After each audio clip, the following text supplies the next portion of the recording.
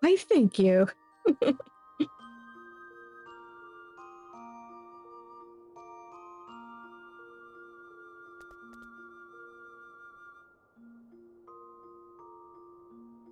And wanting to toy around with some different outfit styles.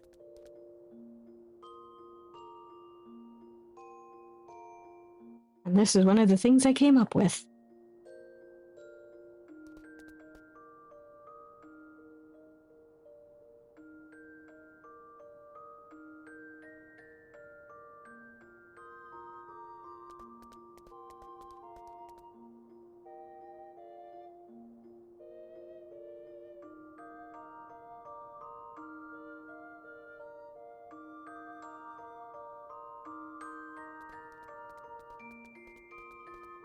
Here you go, the full outfit.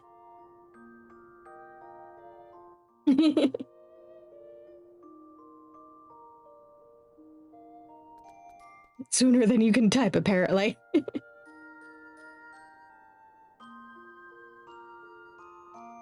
Yeah, exactly.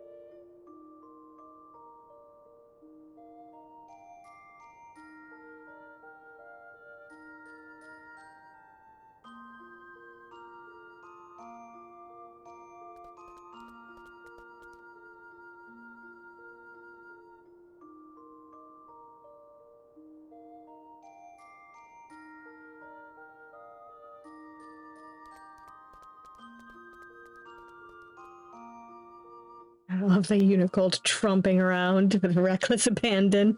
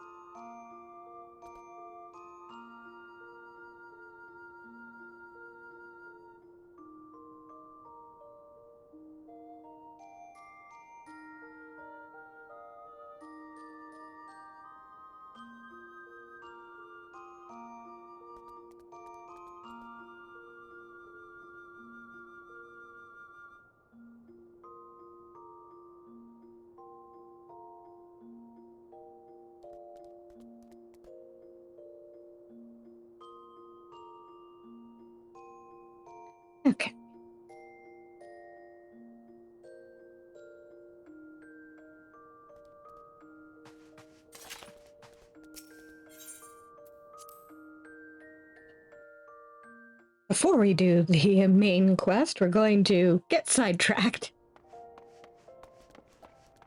First of all, there's an event going on.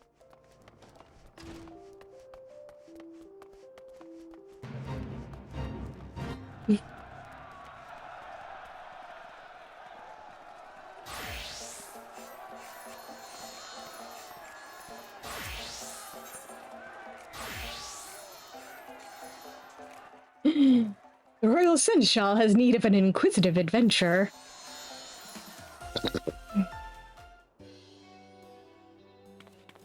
Why, if it isn't Svarin, 'tis my great pleasure to welcome you to this year's Little Ladies' Day festivities. Have you partaken in this year's concerts yet, my friend? The songbirds and the Seneschal Prince are, as ever, our shining stars on stage, and they have been practicing oh so diligently for this event. My, how marvelous! What seasonal sensations! The songbirds and Seneschal Prince's performances have propelled their popularity to a fever pitch. Their economic exploits have defied every expert's expectations. As they balance billions of gil in gains, the masses cannot help but contemplate. Why do folks flock to them? What forces drive this formidable fount of funds to flow?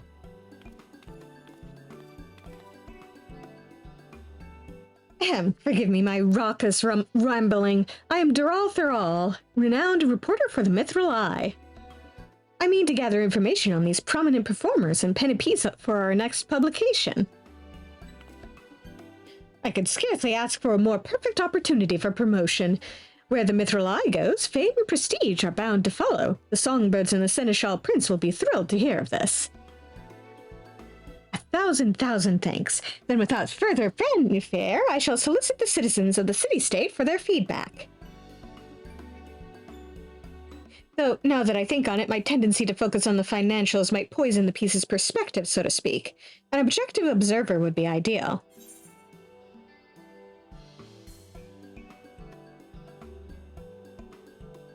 Like, say, a passing adventurer? I know where this is going.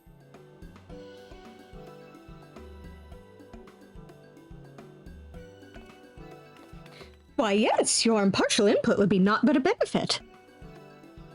Permit me to brief you on our performers, then. The knowledge will doubtless prove a useful reference for your upcoming report. I shall begin with the songbirds, the pride and joy of Little Ladies' Day.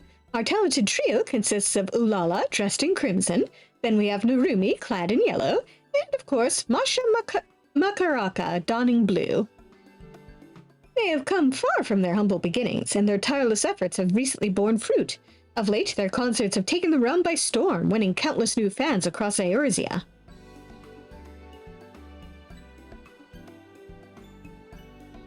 And 'twould be remiss of me not to mention Picot, our dashing Seneschal Prince in Violet, is the newest addition to our lineup and a rising star in his own right. He stole many a heart last Little Ladies' Day. They inspire one another as well as their crowds in equal measure. Their musical prowess is a fresh spring breeze, breathing new life into the celebration as we know it.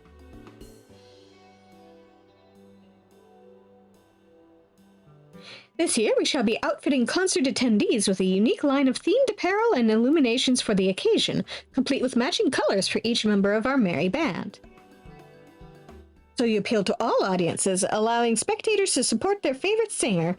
A sound strategy. Meanwhile, your prize performers pinpoint their most passionate fans in the process, making for a more memorable experience. With that, I believe I have enough to embark on our excursion. When you are set to search the city for some tried and true testimonials, simply say the word.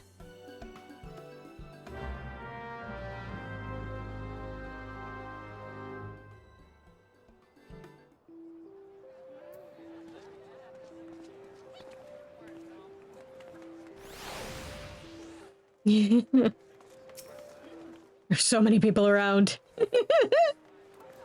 The collaboration commence. To begin, I suggest we search away from the stage so as not to startle any spectators. Perhaps we might pursue possible leads near the perimeter of the Gate of Nald. We need but to seek out and speak to those in Songbird and Seneschal shirts, shall we?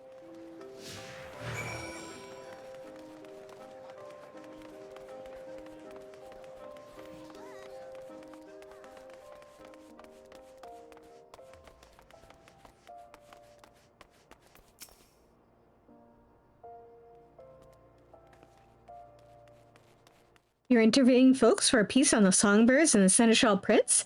Oh, I'd love to participate. Masha fan through and through.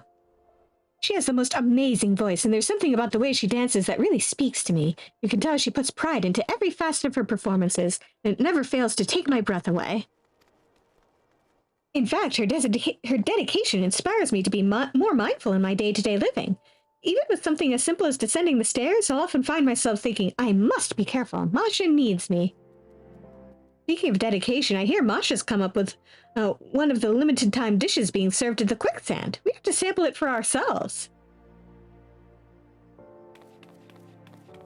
So Masha's perseverance provides a particular sense of purpose past performances, extending into the everyday. Fascinating, all of it.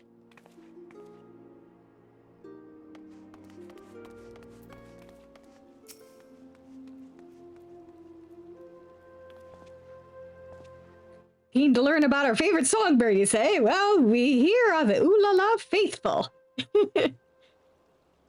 Gods, where do I even begin? Her presence on stage is second to none, and her warm smile can melt even the coldest hearts.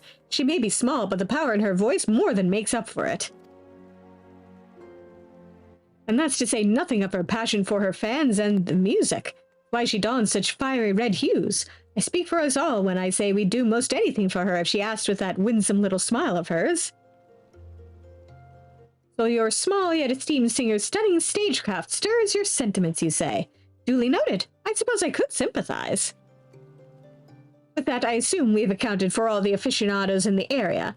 However, if that Masha fan tells it true, those seasonal songbird snacks are bound to bring multitudes to Mistress Momodi's establishment.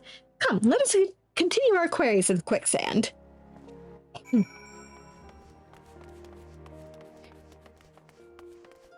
Good thing we're right there.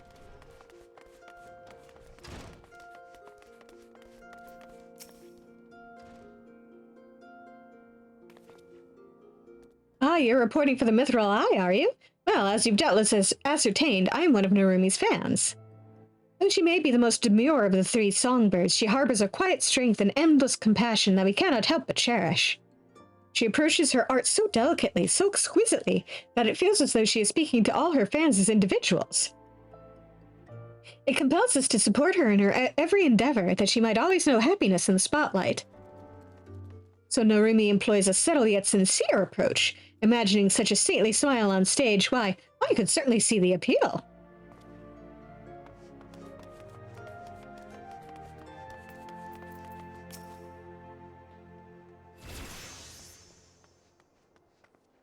Asking about the stars of Little Ladies' Day?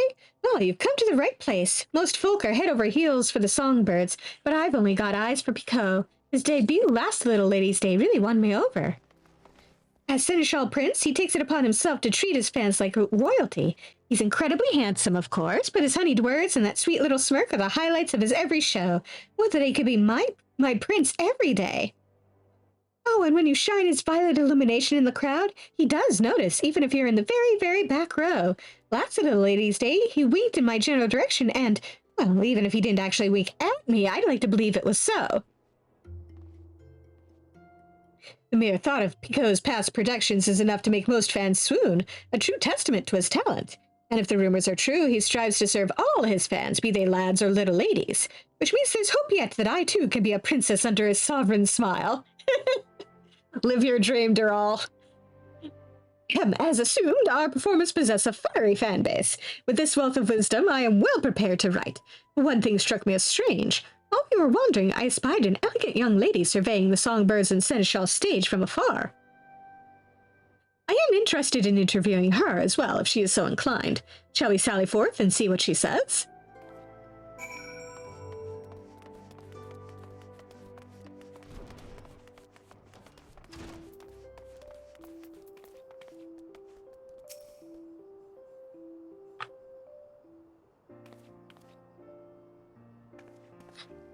Taking a moment to clean my glasses.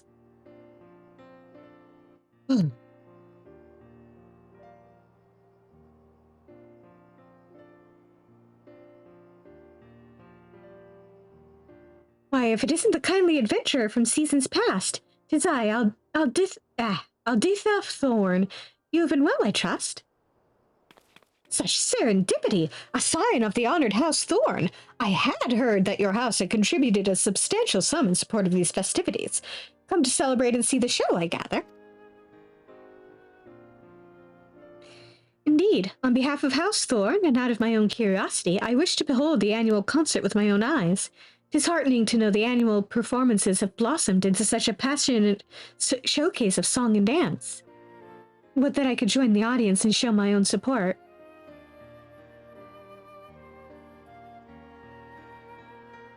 Though you are hale enough to travel this day, I must advise against it, my lady. We cannot risk worsening your condition. Alas, it is as Rodolph says. I've not the strength to sway to the rhythm and jump about as I please.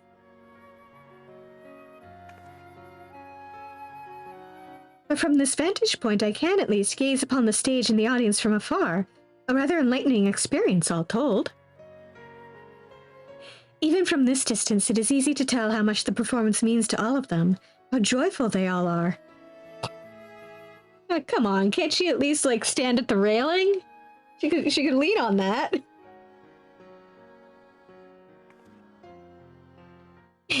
I dare say their energy is contagious.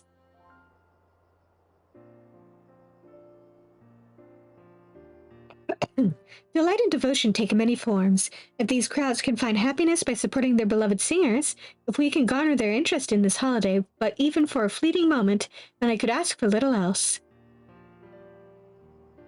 A poignant point you make, my lady, and it's as you ascertained. All who answered our inquiries delighted in describing their preferred performers, each selecting to celebrate in their own way.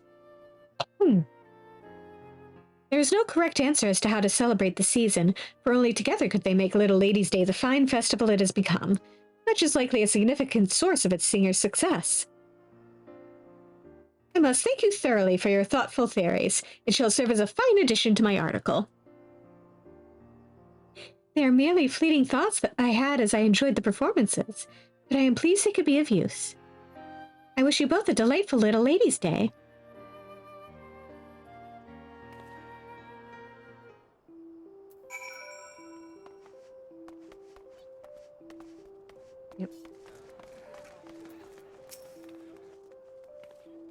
I owe you one for your committed cooperation. Indeed, I've amassed all manner of ardent accounts from the fans. Some show support by cheering in cacophonous cries to the stage, while others watch wistfully from a ways off, or make merry by feasting on festive foods. As the performers' popularity proliferates, so too do prospective methods to please their fans. Merriment made for one's pastimes is a mysterious, marvelous matter. For our favorite fads, we often find ourselves opening our wallets without so much as a second thought. Even I am no stranger to that. But I digress. It's time we saw these songbirds and seneschal prince for ourselves, to fully fathom what all the fuss is about, provided we have permission from the royal seneschal.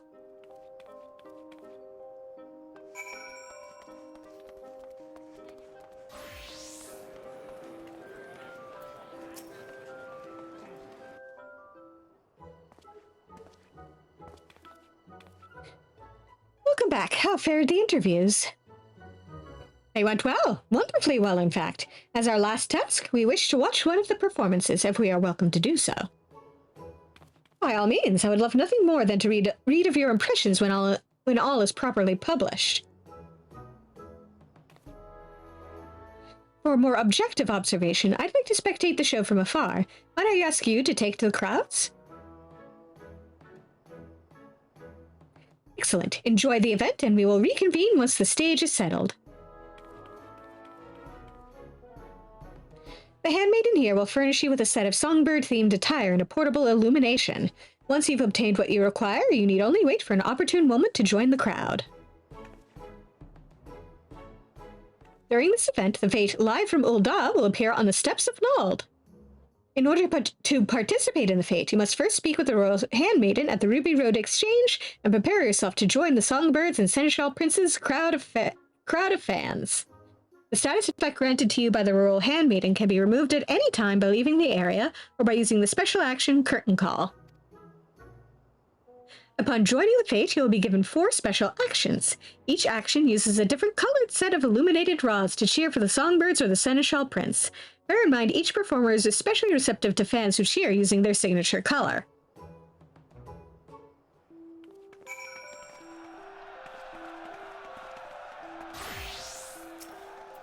Yep.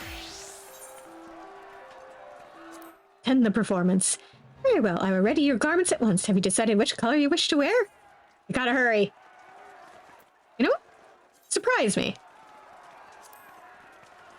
Here are your clothes and illuminations. I do hope you enjoy the performance. Yes. Yes. Did you accidentally remove it? Talk to her again. Yes.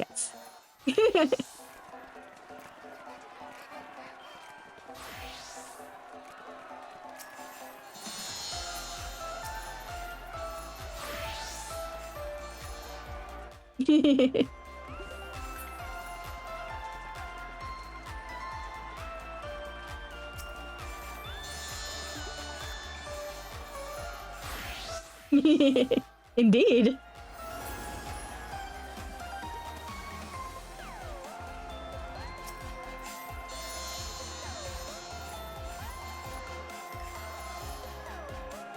Give it up for purple.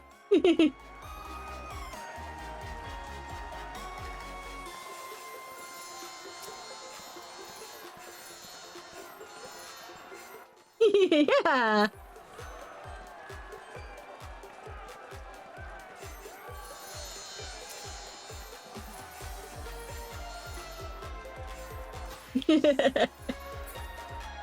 Lots of people cheering for the boy.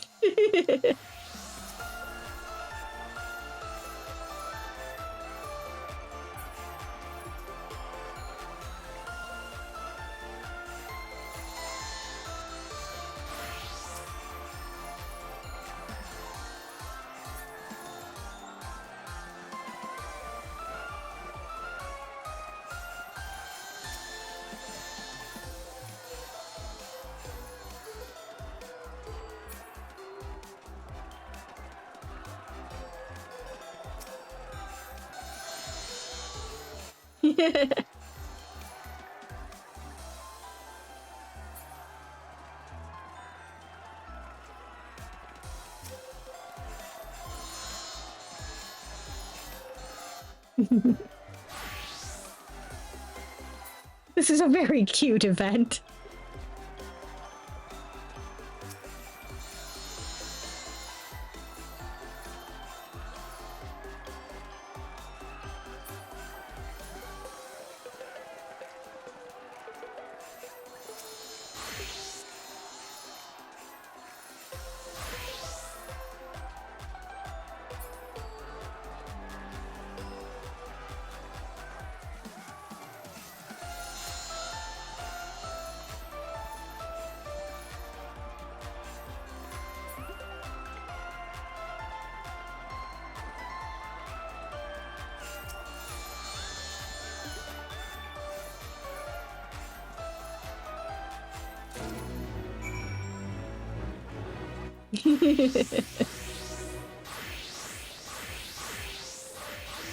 Everybody getting changed back.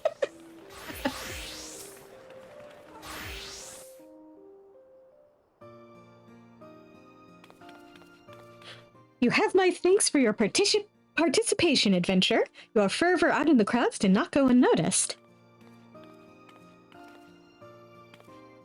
My, what a marvelously masterful performance. Even from a distance, I could not help but offer a round of ardent applause. The fans' passion burned with brilliance that was all but blinding, matched only by the fiery fervor of the performers. I see now why so many are drawn to such shows. Now it's time I inquired about your immersive involvement. How did it feel to savor the sights and sounds of such a spectacle?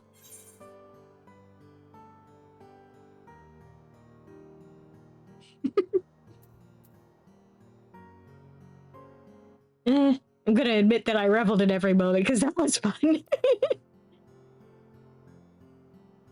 Uh-huh. Excellent. Thank you for the thoughts. I shall account for your attendance in my article. With this, I should be able to pen the perfect piece, but I dare not delay. Little Lady's Day is only so long, after all.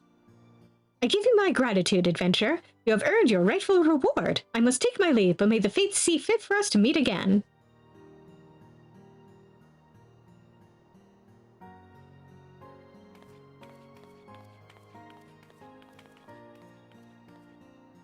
It was a pleasure to see you enjoying the show. Do not hesitate to join in again if you feel so inclined. We've plenty of performances scheduled. I offer you my gratitude for aiding Dural Thural and wish you a wonderful little ladies' day.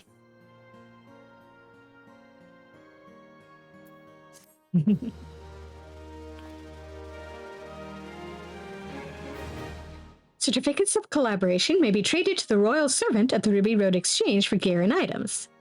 You may also exchange them for unique emotes that vary from the quest reward. Participate in the performances and collect as many as you can before the festivities conclude.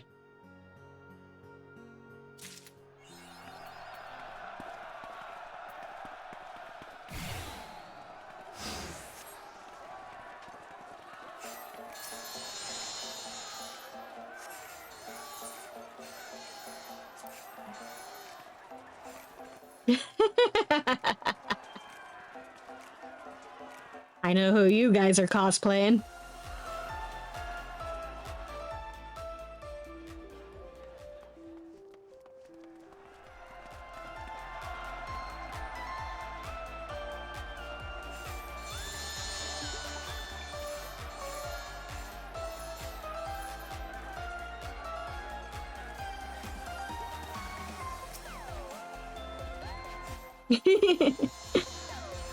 Yeah, a really nice breather, honestly, yeah.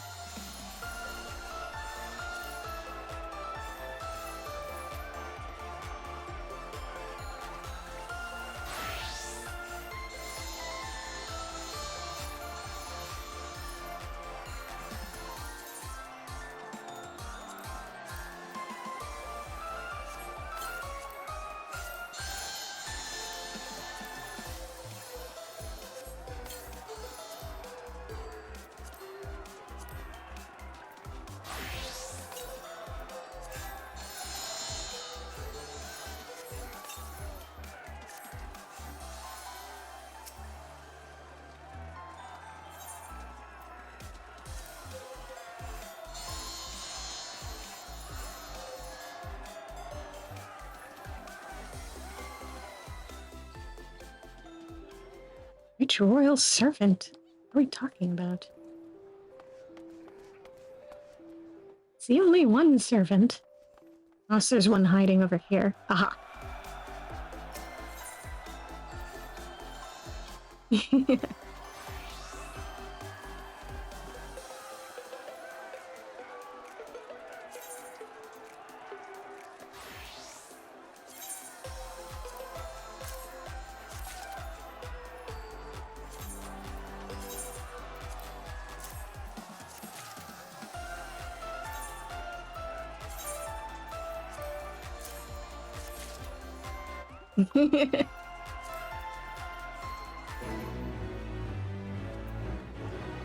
So sneaky.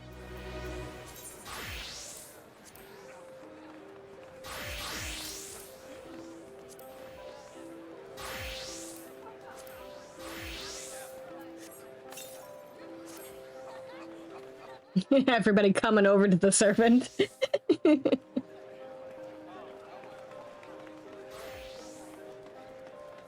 Let's go chuck this shirt in the armoire, and then I'll go do more side quests in a place that will probably be less taxing on my poor computer.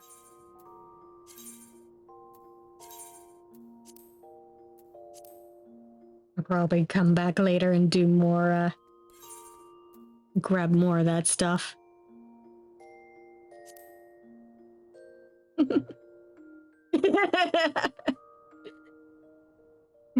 Poor servant.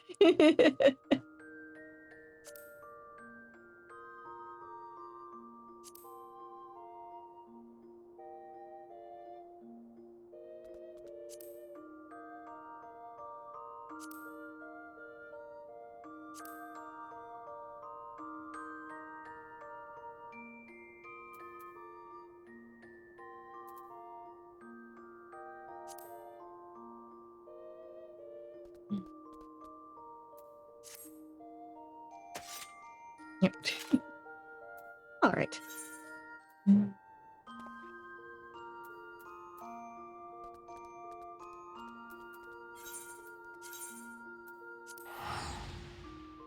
Let's start with this one.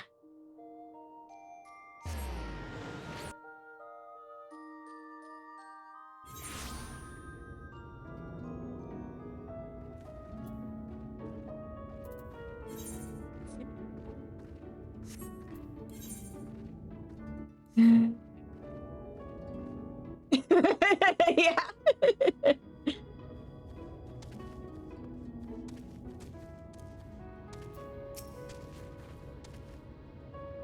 Well, look who it is.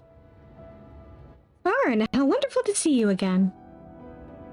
Since the last you were here, I've been officially appointed as Mayor of Right. As such, my days have grown busy with visits to neighboring settlements to reacquaint myself with the region's politics.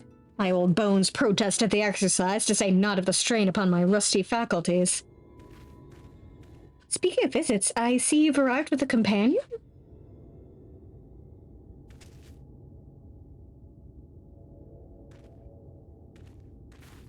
Hi, I'm Ronit of Tomra Village. Don't think just because I'm smaller than you that, Lolly-ho! Lolly-ho? Oh, I've heard of this. It's a traditional dwarven greeting, is it not? I see. Well, let us not ignore the customs of our guest. Lolly-ho! Lolly-ho! Not bad for first-timers. Not bad at all. Everyone's happy when their lolly-ho gets a lolly-ho. Let's see a barrel of your tastiest grog.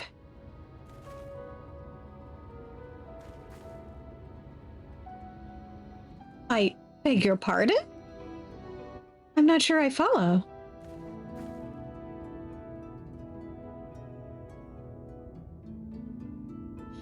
Ah, well, I'm afraid we're still struggling to improve the fertility of the land itself. As yet, we're unable to grow barley of sufficient quantity and quality to brew the ale for which we were once famous.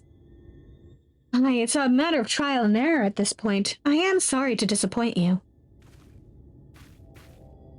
Here now, what's with the sour faces? You just need something to liven up the soil, am I right? You've some experience with cultivating fields, Master Ronit? Not exactly, but I think I might be able to help all the same. Come on, Svarn, we need to make a quick trip back to Tomra.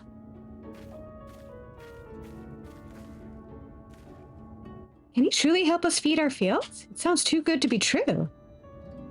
I've no idea what Master Ronit's plans might be, but with you involved, we can at least rest easy that not bad will come of them.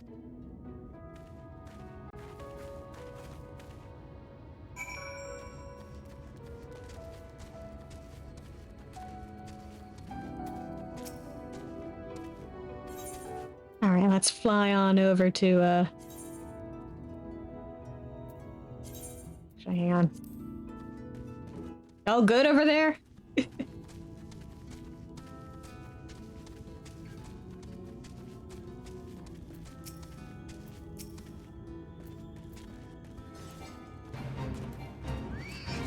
Aw, man.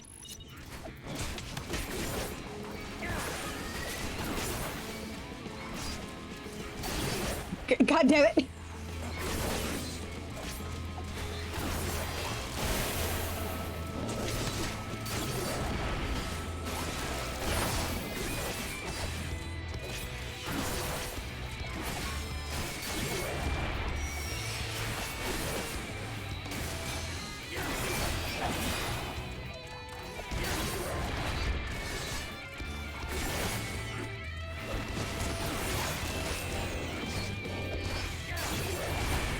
Yeah. If I was just dealing with hobgoblins, not everything in the vicinity.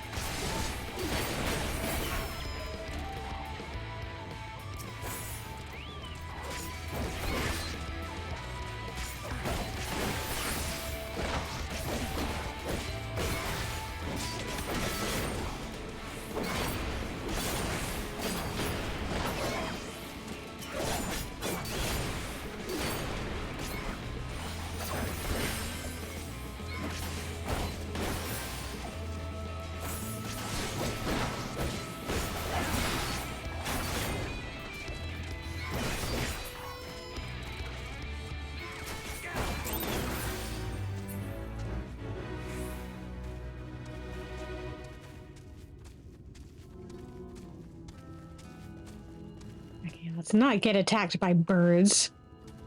Oh, we're just trying to get back to another bird.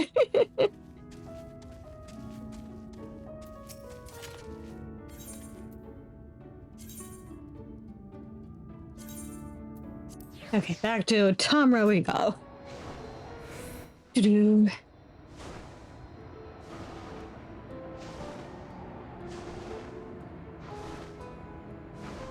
Whee!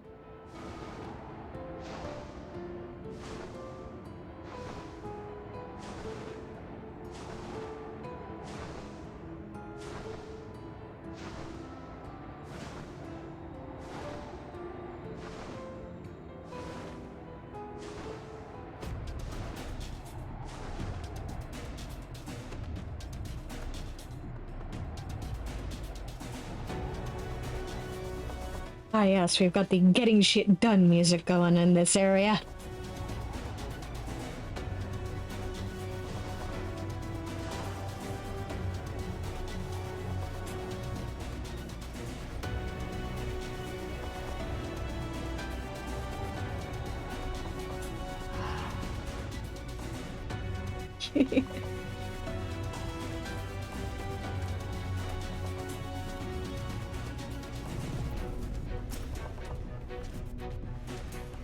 About time you showed up. See, I remembered something Zamut told me once.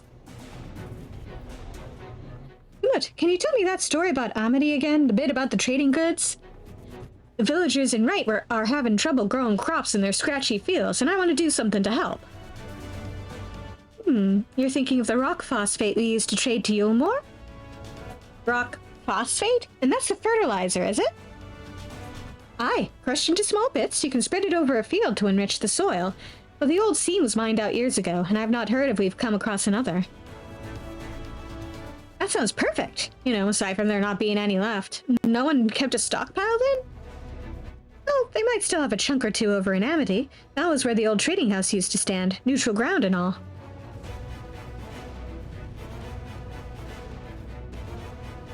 Right, to Amity I go. I suppose you'd best come along.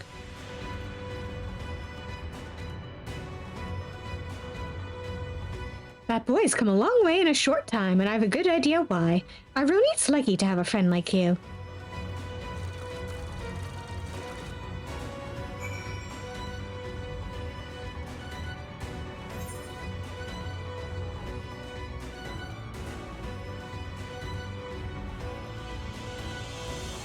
Look.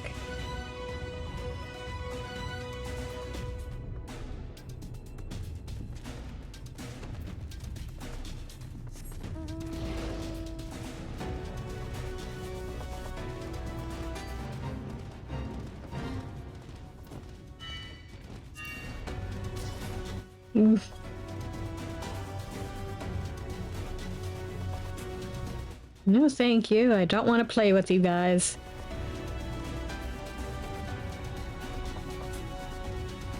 You and your discordant screeching.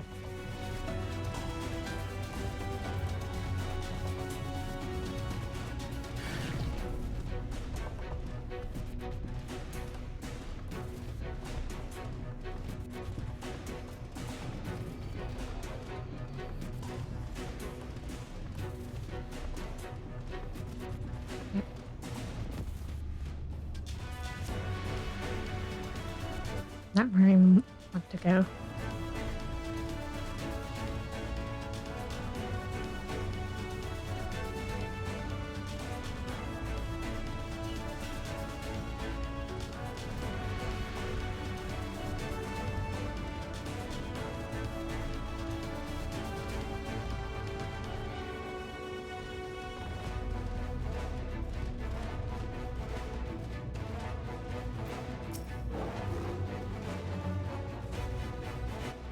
Right.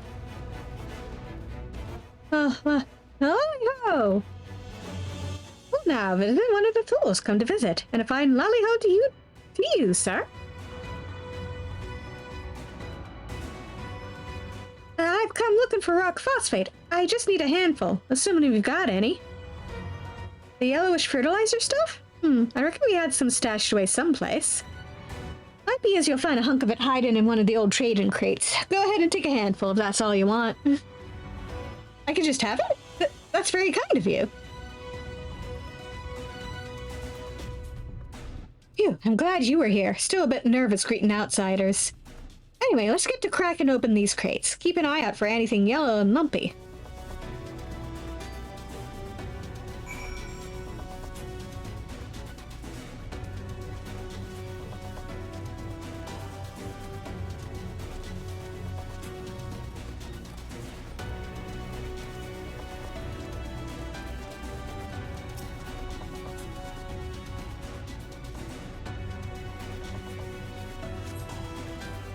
You find a small chunk of yellow-hued stone. It appears to match the description of rock phosphate.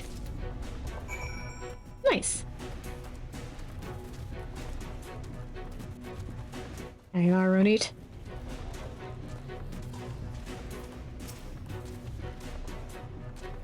Any luck on your end?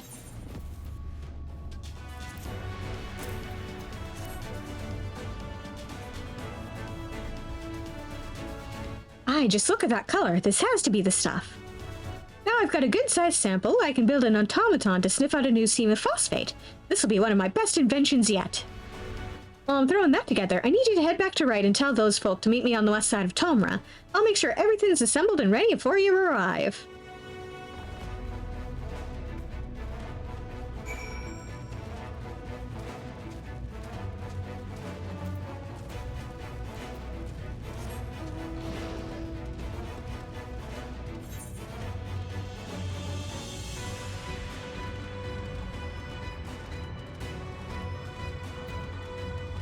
Actually, nah. Let's go that way. Way I was trying to go before.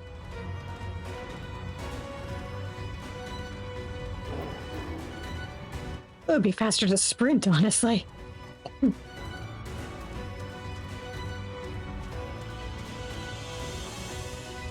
Follow the path from before.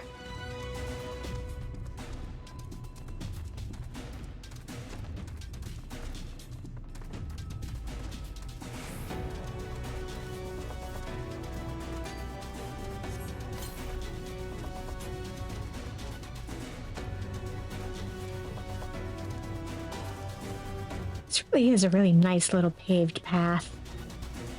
Even if it's obviously, you know, disused here.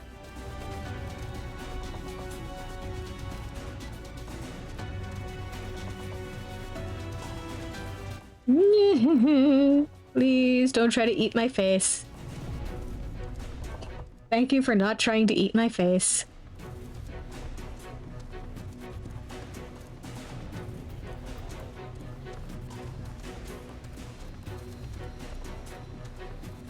Oiled Owl Bridge.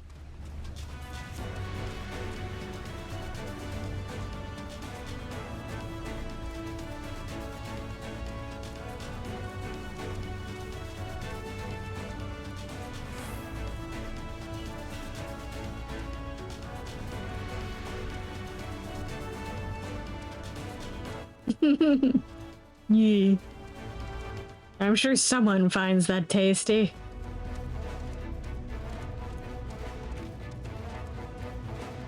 Not a bad dig site.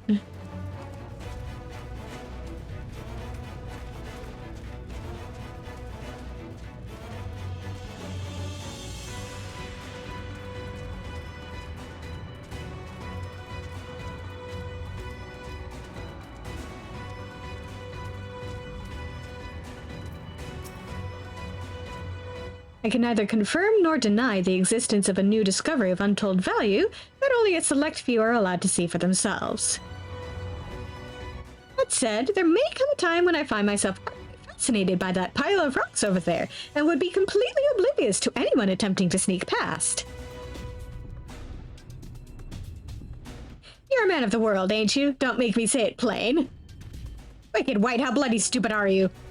You, the imbecile, give me, the guard, 10,000 gil. Then you, the imbecile, get to walk past me, the guard, and see the amazing find. Got it? Bribe the guard? Sure. About time you started playing by the rules. Lolly, what in the bleeding hell do you think you're doing, man ho? Is that any way for a guard to behave, is it? No, sir, chief, sir. No rashes for you tonight. Chief, no, mercy, mercy. It's Sniffle, it's not fair, I tell you. A dwarf toils day in and day out for a pittance, only to try and make a little something extra on the side, and what does it get him? Sob. Right, well, anyway, bugger off. None may pass with the chief's permission, which I know you haven't got. Wait, don't tell me. I assume you came all this way to put in for the position?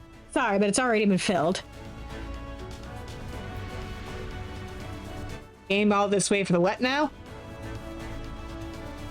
Hey, don't go playing silly buggers with me. The queer runes we found deep in the cavern through a tunnel over there. The one filled with all kinds of machina? To the point we've started calling it a bloody machina graveyard? Yes, well, we were looking to hire on another guard, but the position's since been filled by that fellow what tried to swindle you a moment ago. So you're out of luck, I'm afraid. But chin up, lad. Your time will come around again soon enough. Since you're here and still unemployed, mind delivering a message for me? It's for two younglings in Comra, Anog and Konog, sister and brother, twins, found them wearing white and black. Twin thing, I suppose. The message is as follows. Lolly bleeding ho, this is no place for children to be messing about. Stay far, far, far away or else. Got it?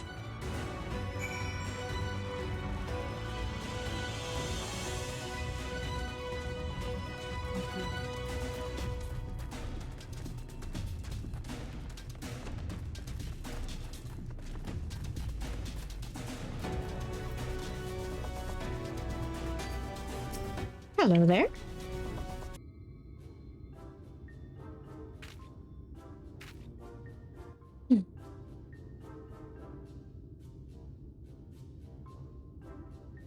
Hmm? You got business with us? The chief put you up to this, and you agreed? Have you got anything better to do with your time? Wait, those garments, that quiet confidence, those powerful neck muscles sculpted by a lifetime of nodding. This is that sinner everyone's been talking about, sister. He's the guileless fool we've been waiting for, the perfect patsy. You know I can hear you guys, right? These ears aren't just for decoration. Good thinking, brother. Let's get right to it then.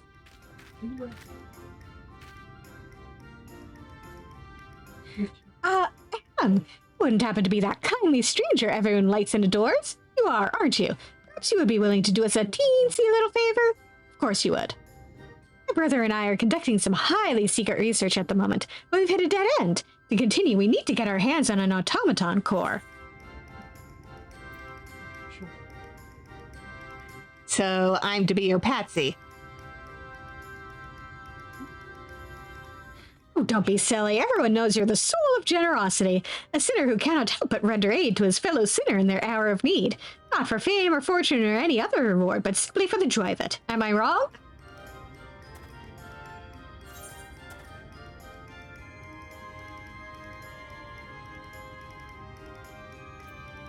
This is another one of those moments where it really doesn't matter what I have to say, isn't it?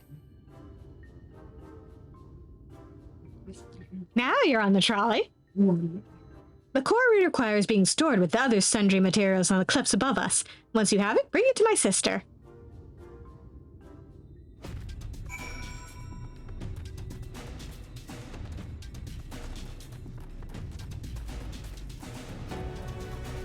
Alright, how do I get up on those cliffs then?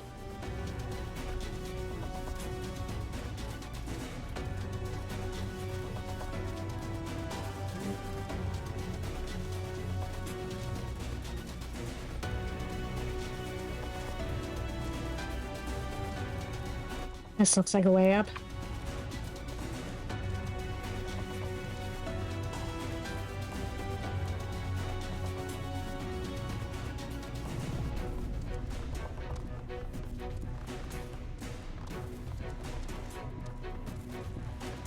Or not.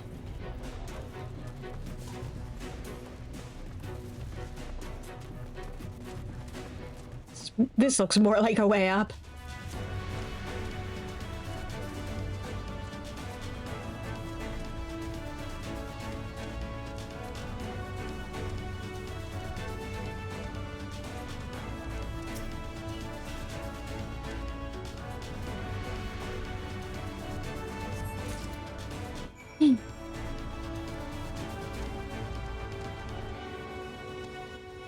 Yep. I was hoping to jump onto that, but okay.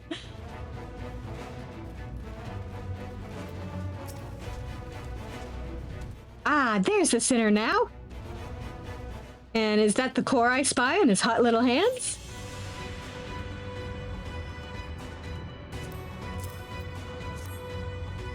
Brilliant. All we've got to do is sell this for a small fortune, and then we'll be one step closer to seeing our plans for world domination to fruition. Boy, Anna, gladly nay on the domination hoe. Oh, right, that was a close one, brother. Now then, for our next request. Lolly, what in the hells are you two up to, ho? If you're even thinking of taking advantage of this good sinner, I'll tan both your hides and toss you from the top of White Oil Falls. Now get you gone. Yes, sir. Sorry about that. We don't know any better on account of them being all on their own. No parents. I've lost more than most, you could say. More than anyone ever should. Anyway, I've been meaning to ask. Everyone says you're the soul of generosity, a sinner who cannot help but render aid to his fellow sinner in their hour of need. Not for fame or fortune or any other reward, but simply for the joy of it. Am I wrong? I swear you just repeated nearly word for word with those two... never mind. We're short a lantern at the dig site. Should be another in the cave just outside of the village. Mind going and fetching it for me? Of course you don't. Once you've got it, bring it back to me. Bring it to me back at the dig. Oh, and don't worry, I'll see you compensated for the trouble. All right. Just the soul of generosity I am. Yep.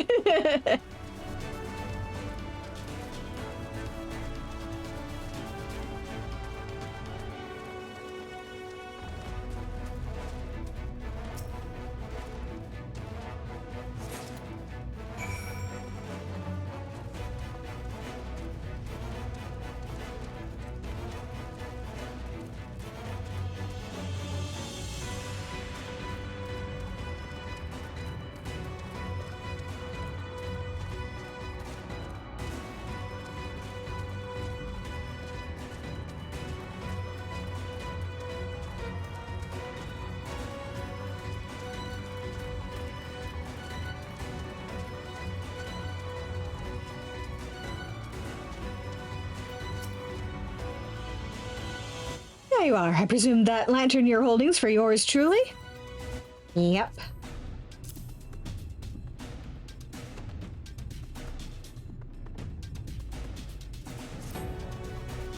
Much obliged. Here, a little something for your trouble. Never let it be said a dwarf of character doesn't pay his debts. Anyway, if we have nothing else to discuss, just let us pass already. We want to see the ruins. Please, please, please, please, please. No, no, no, no, no, no. It's dangerous and off limits, and even if I were the sort of man who could be bribed, which I'm not, I'd be shocked if you two had anything valuable enough for me to risk my neck looking the other way. Why are you and everyone else so bloody obsessed with trying to get a look at the cavern filled with mysterious machina anyway? It's just a bloody scrap heap, isn't it? No, no, it's so much more. Based on our research, we have reason to believe that those ruins contain... Sister, how many times must you nearly give the game away? It's supposed to be our secret. Oh, yes, right, right. It's just so hard sometimes to contain my enthusiasm. Nothing. These ruins contain nothing of value whatsoever. We shall leave you to your affairs, honorable guard, sir, and bid thee farewell. Honestly, I'm beginning to hope that there really is nothing of value in there for all the trouble it's causing. But as I was about to say, if we've got nothing else to discuss, then you'd best be on your way. It's dangerous to wander about an active dig, and I don't want anyone getting hurt.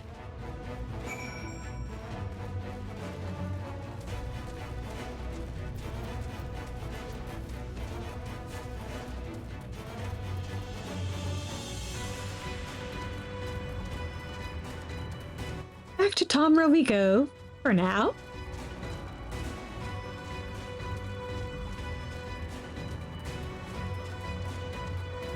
We'll be back here eventually.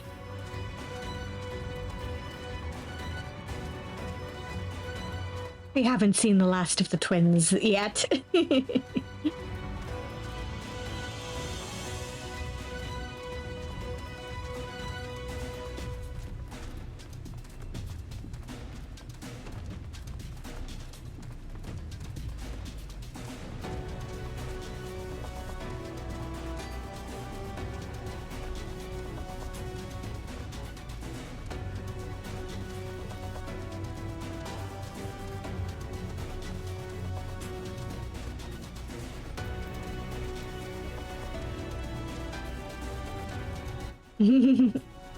Oh, indeed they are. Many, many shenanigans.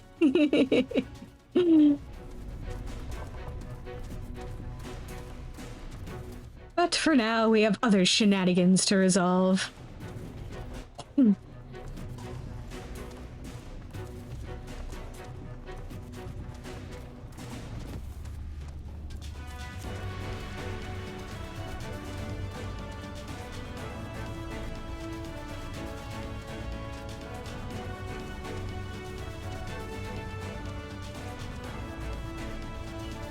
A long way to hoof it.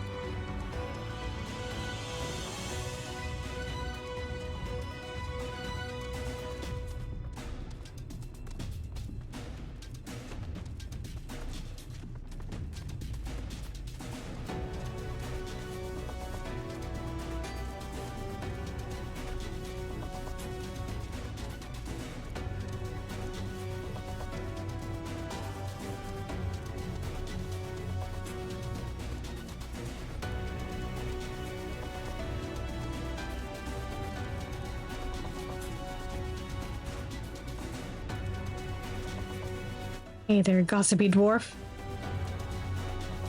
Looked around Comrade, did you? Learn anything about that big find?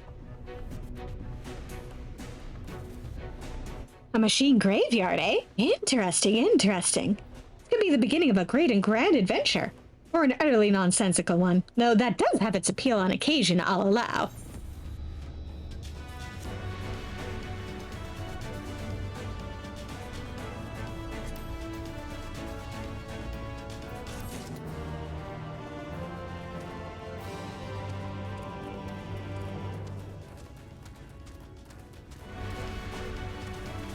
Okay. Now to knock off another side quest.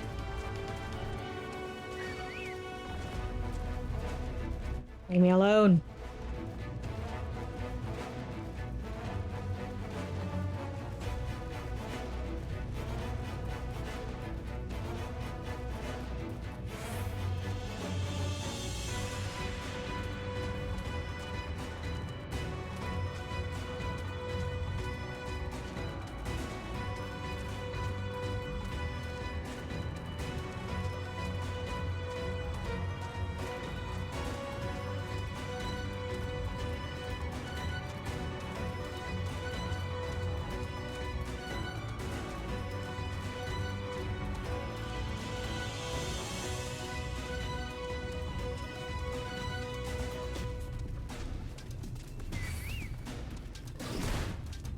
Leave me alone! Stop throwing rocks at me!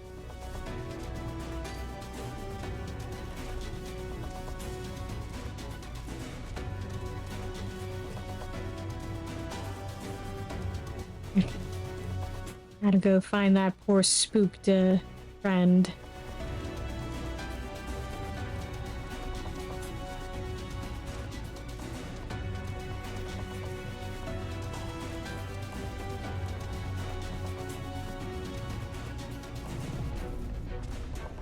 Nope, not in there.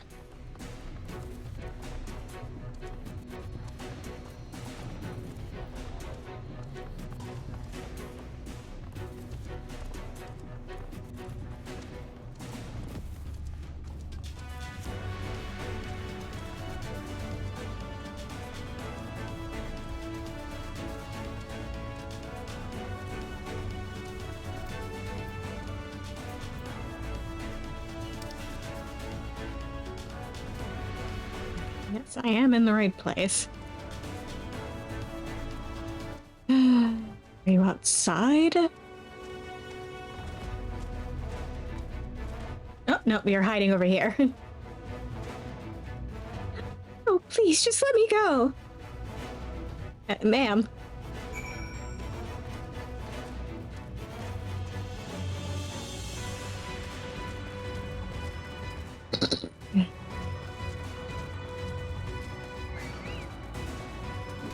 Stay away from me.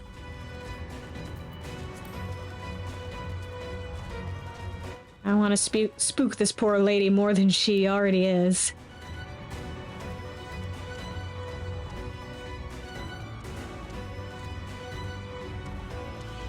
There you are.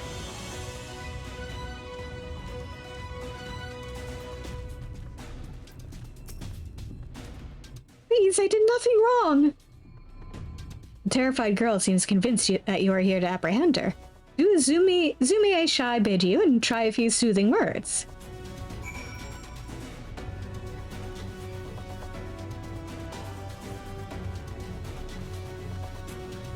I saw you come up the ladder. You're a bounty hunter from Yulemore, aren't you? I'm just a traveler. Oh, I just thought since I used to work as a servant to a husband and wife in Yulemore, the Lord would make all manner of suggestive comments, but I did my best to ignore or rebuff his advances. And then one day, the lady accused me of tempting her husband. She pulled me aside and had me beaten near to death.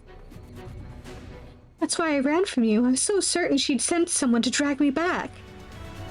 Forgive me, I didn't mean to cause you or Zumiye any trouble. I'll head straight back and let her know I'm all right.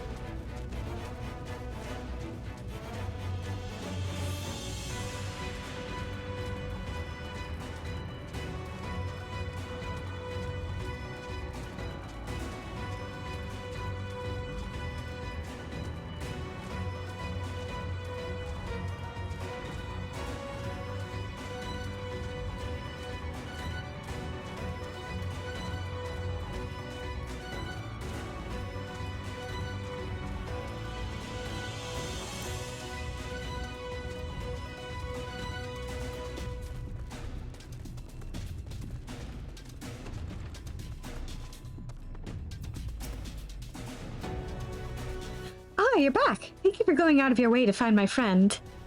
It's a small step, but I'm glad she was able to talk to you. Here, a little something from the both of us to reward your kindness.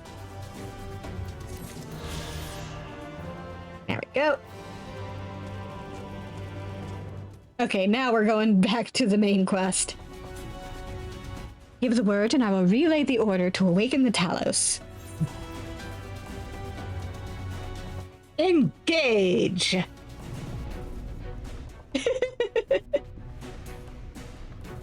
Very well, let us begin.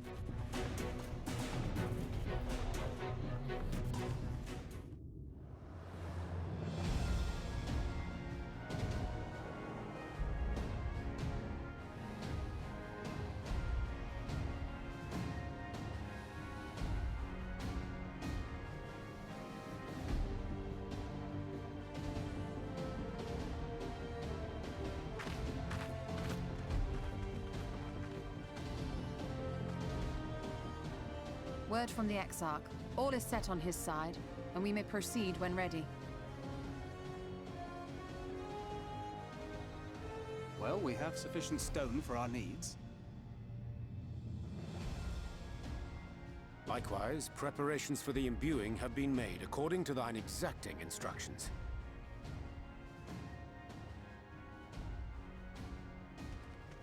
Then you need only say the word. Let us begin. See that everyone is in position. We shall catch Vauthry, mountain and all.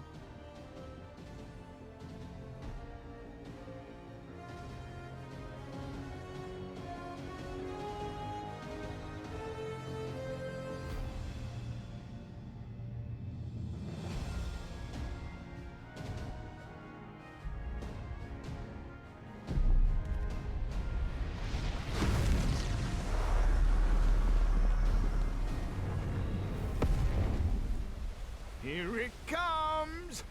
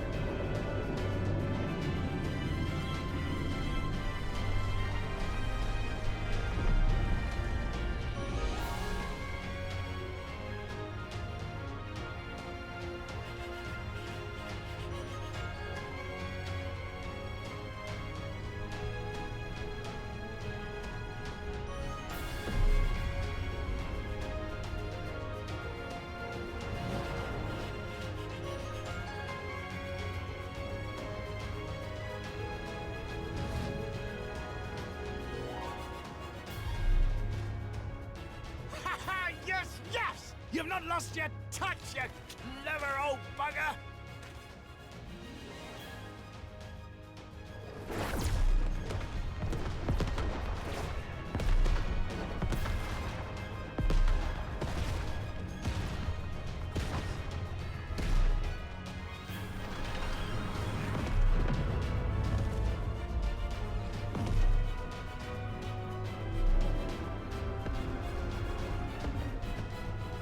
Do you see what they're doing? If its hands are damaged, it won't be able to cling to the mountain. Oh, I knew this was a terrible idea. Vauthry marshals the Eaters to his defense. This was only to be expected.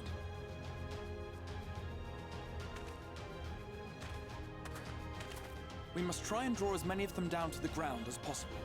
It may not be enough, but we have no other choice.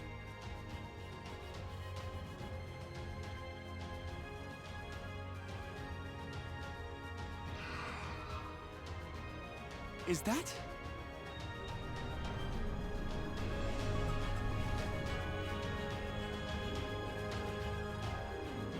Such a heartless thing, our sapling is cold and cruel and heartless! Summon us in times of need, we expressly said, yet what should we find but the final battle joined without so much as a whisper of our name?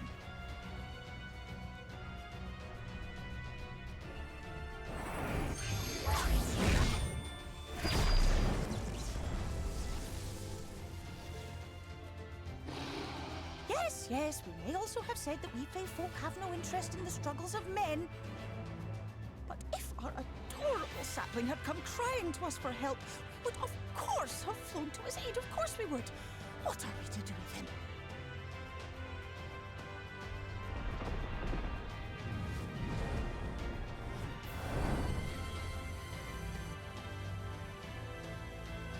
We are so very, very sad.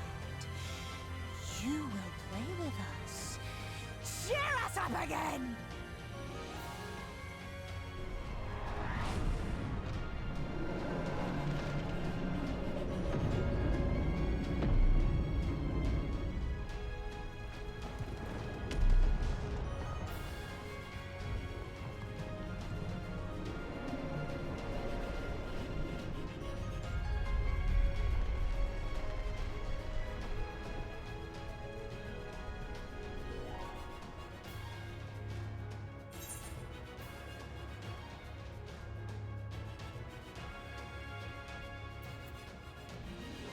Thank you, Faywall.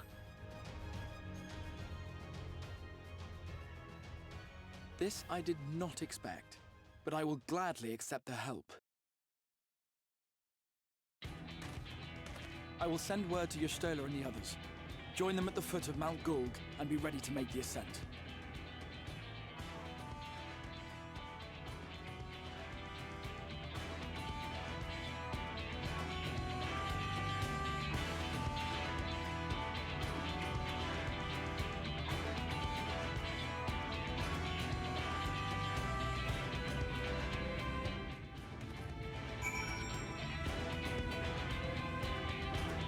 Oh, you bet they will.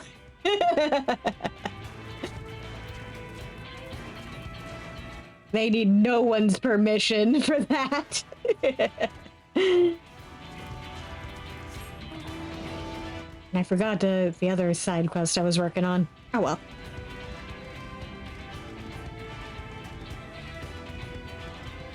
I can come back to that once I can fly.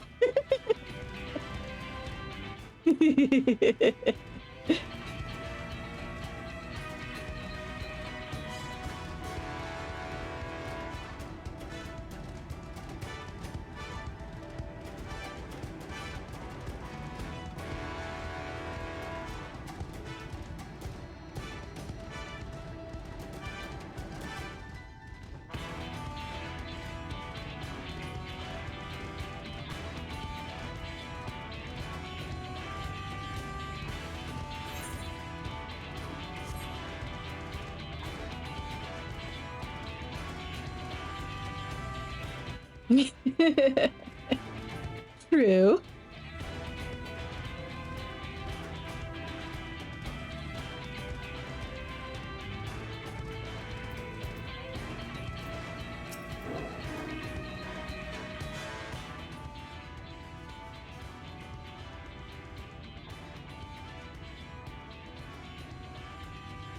Everyone is here. Good.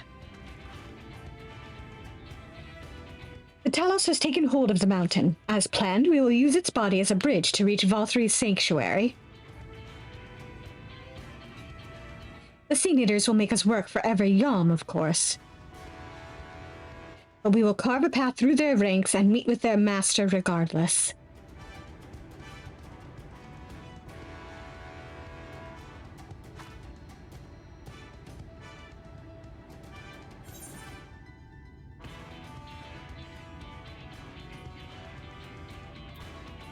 Last one there's a rotten egg.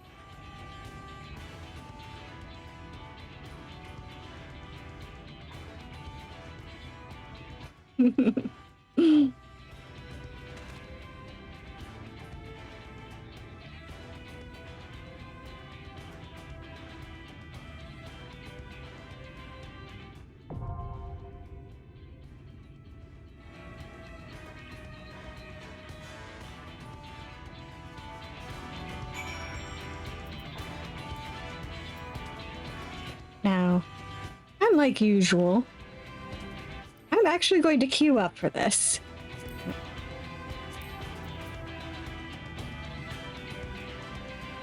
Because there's something I want to do that I trust a group of randos to be able to indulge me in, more than I trust the NPCs to.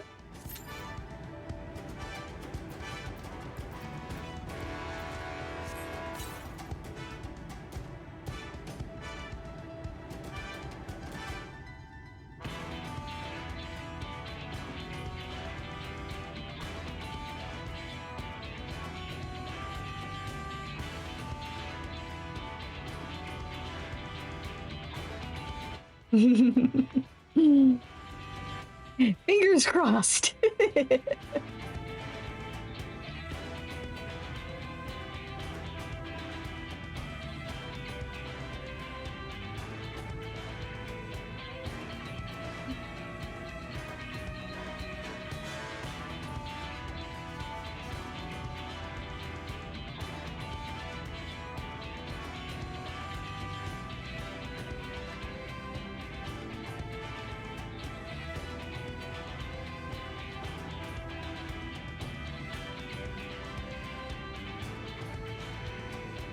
As we get to hear the rockin' background music for a bit while we wait.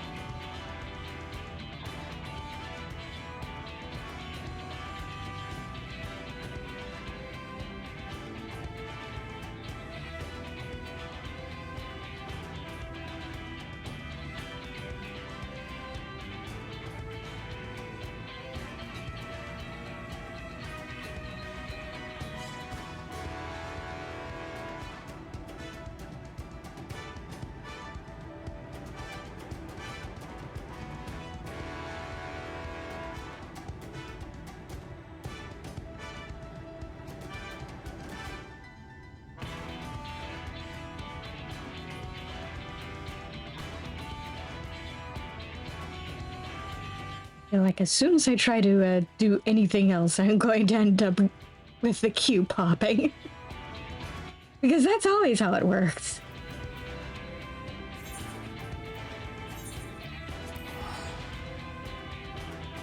Yeah, may as well. If I get interrupted, I get interrupted.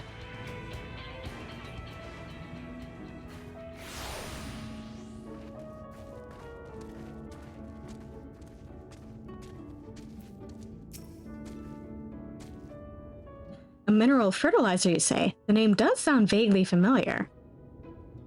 We've experimented with all manner of compost over the years, but I'm willing to try anything to rejuvenate our fields. What did I tell ya?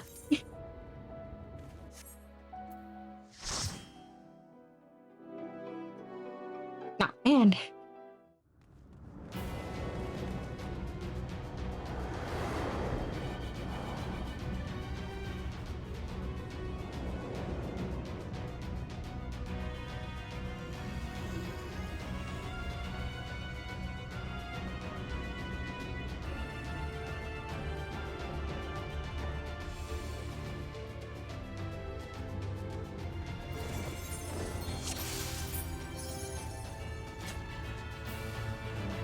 So it is you. You will not defile my new paradise.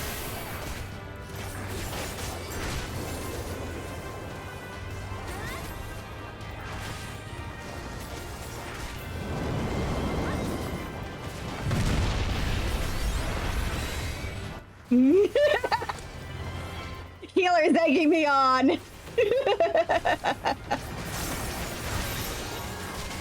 Yep. Damn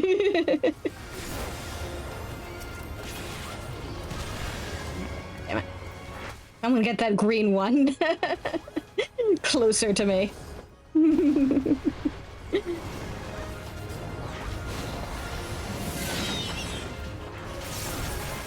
Grab as many of those as I can. There we go. All right.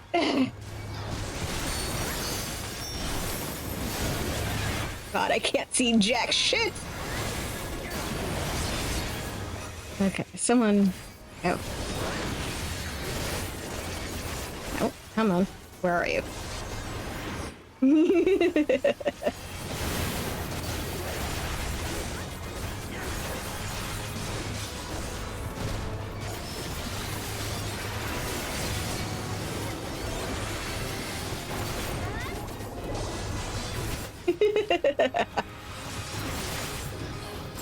Mosh pit.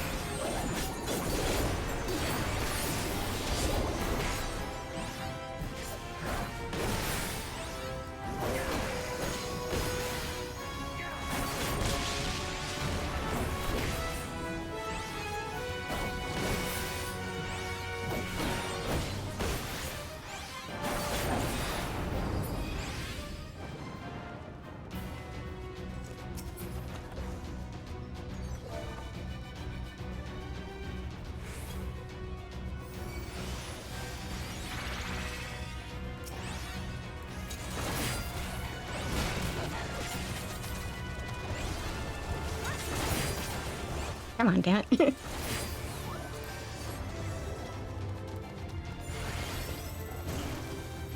Scurrying about my domain like insects! I will not suffer it!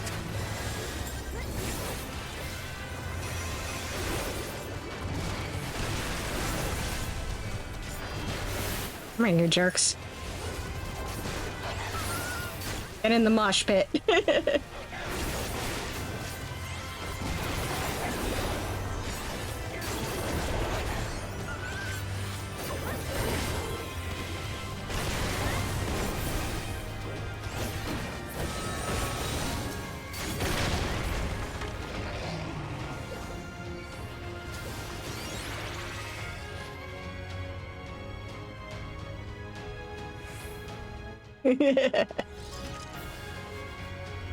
What I plan on attempting is what's known as a gigapole.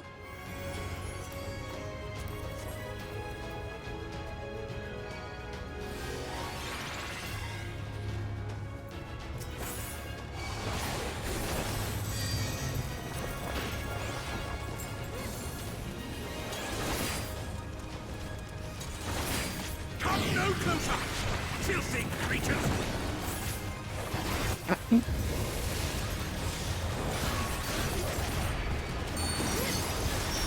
God. I'm gonna get hit.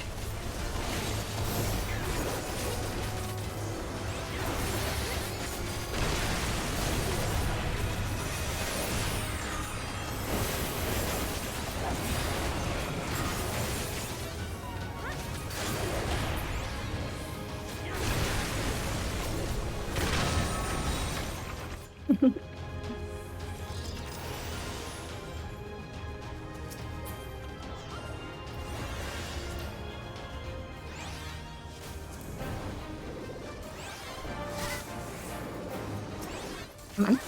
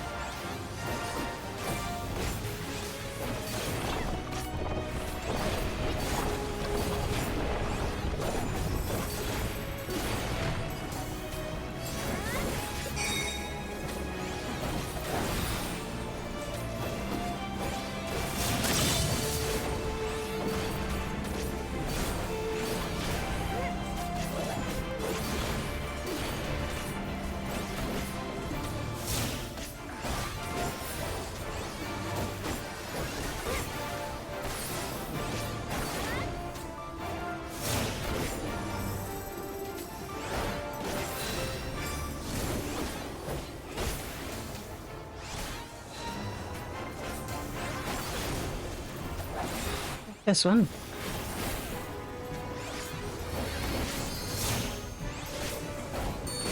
Owie! I'm so squishy.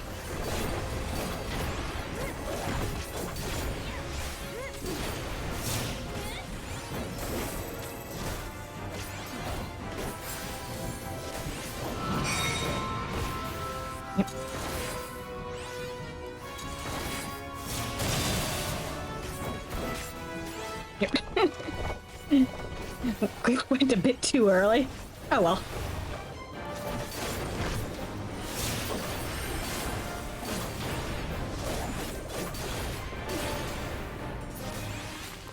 There we go.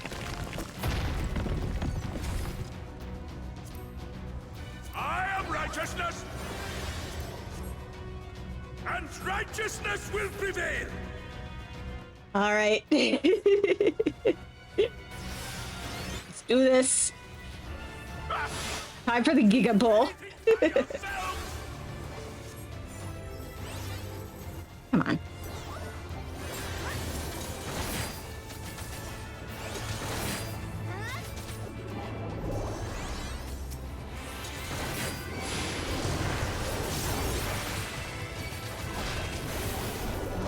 send that. Come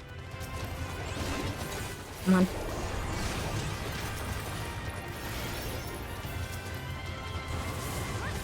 Come on. There we go. You know what? Fuck it.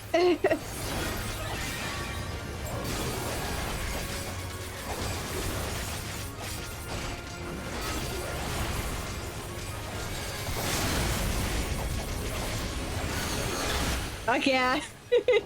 Nice job, Pictomancer. Very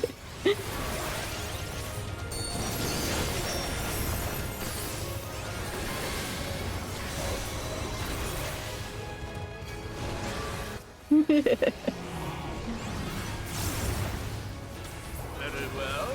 If you will not be discouraged.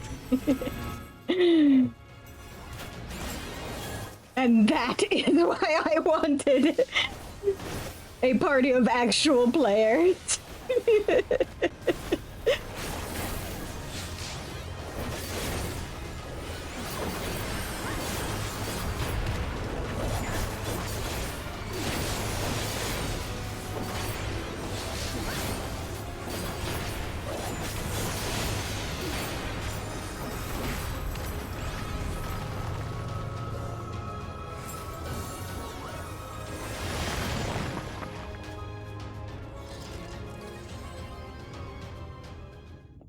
Bragging rights.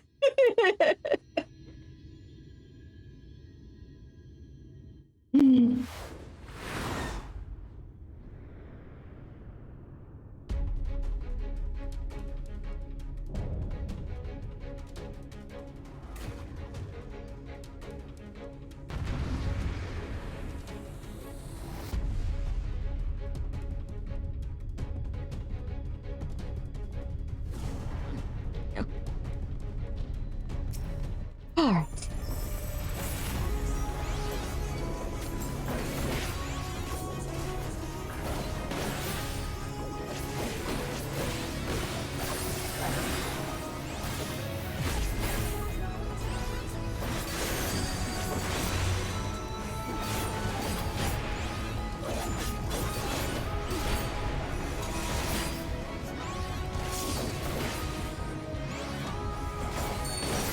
Stop them, damn you!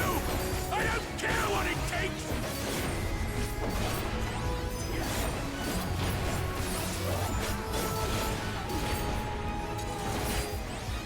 God.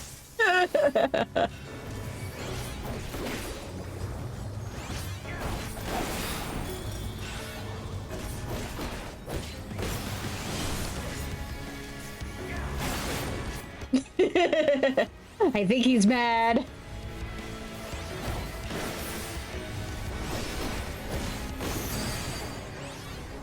Oh, I should get out of there.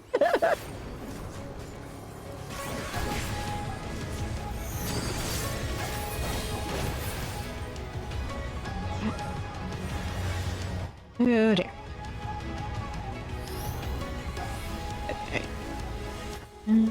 Damn it! God damn it!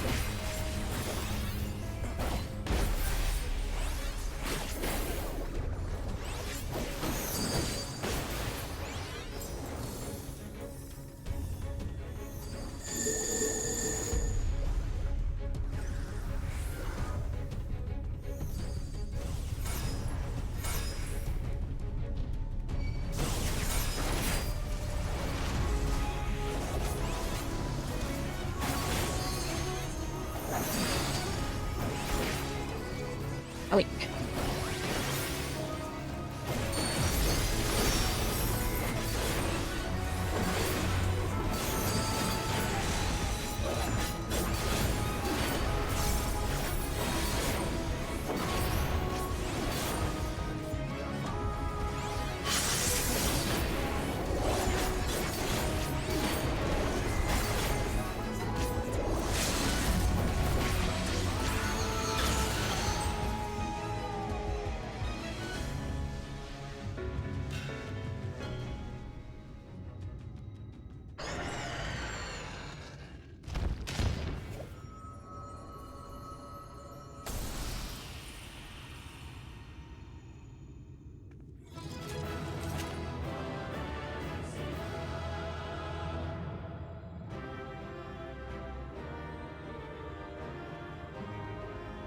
If I could commend my entire party, I would.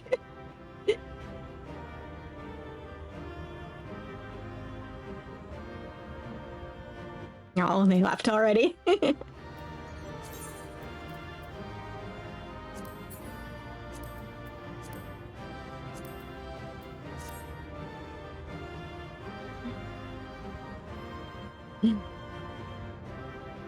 Okay.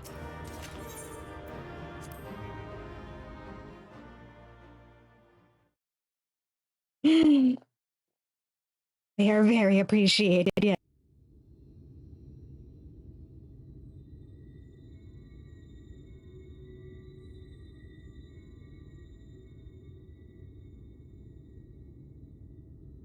The end is near, my friends. We have found Vauthry's hiding place.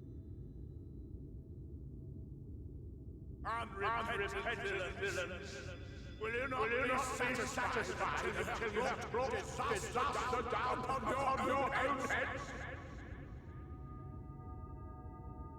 By your wickedness, you stand to gain naught but ceaseless conflict.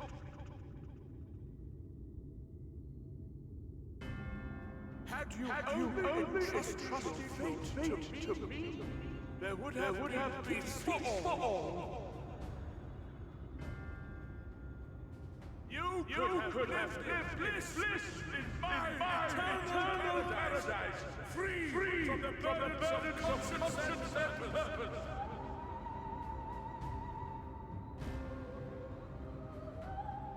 Peace assumes many forms, and I do not doubt that you considered yours well worth the cost. I was even prepared to believe that the end might justify the means. Ignorant as I was, I had hoped that you might mend your ways and join hands with us. That we might strive together for the happiness of all. But no more. Your actions cannot be reconciled with your words. Peace for all, you say? Yet when you were threatened, your first act was to sacrifice your own people in order to save yourself. If your paradise can be rebuilt so long as you alone survive, it exists not for the people. It exists solely for your twisted pleasure. Hear me, Vauthry. The people won't submit to your will, for we each have our own. I made a promise to a noble soul, a woman who saw fit to entrust me with her legacy, and I mean to keep it. Everyone who stands with us has something precious, something that they cherish and would die to protect. They know their own hearts. They know what they want for this world. And by lending their strength to our cause, they have spoken.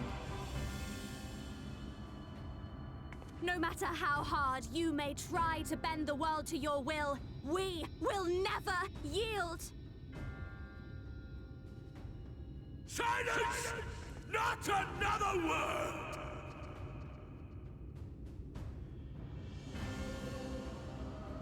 You presume to lecture me. Insolent worms. You will learn your place. With my true powers awakened, I will expunge you like the filth you are. Your demise will serve as a reminder to all that I am the zenith of mankind and Shimita both, chosen to rule over creation by right of transcendence. My very existence is virtuous. I am perfect, immaculate. He seems disinclined to grant us an audience. Find Vauthry. We will hold the Eaters here. Come! Let's finish this!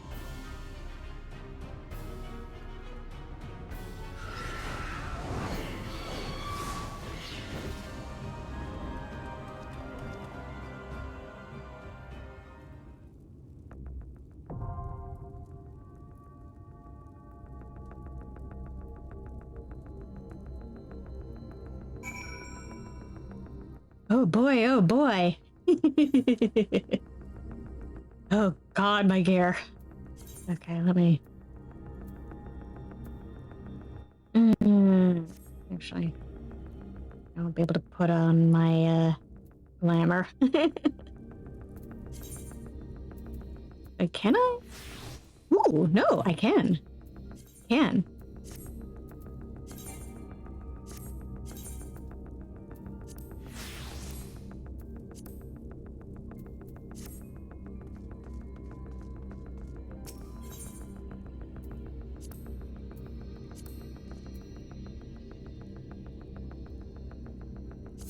All right.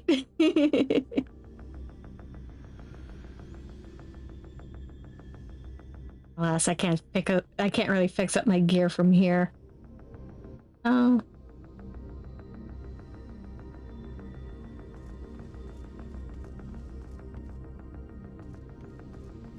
Let's see if I can get to someone who can repair my shit. Let's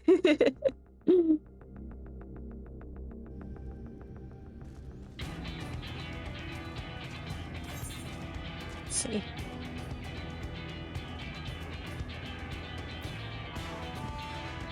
You know what?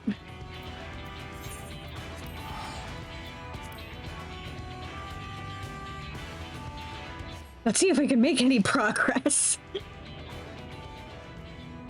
Repair our shit and see if we can make any progress. Okay. Ender, there you are.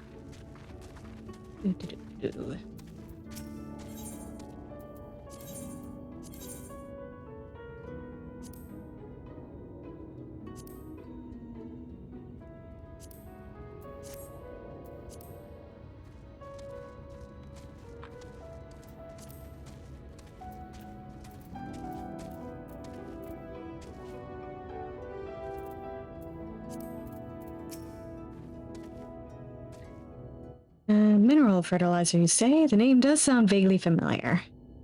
We've experimented with all manner of compost over the years, but I'm willing to try anything. Wonder if another seam of this precious rock can still be found. We can but put our faith in Master Onit. Come, let us not be late for our meeting.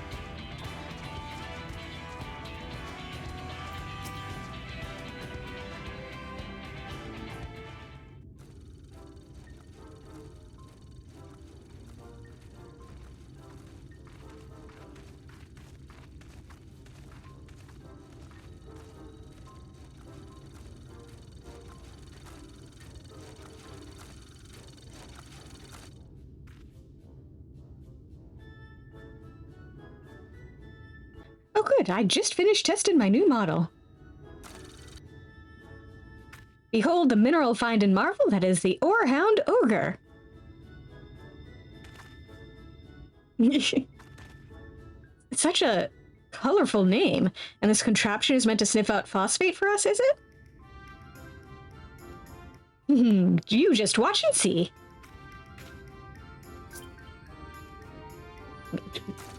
Oh dear. Quick, sensors activated. Here we go. Oh dear. Let me hit the button.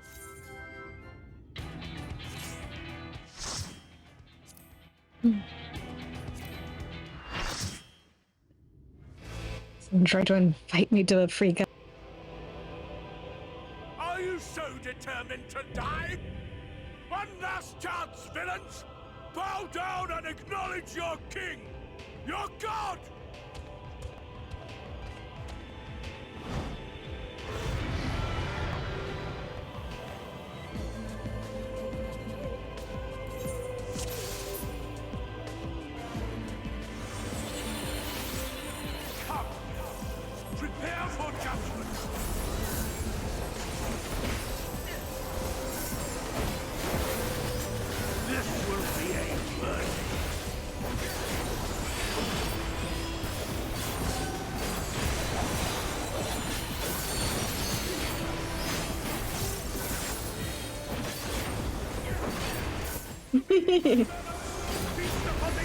Truly magnificent.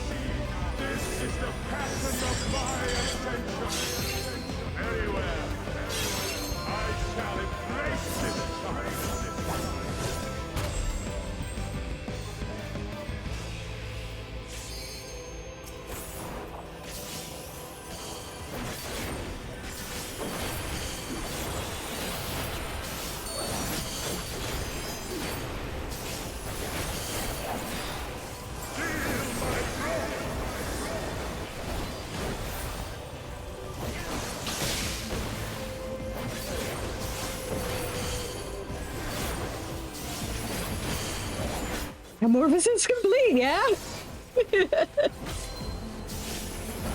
Oh god, oh god. It's no longer an ugly caterpillar.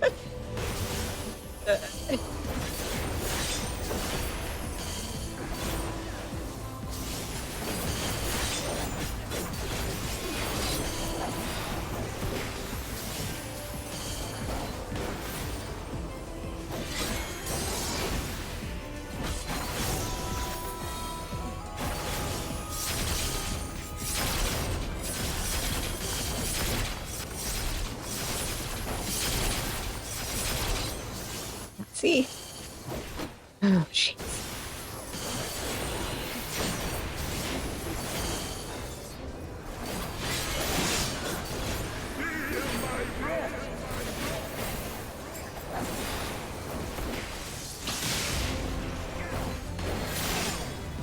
Ouch.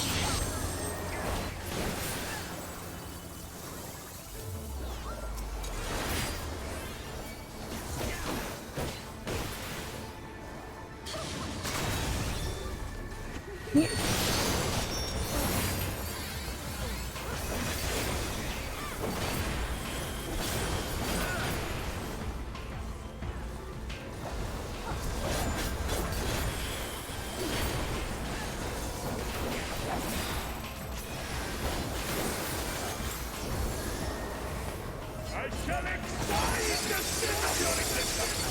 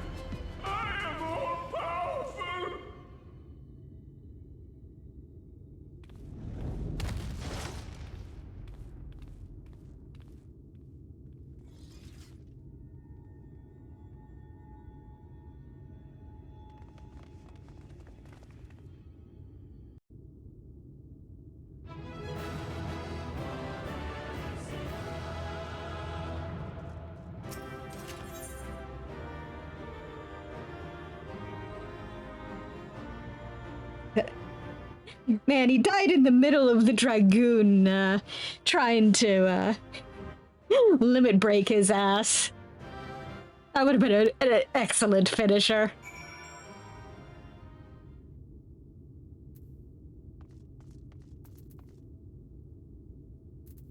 Oh boy. This is gonna be fun. Is that Vauthry? Right? I see. It's finally over then. Now night will return to all of Norvrend, bringing salvation to both of our two worlds. Upon speaking with Reen, several cutscenes will play in sequence. It is recommended that you set aside sufficient time to view these scenes in their entirety. Should you leave the area, you may return here by speaking with a sentry posted at the entrance to Mount Golg. All right.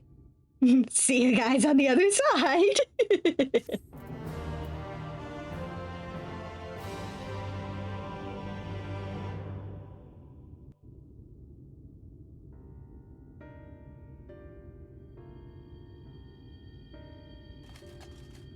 Why am I cast down?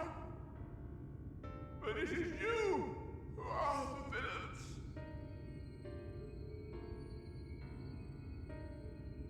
Father told me that I am hope. I am righteousness. That I am a god. That is why I was born, as man and sin eater both. I kept the people safe. They respected me, worshipped me. How can this be? I should be the one looking down at you.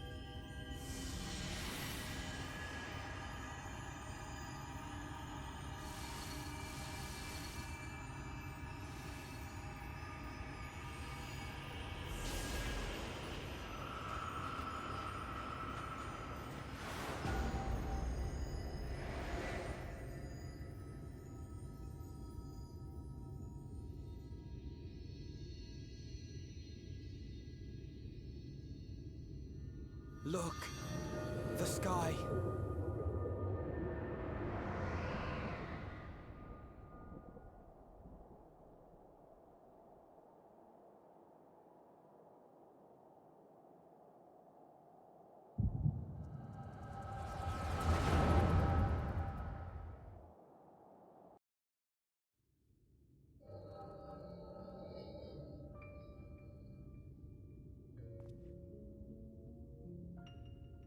Fools! Were it not for my decisive action, the whole city would have been overrun, razed to the ground. Yet they dare to complain about casualties? Spare me. I'll wager they were put up to it by those wretches who seek to usurp me. They're stirring up the citizenry. But if they think I will yield to the likes of them, they are gravely mistaken. To be subjected to such deplorable treatment, such ingratitude. You have my sympathies, sir. You do so much good for this city, and you could do so much more were you not surrounded by fools.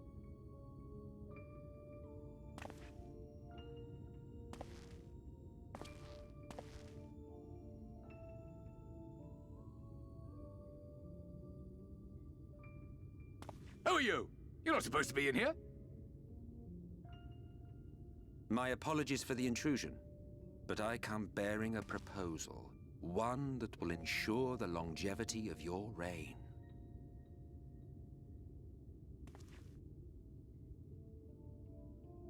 But give me the word, sir, and I will bring hither a light warden. By giving its power to the babe within your lady wife's womb, we shall create a transcendent being, a king to rule over all. And as sire to the king, your authority will never again be in question.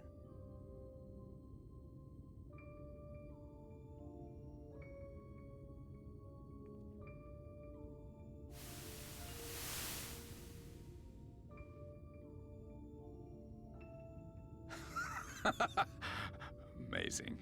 Before my Vauthry, they behave as docile pets.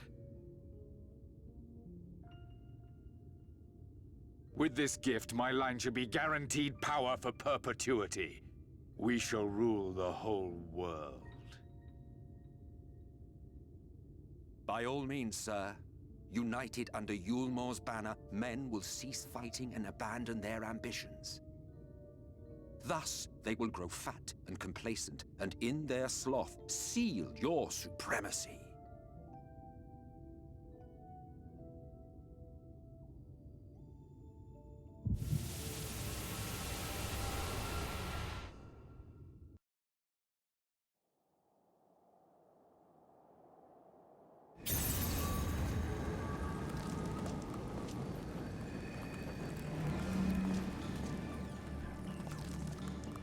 Are you all right? Say something!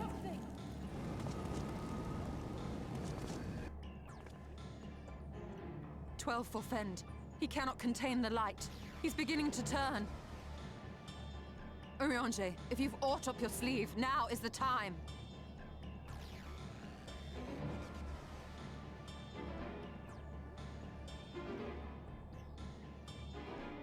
It's changing back.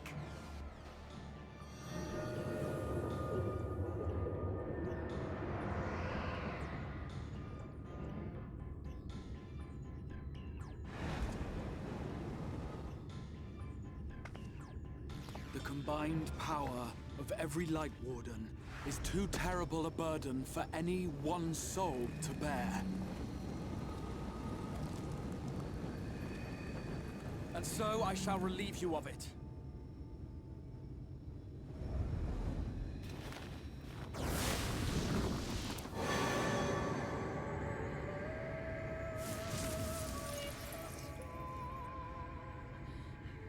Exarch! What are you doing?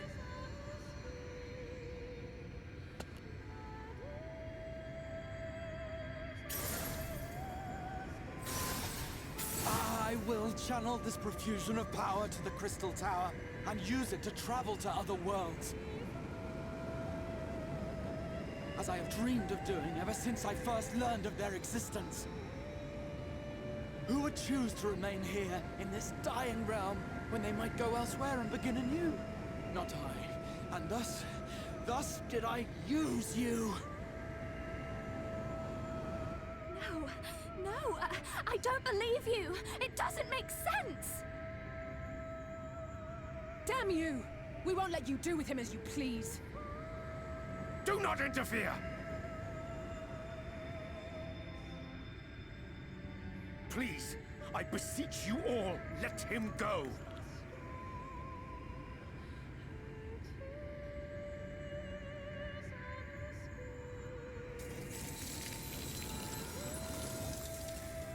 You knew of this, Urianger.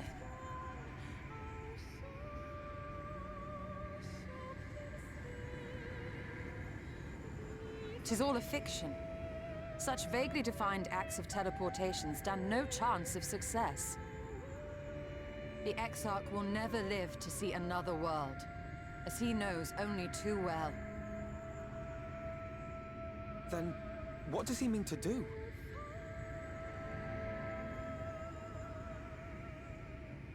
He means to take the light with him into the rift, where he will die. From the beginning, he intended to sacrifice himself to save our friend and Norvrend.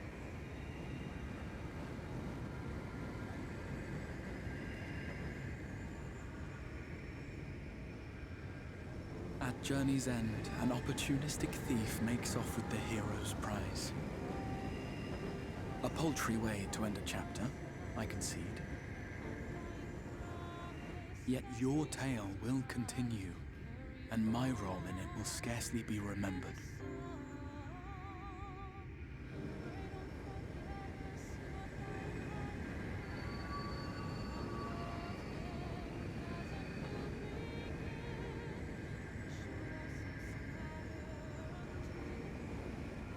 Worry not.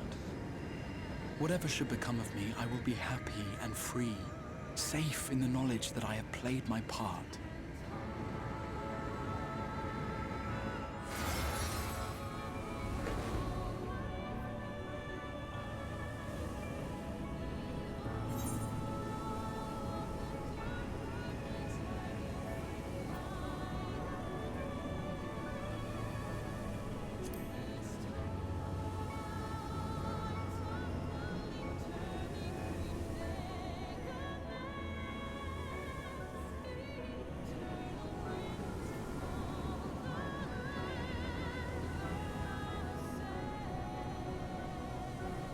Thank you for fighting for this world, for believing. Fare you well, my friend, my inspiration.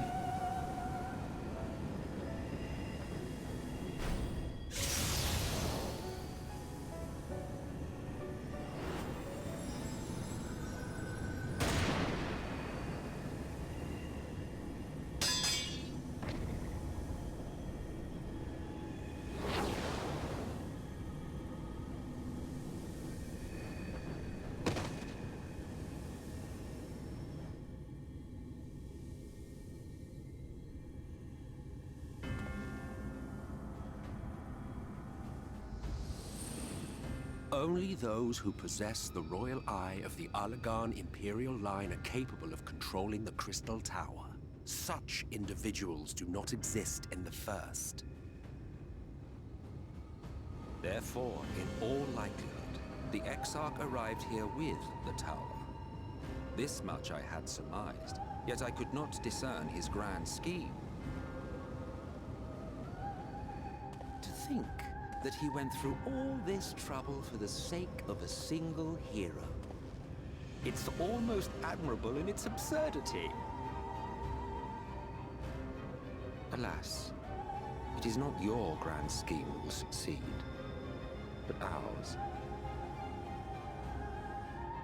You bastard! Stay put. Your friend is still alive, but whether he remains so depends on you.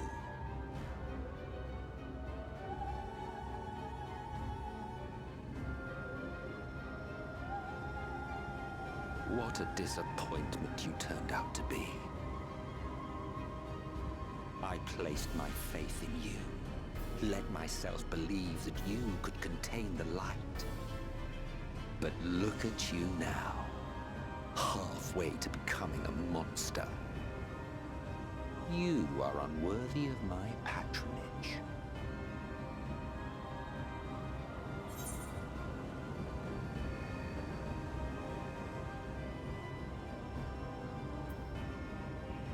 It was you who created Vauthry, wasn't it?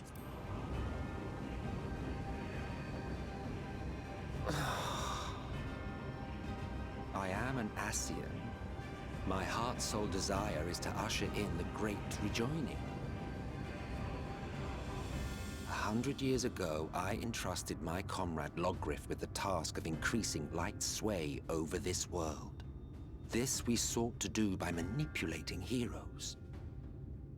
When that failed to achieve the desired result, I created Vauthry. Thanks to your meddling, that too has ended in failure. What was your true purpose in approaching us? By your 12, boy, have I not told you before that everything I said was the truth? You were specimens by which I might gauge man's potential as it stands. I genuinely had an interest in you, genuinely considered taking you on as allies. Provided he could contain and control the light. If not, then he, and by extension you, would be of no use to me. 'Twas as simple as that. So, we've been found wanting. How disheartening. But even had we fulfilled your conditions, there was no guarantee that we would cooperate. What then? Then I simply kill you all. At the very least, it would restore the world to the way it was before you went about trouncing Light Wardens willy-nilly. Suffice it to say, it would be most inconvenient to have all that light taken away, and I would be lying if I were to claim his actions didn't have me worried.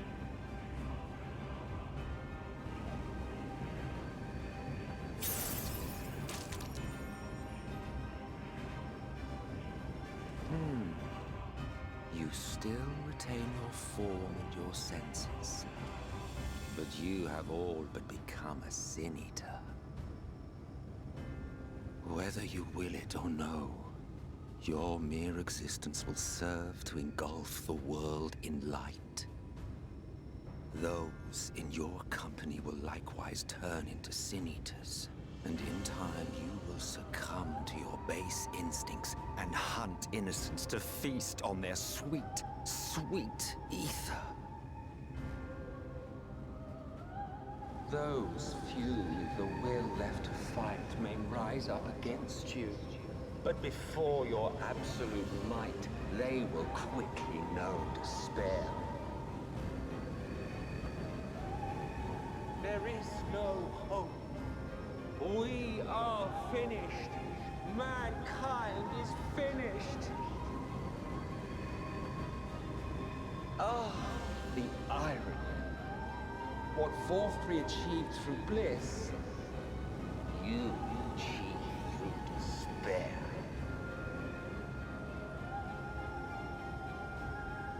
But I have overstayed my welcome. I shall look forward to seeing you bring the world to its knees, hero.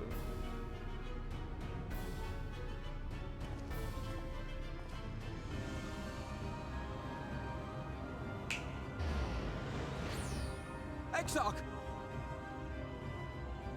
I have naught to show for all the time and effort I invested in you. He is a small token for my troubles. I did not expect that I could learn aught from man, but I may yet learn something from all the knowledge he had hoarded for his precious hero.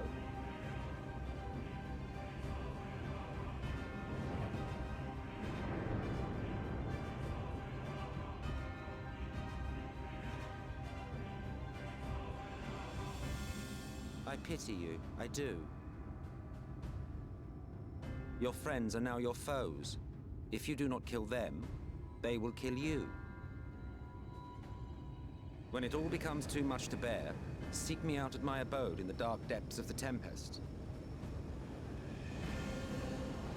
There, you may complete your descent into madness with some dignity, far from prying eyes.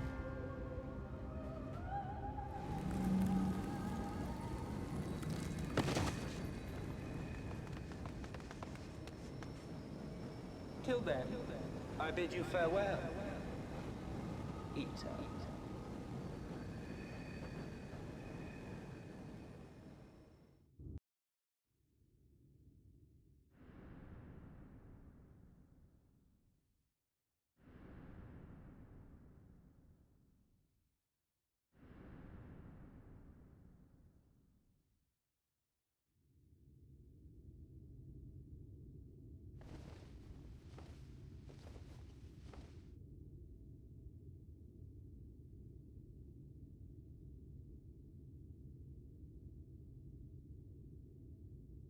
Ah, finally.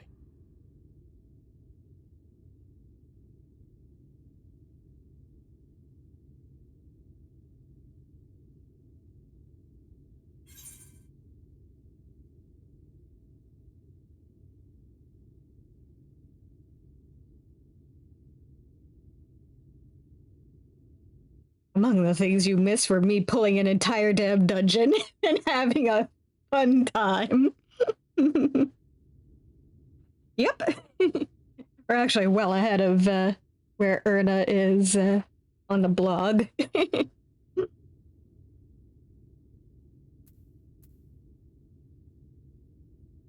What happened, and why do I have the mother of all hangovers?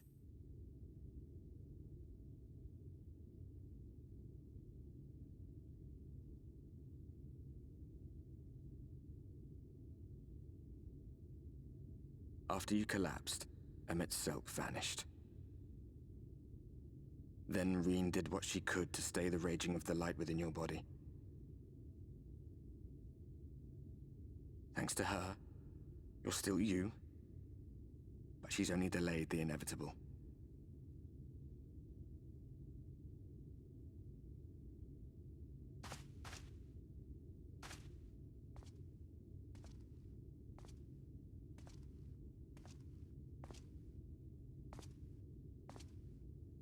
You're not going to like what you see, but you still need to see it.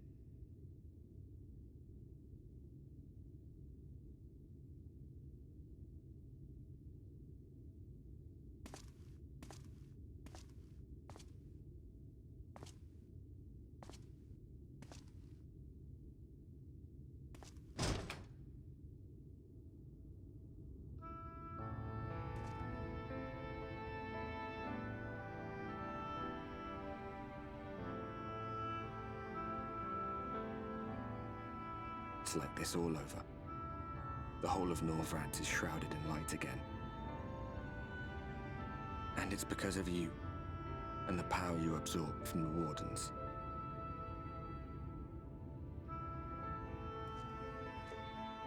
No one knows but your friends. When they carried you down from the mountain, they told everyone waiting below that they didn't understand why the light had returned. Now they're out there trying to allay the people's fears, while searching for a way to save you.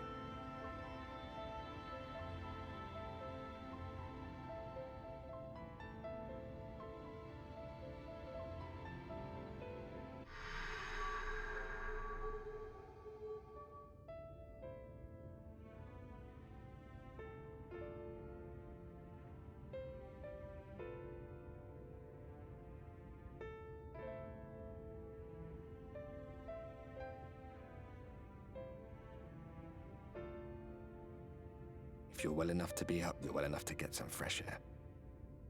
Better that than stewing in here. Go on. Go.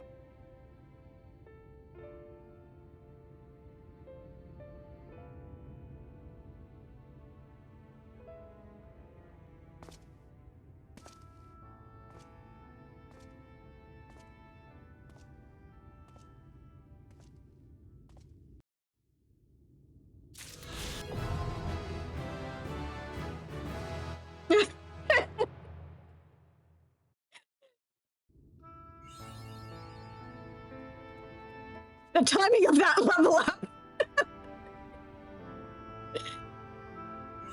Oh boy.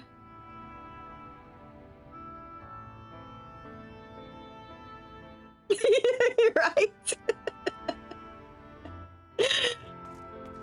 Oh, getting slapped upside the head with that moon whiplash.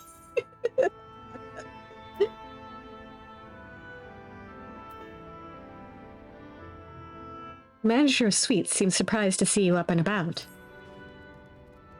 Oh, sir, you're awake. You were injured during the foray on Mount Gold, yes? I was here at my station, as always, when they carried you in on a makeshift stretcher looking disturbingly bereft of vigor. And to compound my worry, the sky has... Well, I'm sure you've seen it. I'm sure you've seen. It's everyone rather concerned, to say the least. Seeing you up and about is the first good news we've had in a while. Assuming you feel strong enough, would you mayhap consider a stroll around the city to reassure our anxious citizens? Bragi was one of those who helped convey you to your chambers, and he has visited several times since to inquire after your condition. Oh.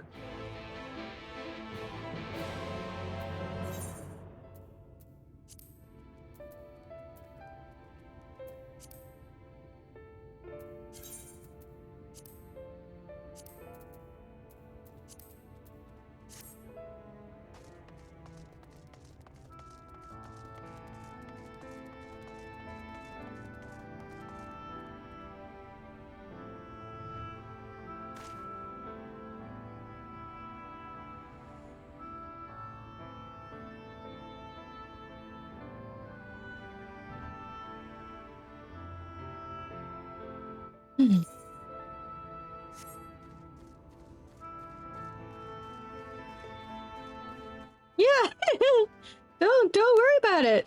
Everything's fine. We're all fine.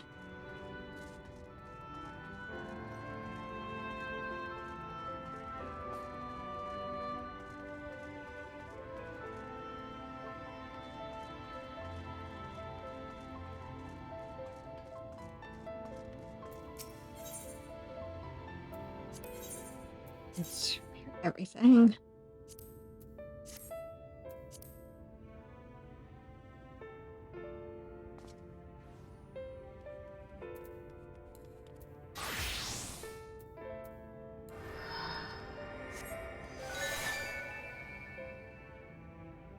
Before we do that, before we advance the main quest, let's go finish off the quest that kept getting interrupted.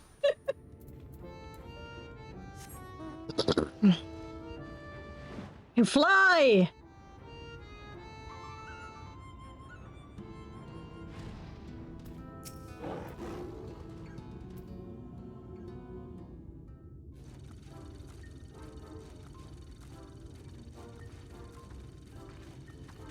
Yeah. We need a palate cleanser after that.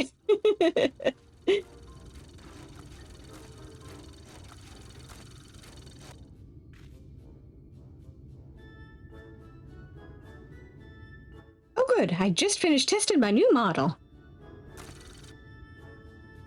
Behold, the mineral find and marvel that is the Orehound Ogre.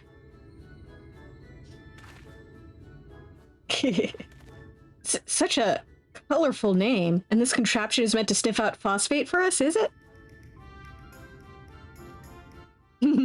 You just watch and see.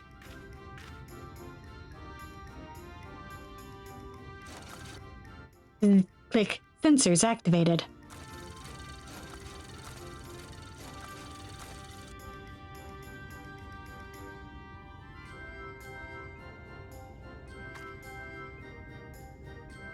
Is that what I think it is? That would be hilarious. Astounding, you invented a servant to not only track down rock phosphate, but also carve it out and cart it back? How did you accomplish such a feat? You learn a thing or two when you aim to be the best damn blacksmith this village ever saw. You thought that trundling bucket of bolts would lead me to you, young Ronit? The eldermost elder. Ah, you must be Chief Samat. I am Luke, Master of Rite. Master Ronit here was just... No need to explain. The Mut already told me everything. It seems you've been working your beard thin for Rite's folk and their harvesting woes, eh? A fine example of full diligence, my boy. Master Ronit, we are truly grateful for the lengths to which you have gone to assist us in our hour of need. Now, hold on a moment. I'm only doing this so as I can get some fine ale to drink. Ale? Too young to drink, you snot-nosed stripling. What's wrong with the mitten he was just trying to help? Chief Samat, you can't say it straight out like that. I'm building a bridge here.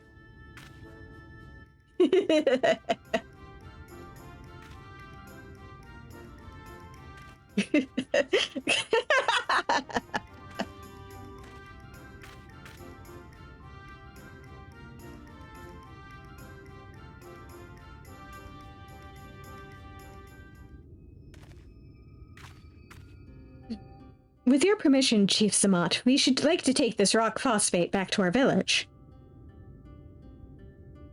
You have our promise that we shall put it to good purpose, and one day return the favor with our best barrel of right ale.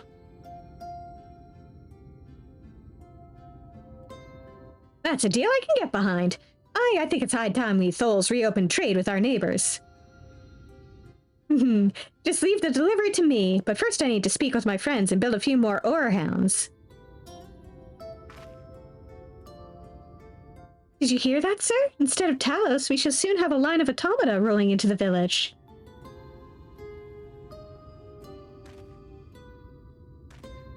Once more have you shown us the path forward, and that is not the only thing I must thank you for. I don't think I've enjoyed such a heartfelt laugh in many a moon.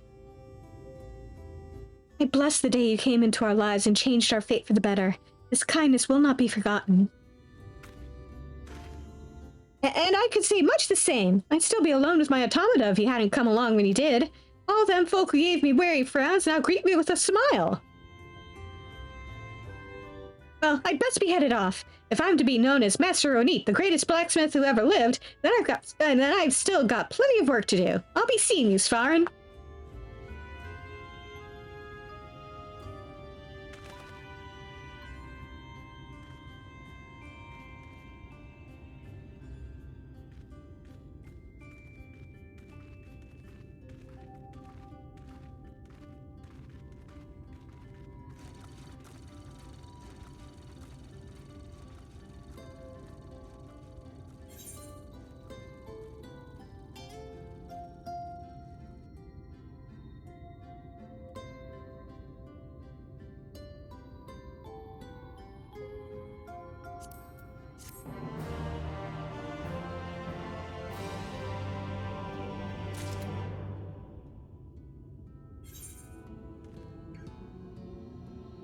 Alright. That's all sorted.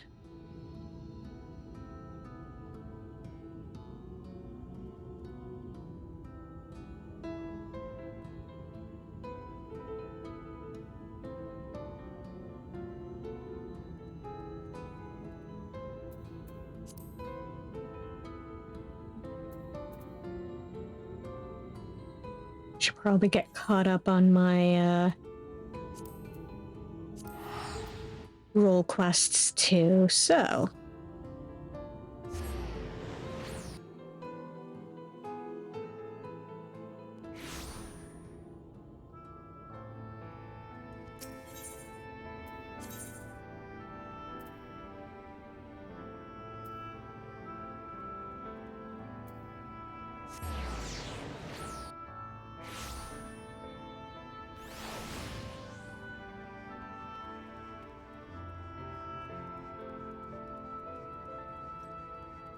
He's over there worried sick about me, and meanwhile I'm running around behind him, just out of his view. He has no idea I'm up and about yet. Predictably, Giot is drinking. Gulp, gulp, gulp, gulp. There you are, I need Lesh mead. Yeah, you heard me, Lesh. But more ale, much more. Wait, you ain't the waitress. Yeah, she's over here. Oh, I know you want to say something, but you won't. You think that'll just encourage me. Well, maybe that's what I want you to think. Or maybe, you know that's what I want you to think. Oh, this time I thought I was annoying you, but actually... Nah, I can't be. All this rubbish about lost civilizations must be getting to me. I've read a dozen histories and I still don't know nothing about that magic of Limits. What I did find, though, is where she would have gone if she wanted to see her sister. And it's in Tomra. So what do you say? Come and visit my home. I'll be waiting for you when you get there.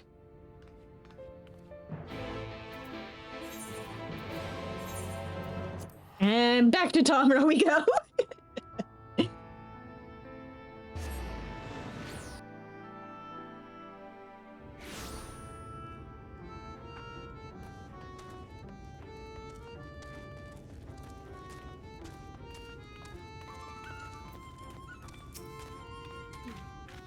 I may have forgotten to tell Svarin how to get here. That's unfortunate. Come to think of it, I ain't sure he can get here. The tunnel's only for dwarves and... Svarin, where'd you come from?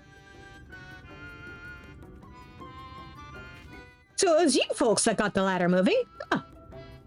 I can't believe you managed that. Didn't even tell me. Just when you think you know a person. Yes, that's a joke. Anyhow, the place I want to show you is just over there. Follow me. Yeah.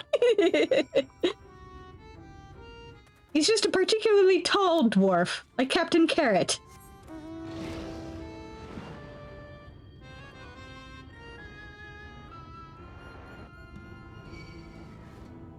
No. Get away from me. Giat, where are you?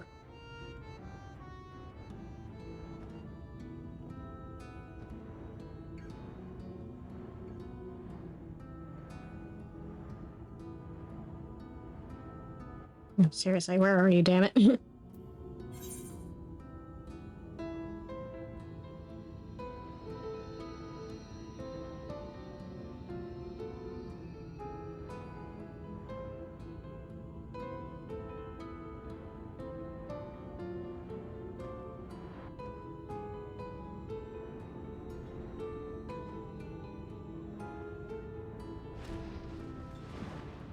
Ah. You're hiding under here.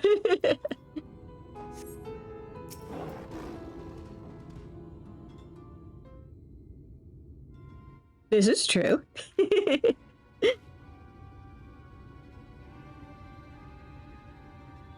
Nothing to worry about. This monstrosity came flying at my face, shortly I might add, when I unsealed the old tunnels, but everything's under control.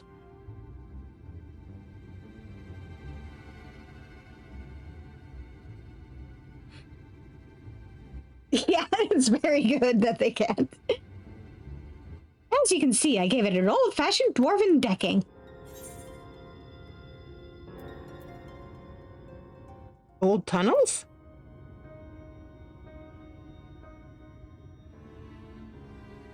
Yeah, they're the reason I brought you here. Can't say I was expecting such a nasty welcome, but maybe I should have. Let me explain. You don't use it no more, but before the flood, dwarves lived in this place. Only the sick ones mind.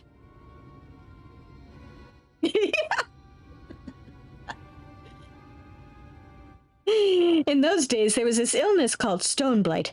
Turned your skin to stone, bit by bit, and it was just a matter of time. A few months or a few years until you were petrified completely. No one knew where it came from, but they did know that it was contagious. And so they locked them all up, here, in the Blight Warrens. They needed to keep it from spreading because there was no cure, not back then.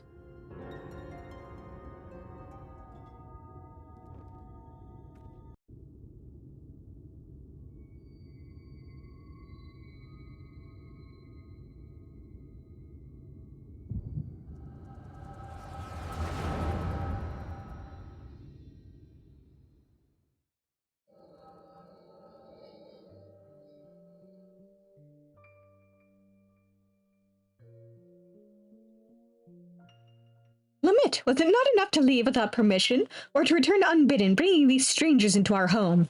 You knew full well that entering the Blight Warrens is forbidden. How many of our traditions must you trample before you are satisfied? Yeah, basically.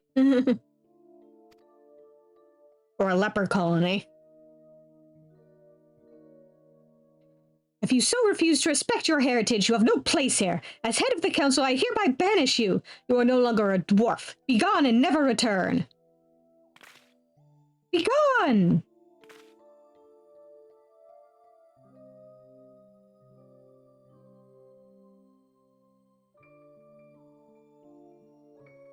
Have you lost your wits? Mama just cured your people, her sister and all the others. She left your village to find a way to save them, and she did. She did what no one else would. Your words have no weight here, outsider. This is a dwarven matter. Silence. Silence. Can we punt the elder? I will not be silent. You have no idea what Lamit has been through. That's enough, Ardbert. Whatever my reasons, I did break our laws, and I did so knowing that this would be the result. I will accept my punishment. I leave my dwarven pride behind today.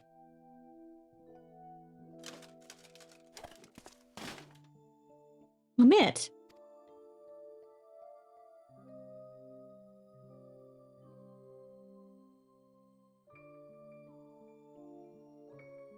If Lamit is leaving, then so am I. You probably didn't think much of us after you shoved us in there to die. It was awfully hard to breathe. We all took our helms off. If Lamit's going to be banished for breaking our traditions, then I should be too.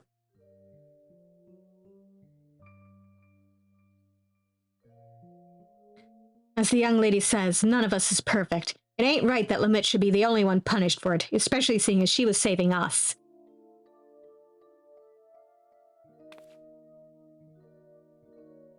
Come on, exiles. We keep our faces plain for all to see and our heads held high.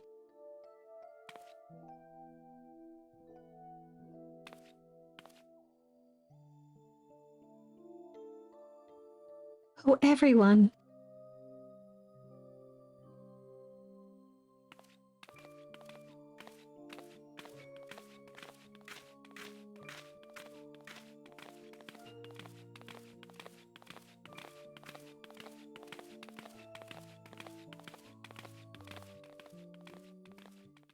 Yeah.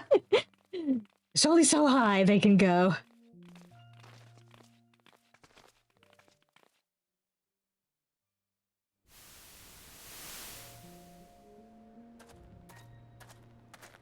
Are you sure you're all right with this? We could go back. We could... What, pummel the elders with your axe? I know you're not that fledgling adventurer who got knocked flat by hobs anymore. You could probably defeat even our strongest warriors. But forget it. We have more important things to worry about. We still haven't found what caused the illness in the first place. If it really is the Shadowkeeper again, well, you know what we have to do. If this is what it takes to save our world, I will give up my home and more, Ardbert.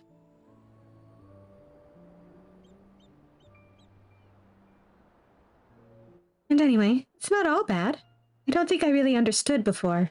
Beautiful it is out here. How nice the wind feels.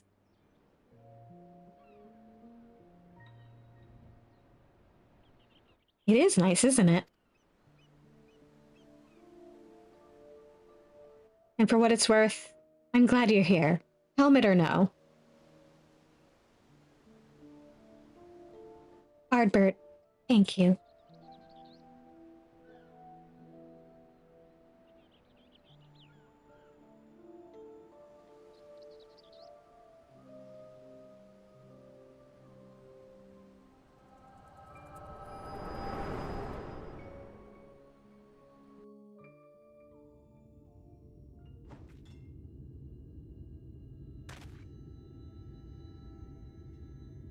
Hey, Hobson! Ugly! Look, I'm running out of insults here, and I'm starting to feel bad. Just wake up already.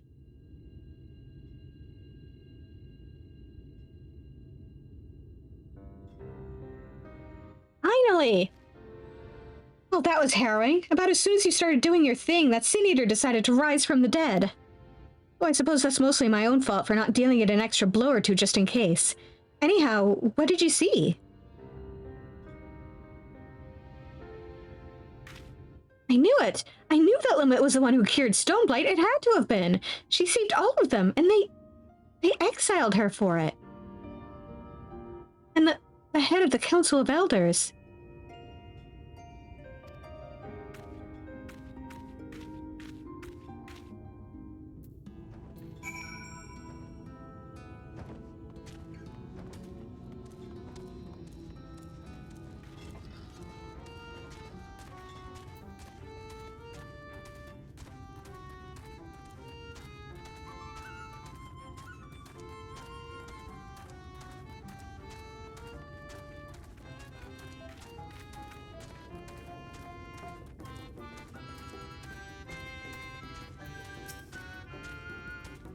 Oh, sorry. I suppose I wandered off. Caught up in my own thoughts.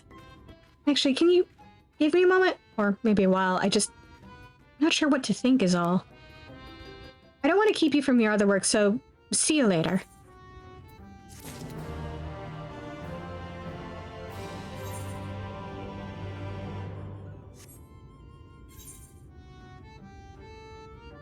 Yeah.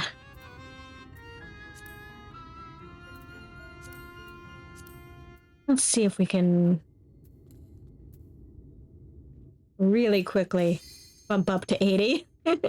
Instantly popped. Okay, DPS, get in line.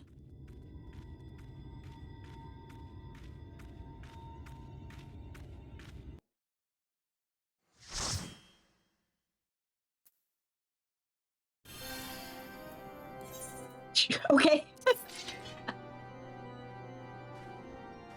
Oh, this is going to be interesting.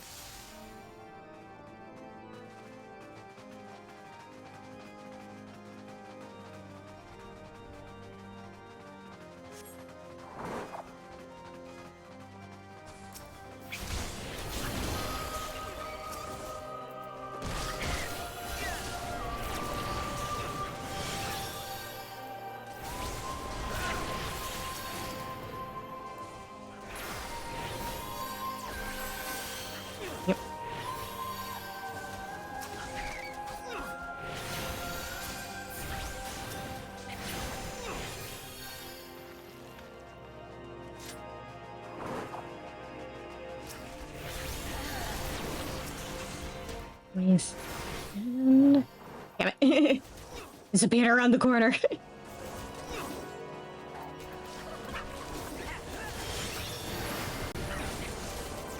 God.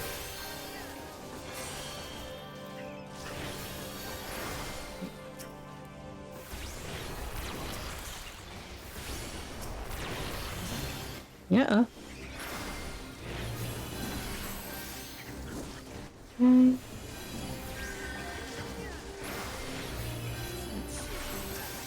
Throw another on top just to be safe.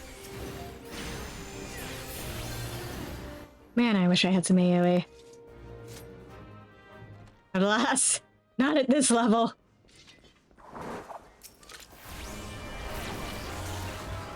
You got that.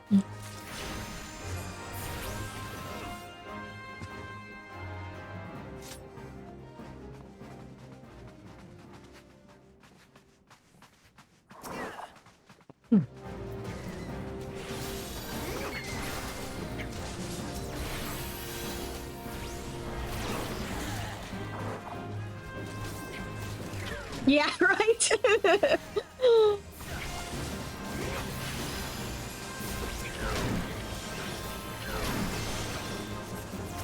I'm like just barely a fucking scholar at this level.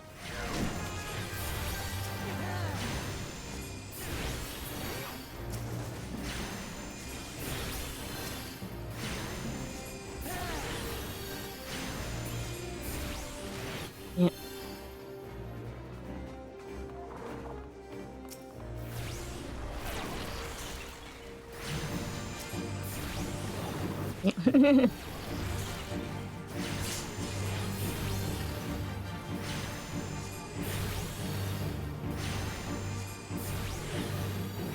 Someone else decided to join the party. Very good.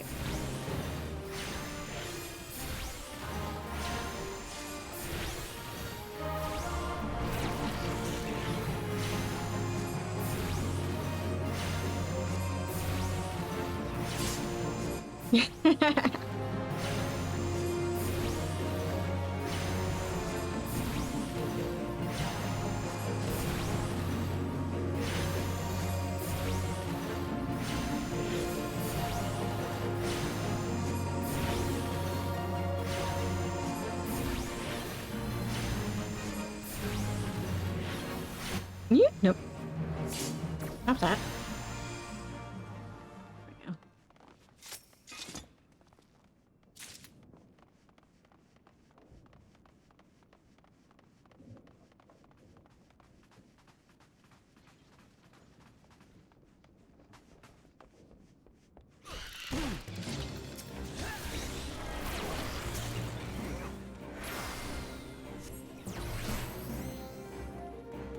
Still got one, but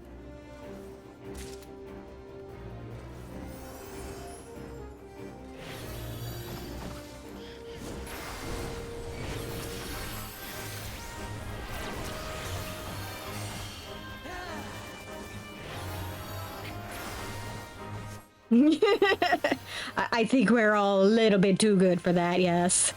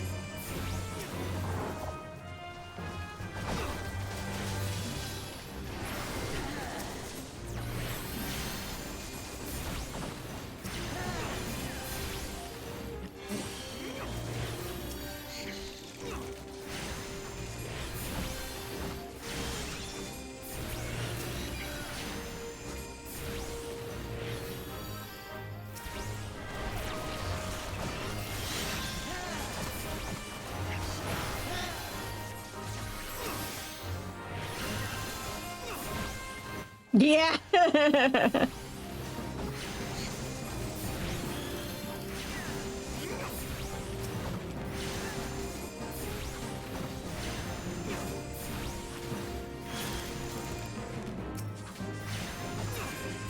Half my buttons are unusable.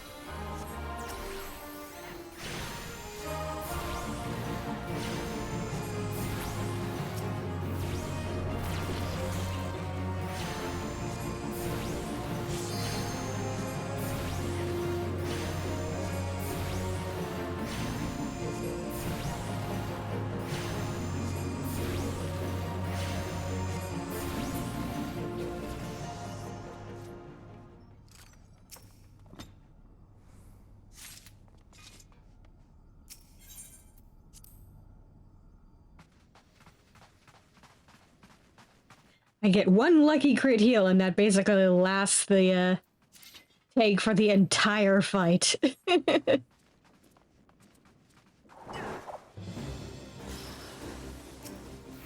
That's how low level we are.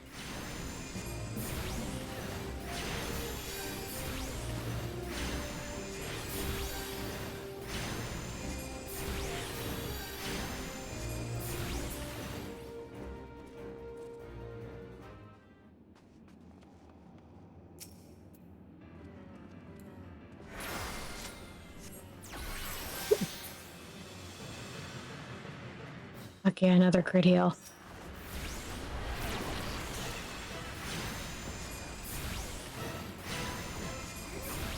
Man, I don't even have the full party field heal. This level range sucks.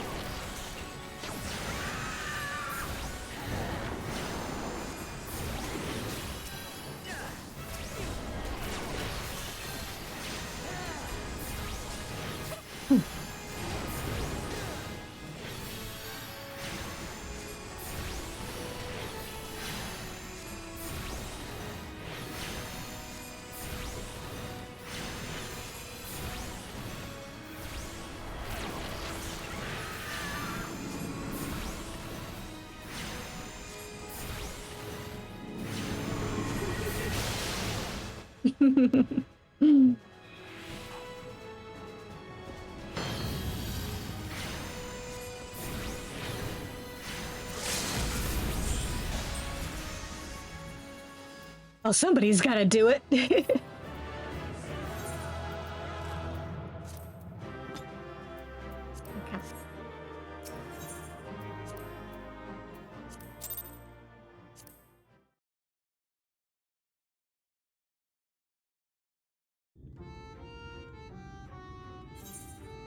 Oh man, that wasn't enough to level.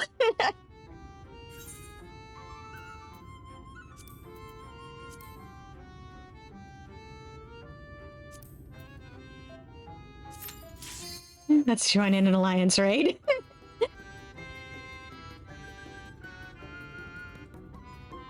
Come on, everybody in.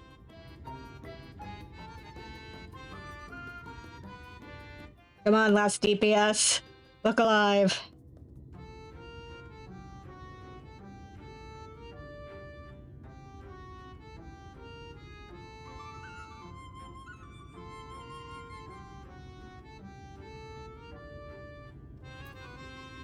No matter what, this is going to be less of a downgrade. No matter what I get level synced to. Come on, DPS. Come on.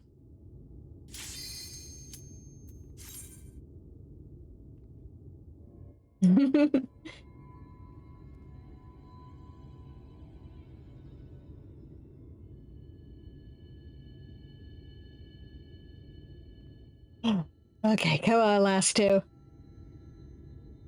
Right.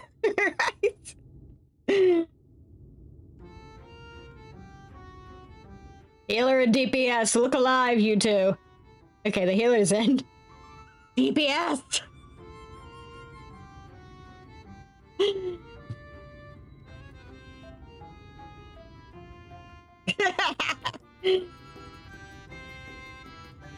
DPS, get in. Yeah, there we go.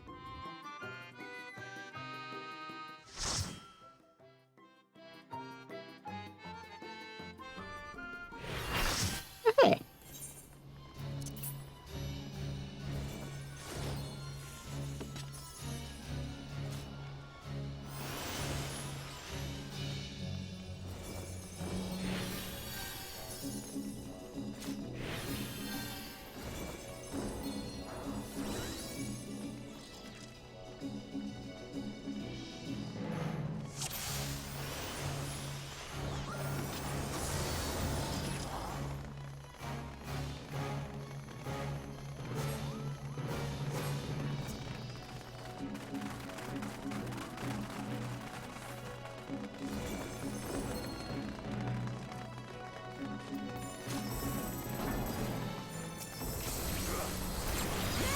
God.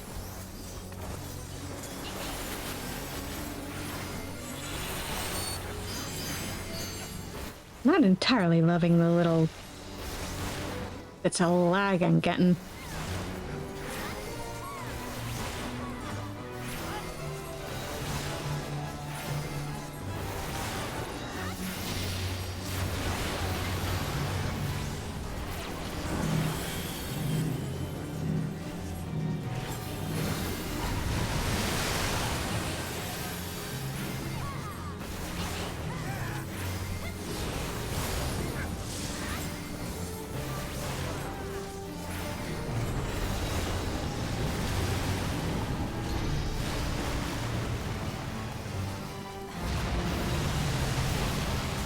Oh there. Oh no.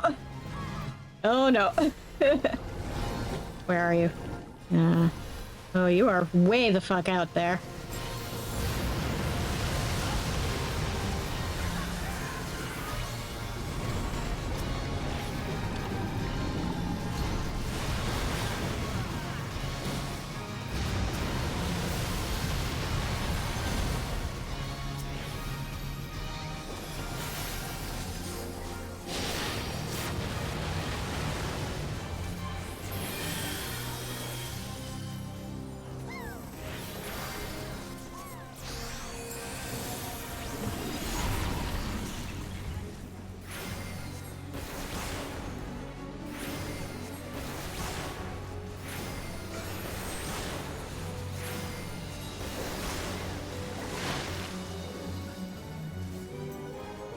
I'm moving over here.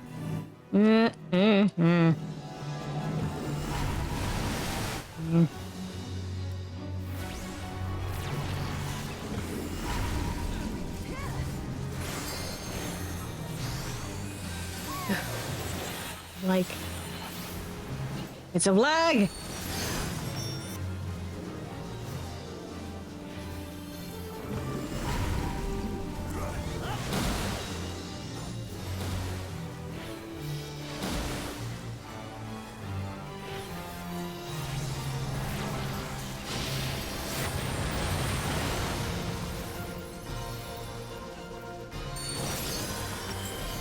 My mouse.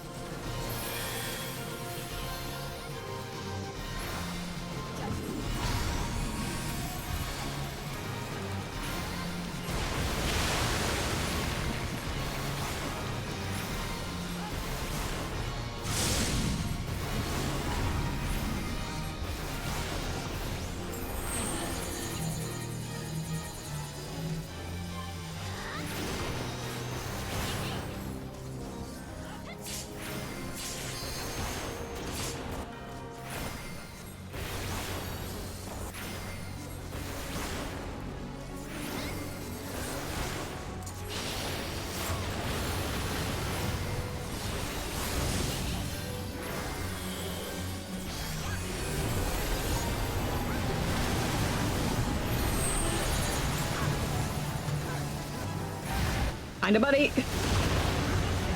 Oh no.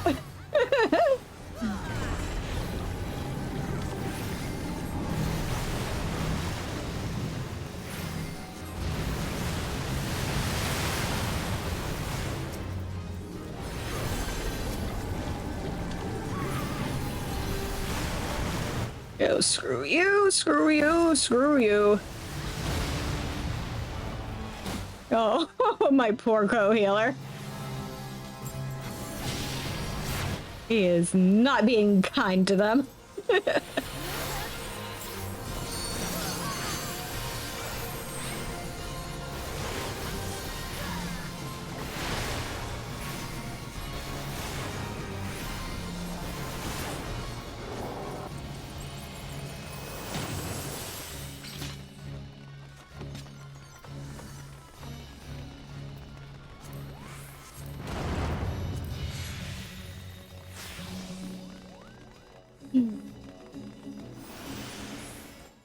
I keep reading it. It's time pod 2.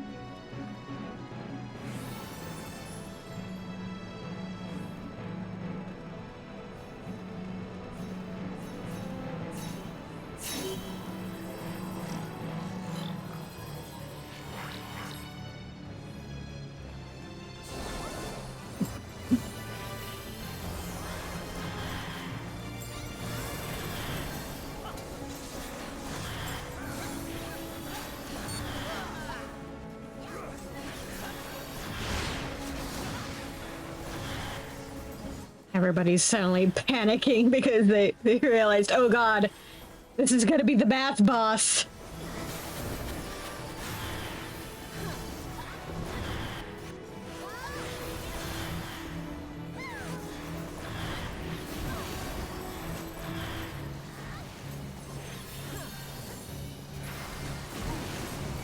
Where even is my party? Where are all of you guys?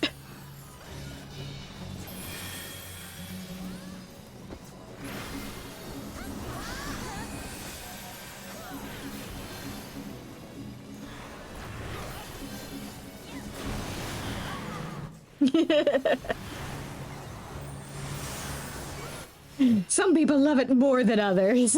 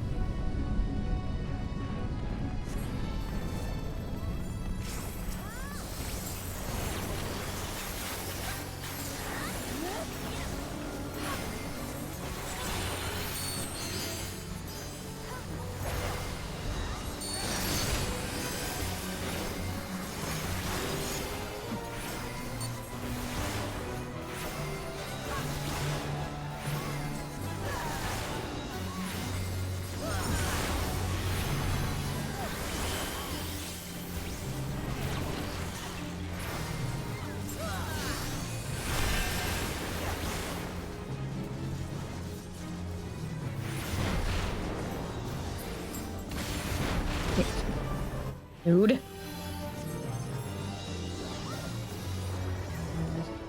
Center is safe.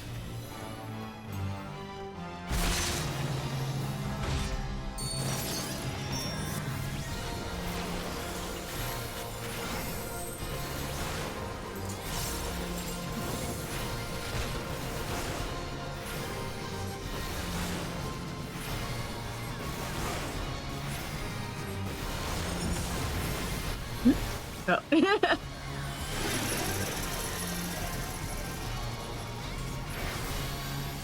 I can't help them now.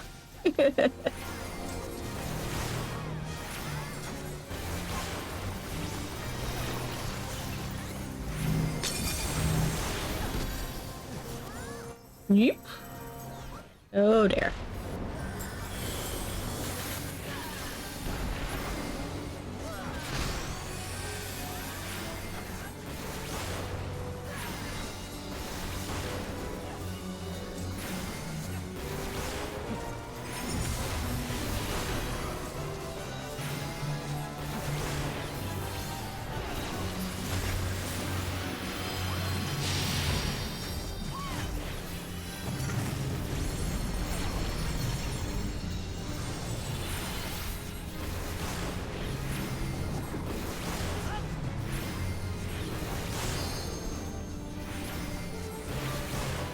Guys, separate. There we go.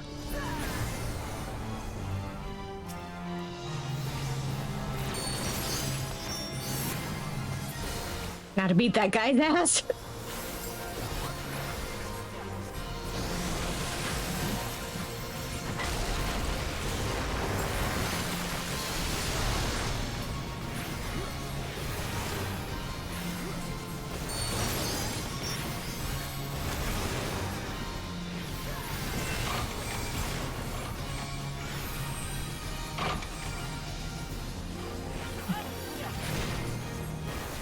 Not touch them.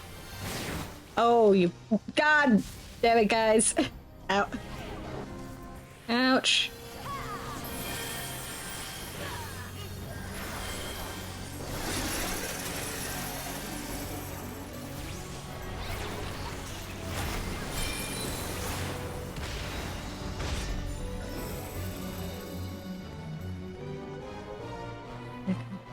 Hunter is fine. Oh, you, no. Oh, dear. Down goes my co-healer. Okay, where are you? Where did you die? Oh, you died out in fucking Narnia.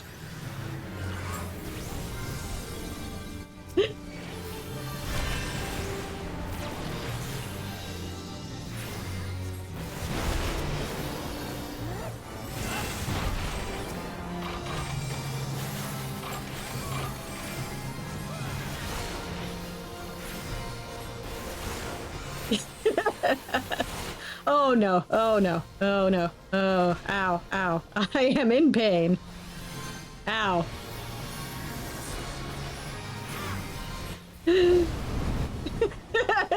Apparently they did.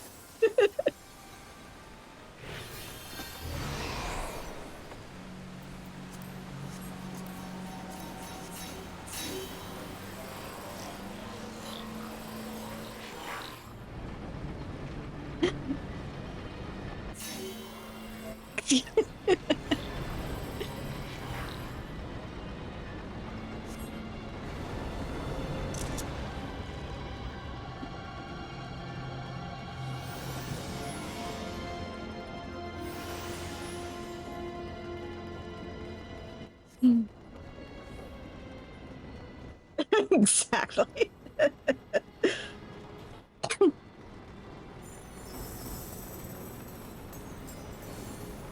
Okay. Out here.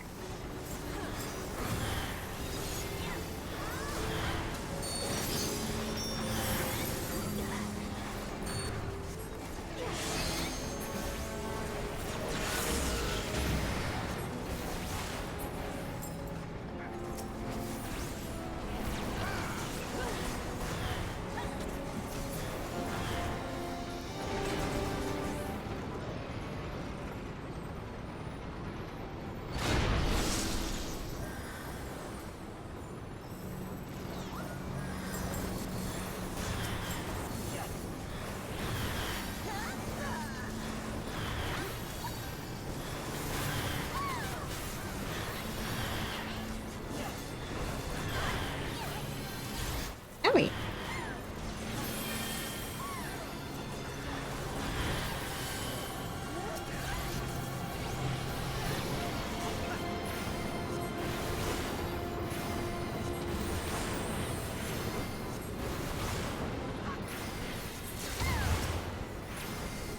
No. No.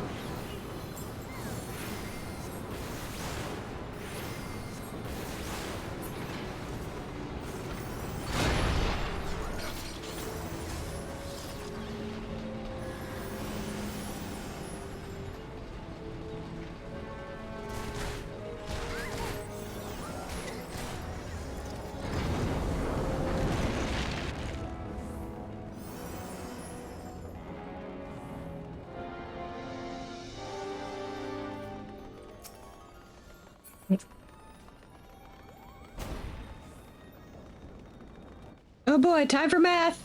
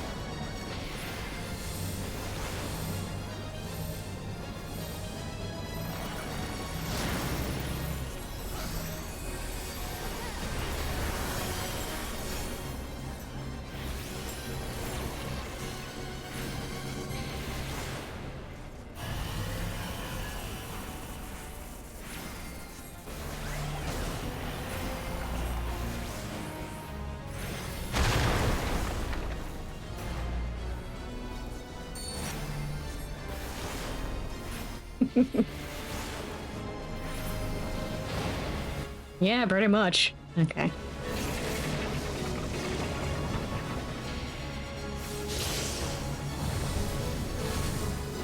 Oh dear. Oh god.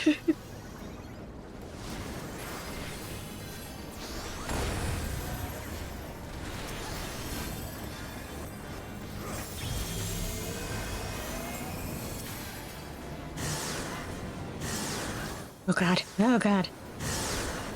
It's bullshit.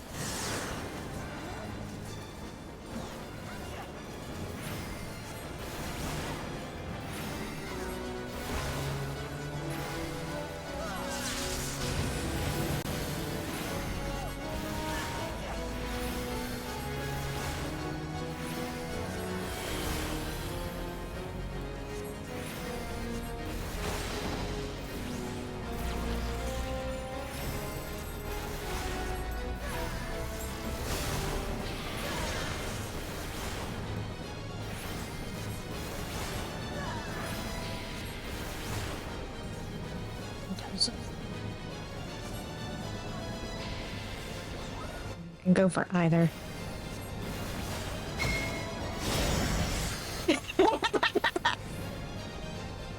I mean, we might be stupid. Let's be real here.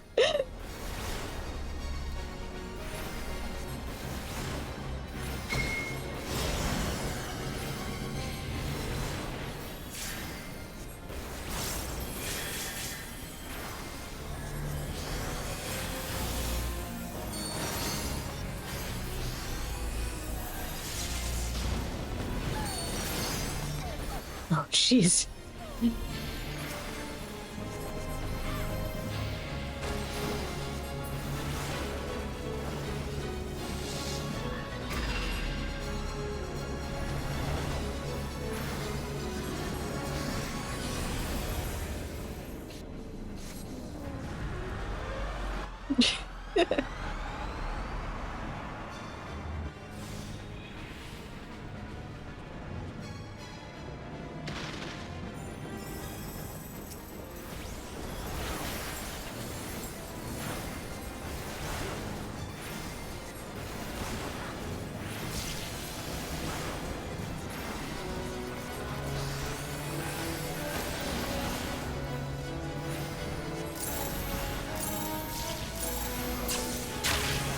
Oops, ow! Ooh, ow! Owie.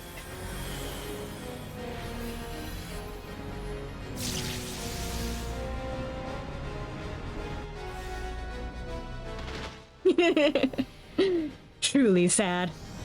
Look at him dancing.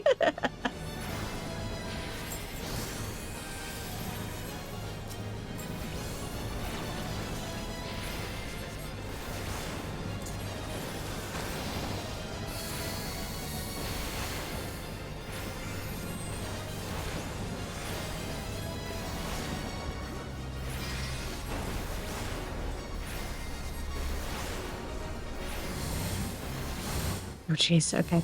Where are you running to? Oh god.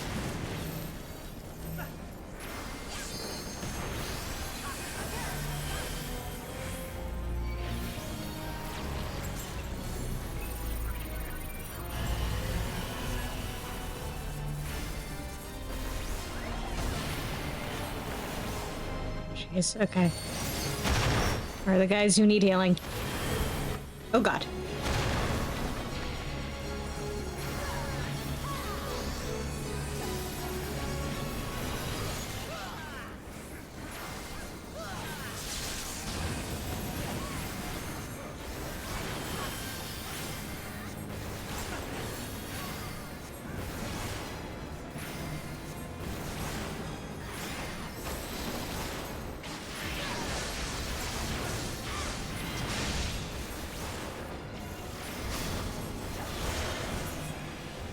Ah.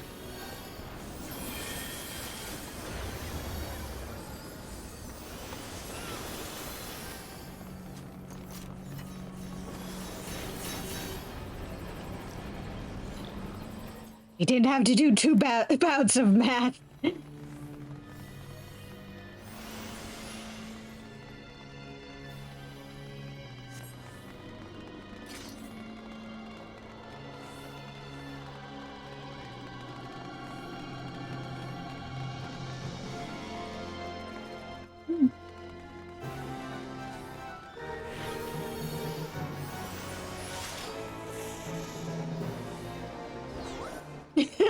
Yeah.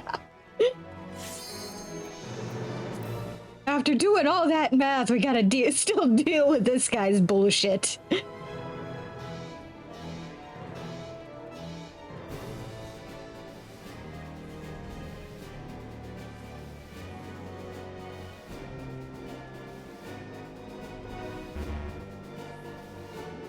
Yep, got a cutscene.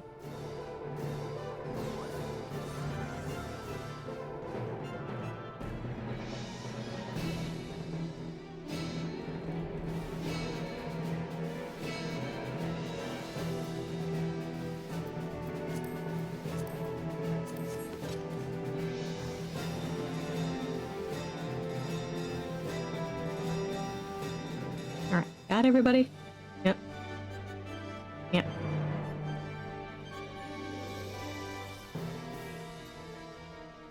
Okay. The Empire is a cancer! And I have no father. Yeah.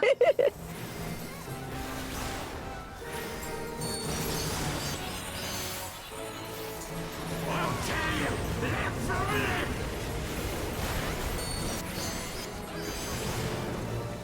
Dying is generally not recommended.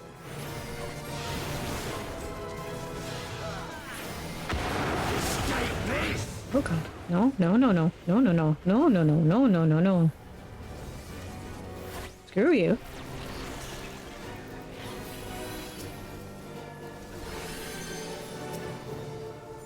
Agony and sorrow!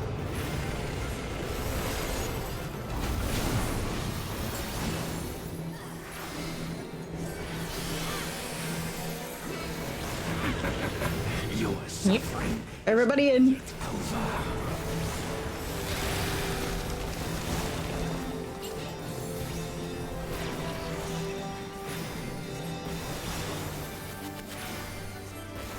You will not have mercy!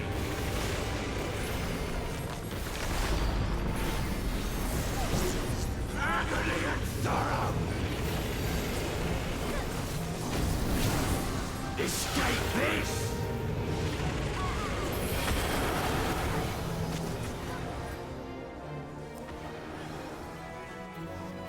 Agony and sorrow!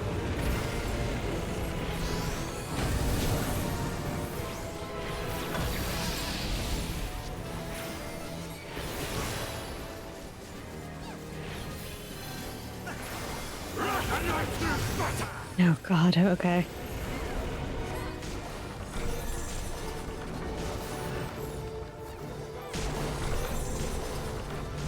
Hate this fucking mechanic.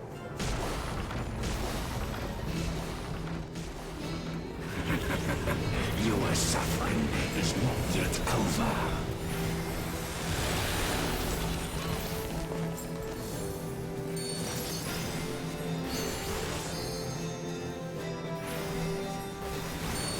I'll tell you, live from live!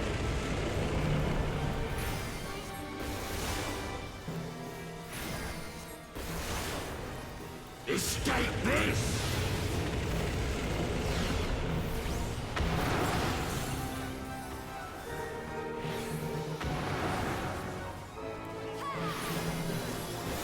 Oh no. Your pain is my pleasure.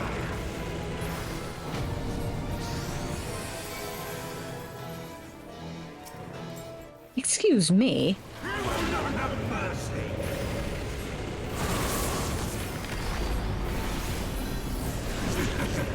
You are suffering. Oh, screw you. Agony and sorrow.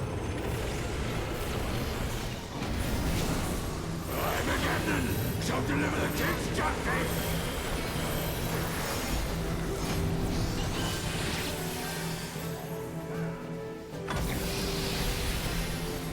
Feel the wrath of my brothers.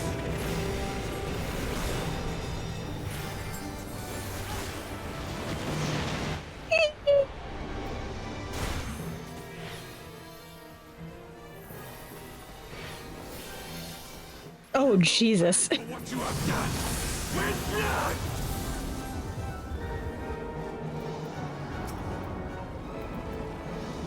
There you are.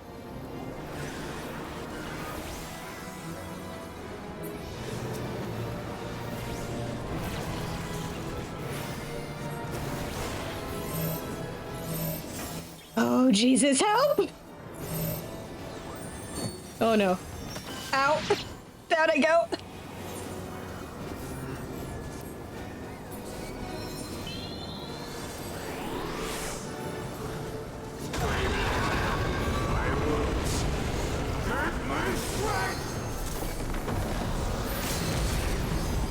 Oh, Jesus. This is far from finished, Guardians! Enough! Run a knife through butter! Welcome to end this.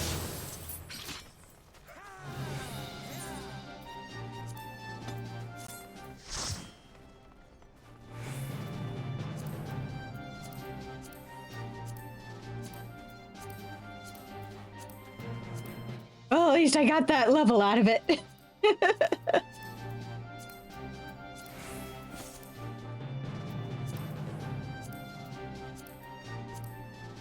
Let's see if I can get some loot too.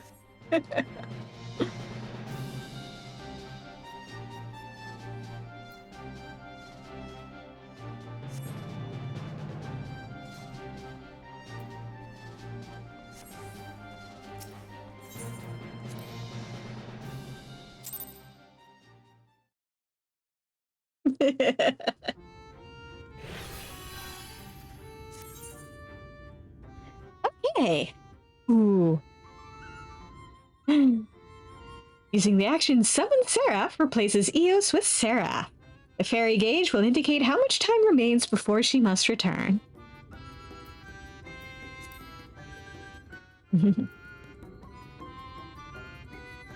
So now my fairy gets to turn into a little angel.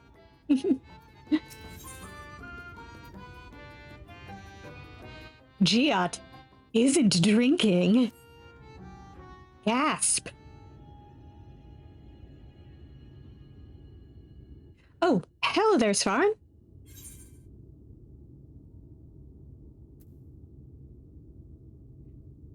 Lolly-ho!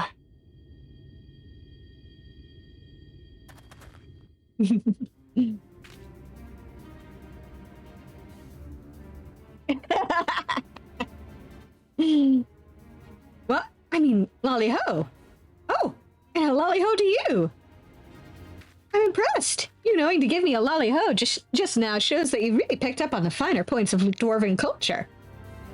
That really helped, thanks. I was so busy dwelling on that business with Limit that I almost forgot the news I had for you about Sulfurcene. You remember that Sin Eater I killed in the Blight Warrens? Well, while you were gone, Sulfurcene showed up to revive it. Being that convinced me. I mean, you remember how I was wondering why Sulfurcene don't revive every Sin Eater we take down, right? Well, we learned from your vision that the dwarves that Limit cured of Stoneblight went into exile of their own volition. As you can see, the village was spared the worst of the flood, but the folks that left, well, probably weren't. Which means...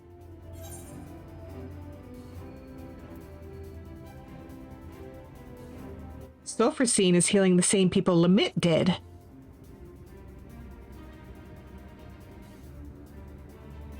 Right, it's the only thing that makes sense. Those poor souls couldn't go back to the village, so they got caught in the flood. They became Sin Eaters, and Sulfurcene is still saving them, even now. And that gave me an idea. As we figured before, Sulfurcene ain't alive. But Limit wanted so badly to heal those dwarves that it's still following suit, like a reflex its body can't forget. The last time Limit saw those folks she healed, they were helmless, leaving their home for the last time. She probably never forgot the sight of them. And so Sulfurcene goes around healing helmless dwarves to this day. You see the solution, right? Helms! Incredible! That's the stupidest thing I've ever heard. So simple, it's brilliant. Keep it simple, stupid! Isn't it just? Not as brilliant as my beard, maybe, but few things are.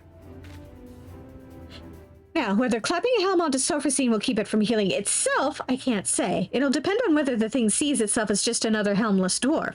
It don't seem to have much in the way of self-awareness, so I think it's worth a shot. Fortunately, we won't need to wait to find out. It came around not too long before you did. So if we kill the right sort of Sin Eaters, it should still be close enough to notice. Let's get to it.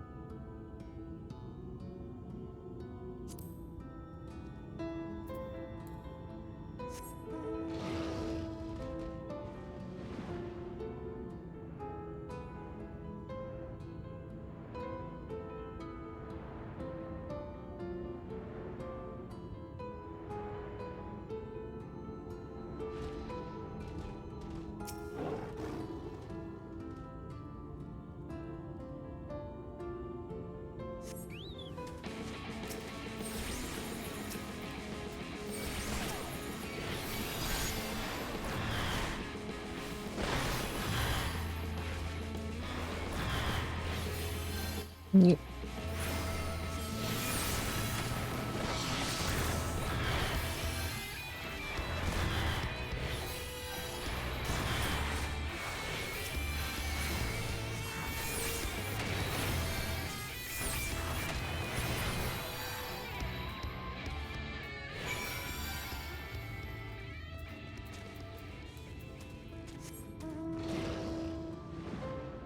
Whee! Cresting that hill.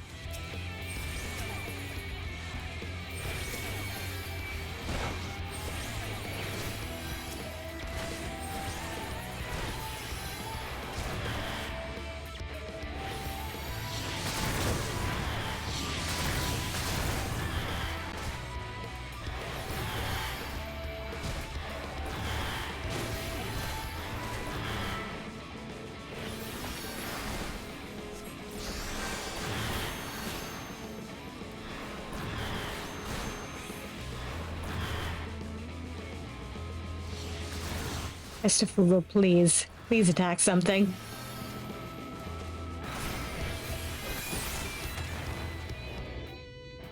There we go.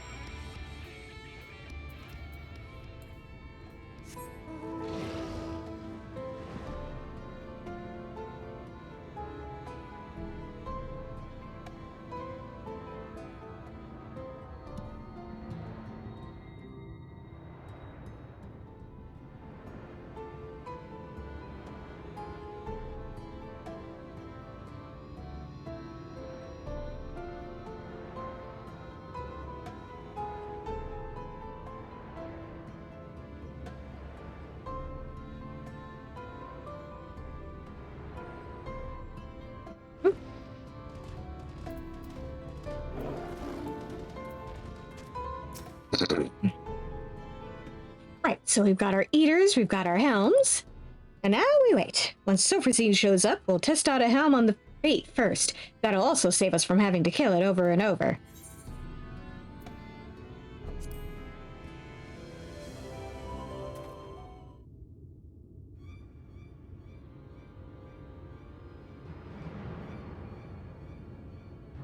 This feels familiar.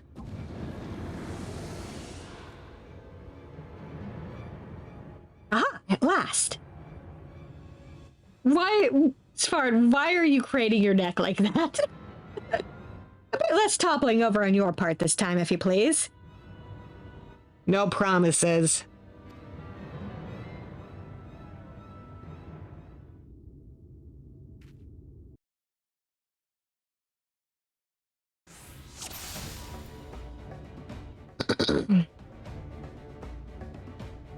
Wait for her to be distracted with healing the other one, then we strike.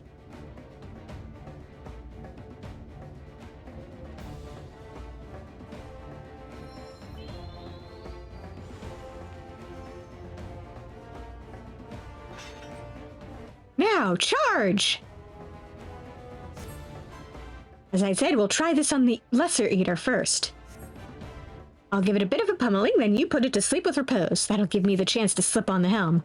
I doubt it'll take to napping mid-battle unless it's nearly ready to drop, so wait for my signal, you hear?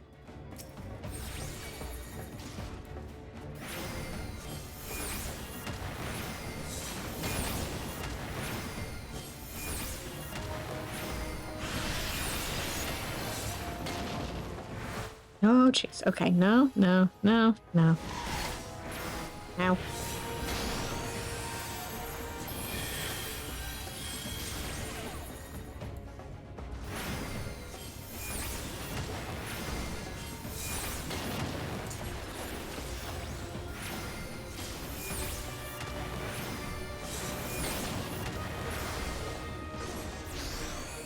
And repose. There we go.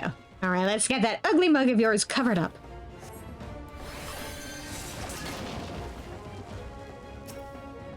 Ain't that a sight?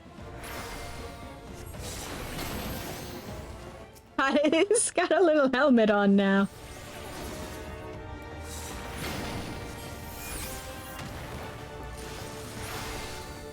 Looks like it worked. It's not reviving the thing. Now we... Uh-oh. Lucky for us, I brought extra helms in case of emergency. Oh, jeez.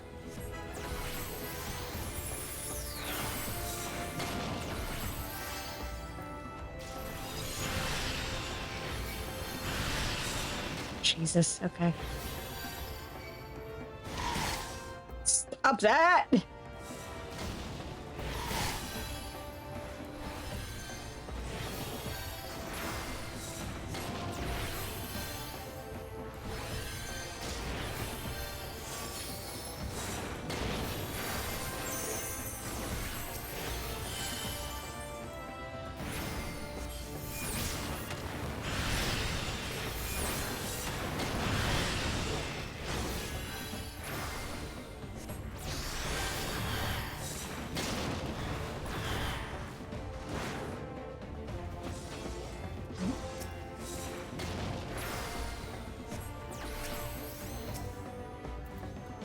Repose.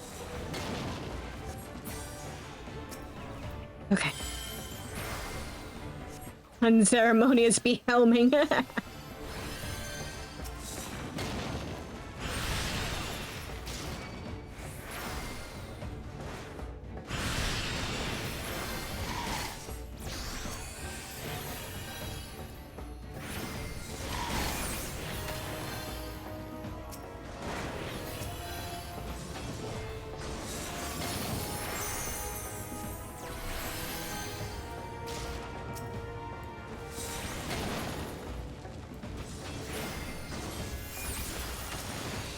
Okay, there we go. Ouch.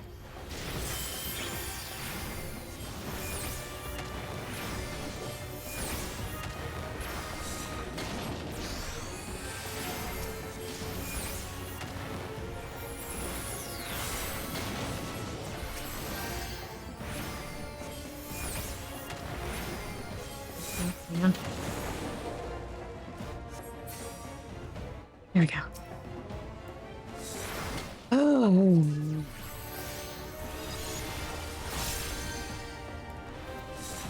All right, now we can. Oh, wicked white. That's annoying.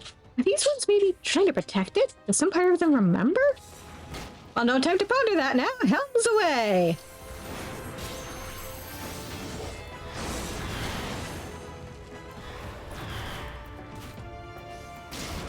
Come on.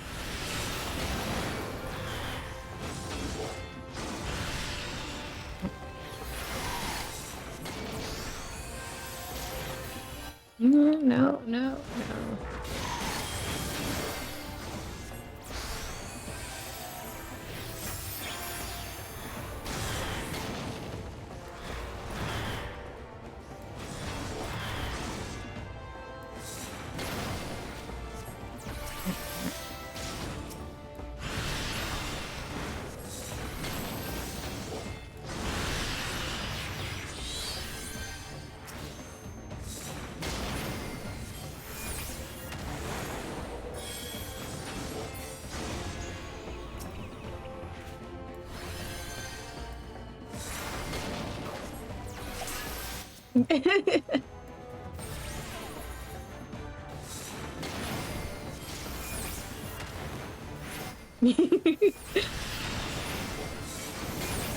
I mean, she got them straight from the dwarven village.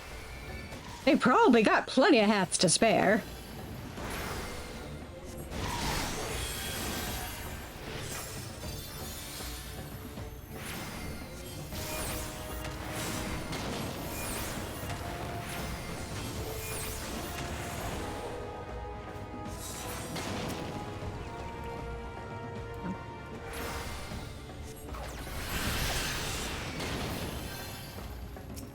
Yeah.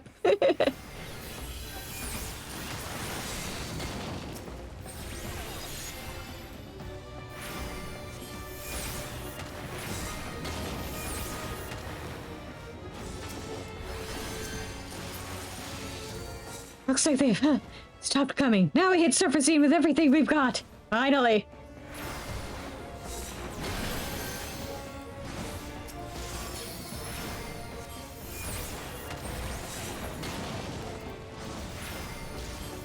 God, my MP is suffering.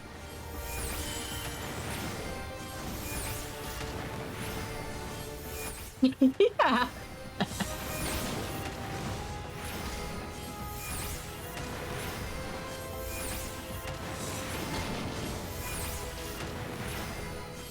My dwarven instincts are calling.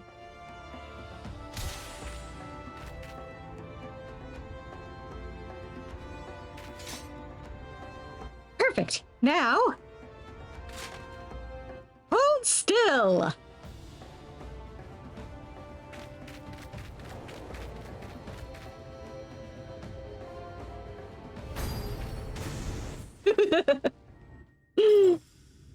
Ah!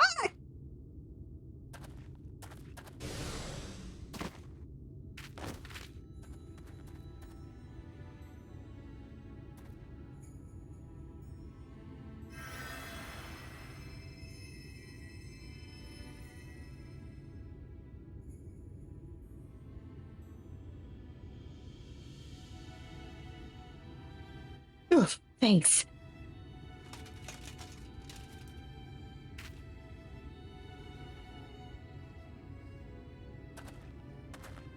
The helm got it even worse than I did just then, and it was our last one.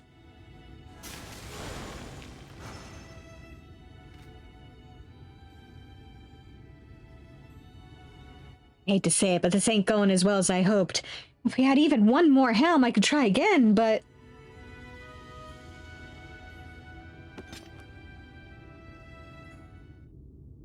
Wait, we do have one more helm.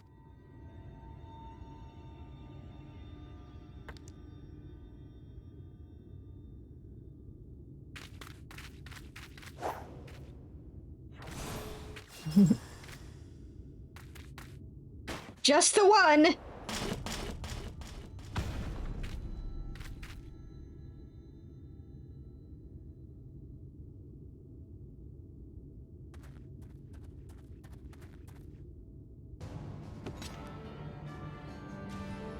Well, well, looks like it's time to take this eater down once and for all. Together.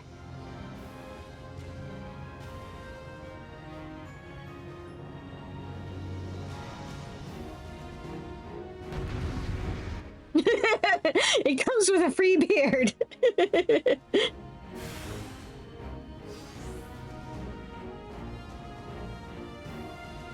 It's time, Svarn. We can end this.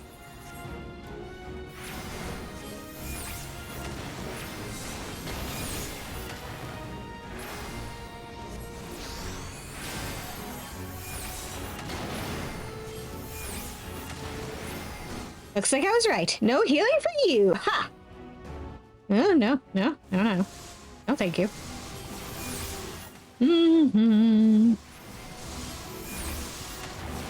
Oh, right. Limit was a big damn hero. No surprise that she knows a few dangerous tricks.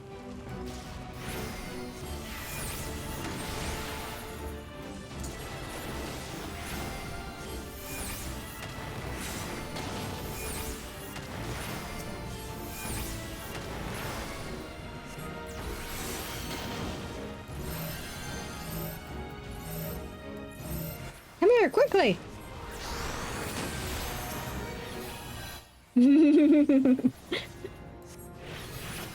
Once I'm done with this...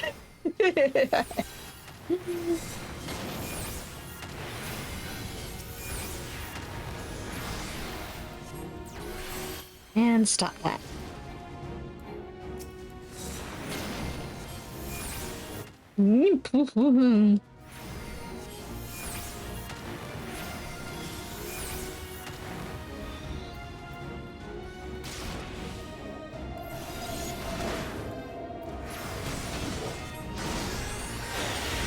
You don't scare me. I have a giant hammer. That is a compelling argument.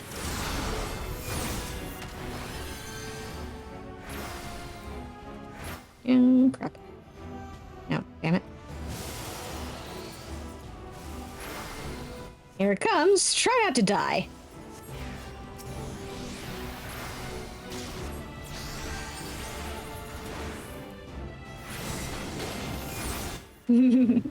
Giot is great. Come on. I want to throw down a sacred soil.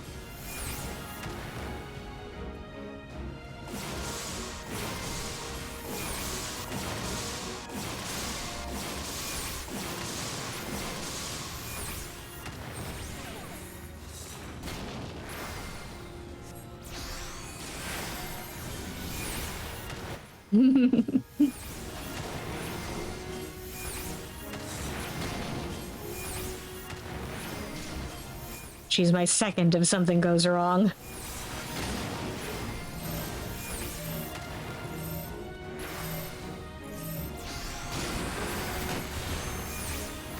Yeah, we did it!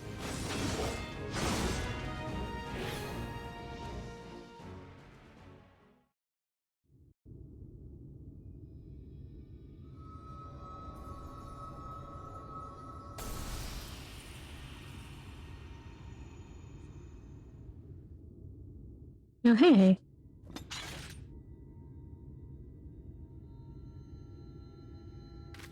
Take that, you pasty bastard!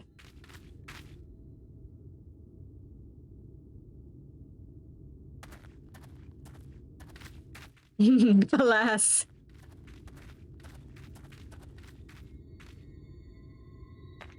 It was nobly sacrificed. What's that you've got there, Svarin? Some kind of crystal?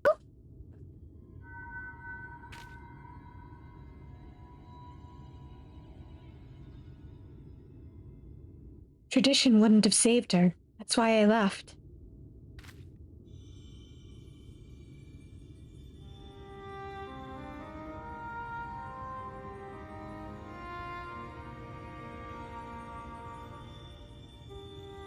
I left and I traveled. I met Ardbert. We found our companions, and together we searched. Are you her? Lamit? Listen, I called you a disgrace before, and my journey was not an easy one. To save my sister, to save them all, I faced 1,000 foes. I know, I understand now, and I'm so...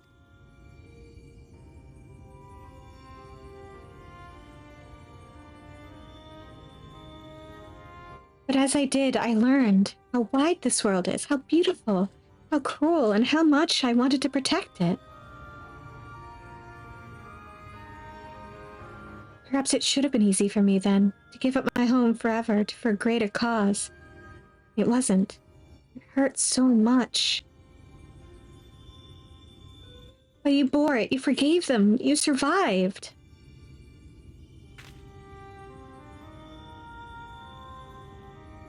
Yes, it hurt, but I survived. Because they were there. Because he was there. Ardbert, you stubborn idiot, you sweet boy. You never did understand what you meant to me.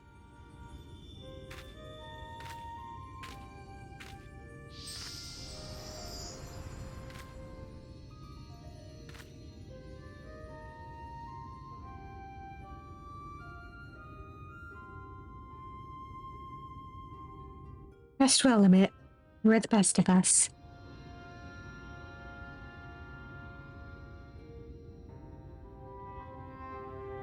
Gia going in for the hug gets me every time.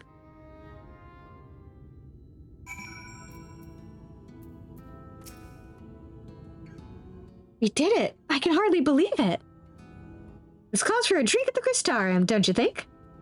If that silence is you wondering if I want to go home, well, I can't. Showed my face to you, didn't I? Broke our rules. So I'm thinking I'll give Lamit's way a try. If proud as an exile, just like all the other folks that she saved. Ah, don't make that face. Nothing that a little ale won't solve.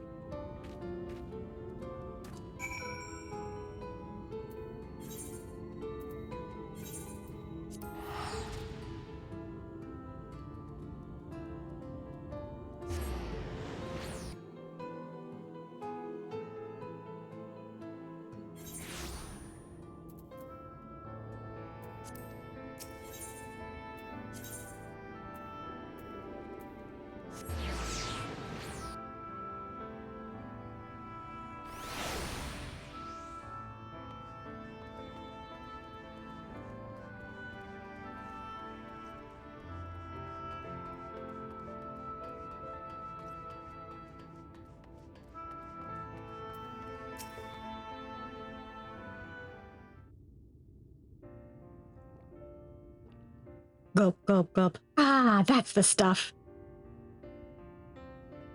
Can I help you? You're staring, really staring. Do you know you're doing that?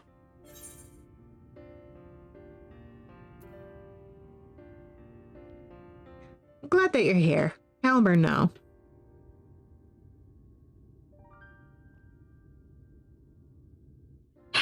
Looks like you finally figured out how to tell a joke. Now, now's the part where I stare all misty-eyed into the distance, right? Anyway, there's something I've been wanting to tell you. Firstly, well, you've been following along with my crazy plans this whole time, but I never really said how much I appreciate your help with Sophrosine and Lamit. Thank you.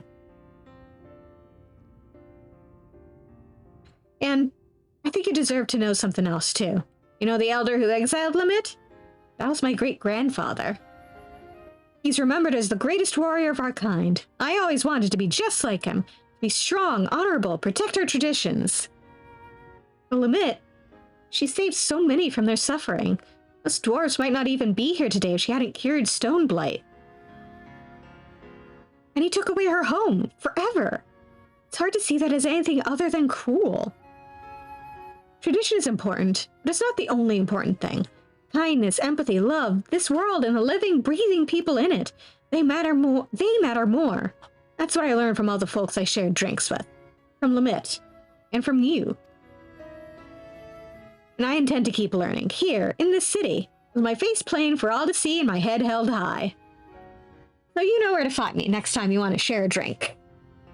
I know our job is done, but you'll always have a place at my side, you hear?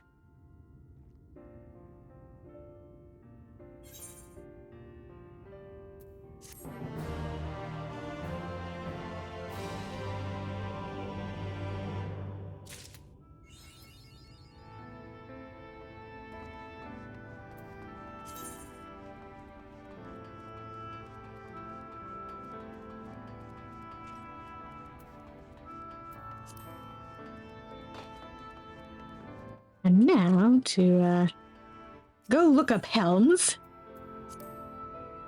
Let's see.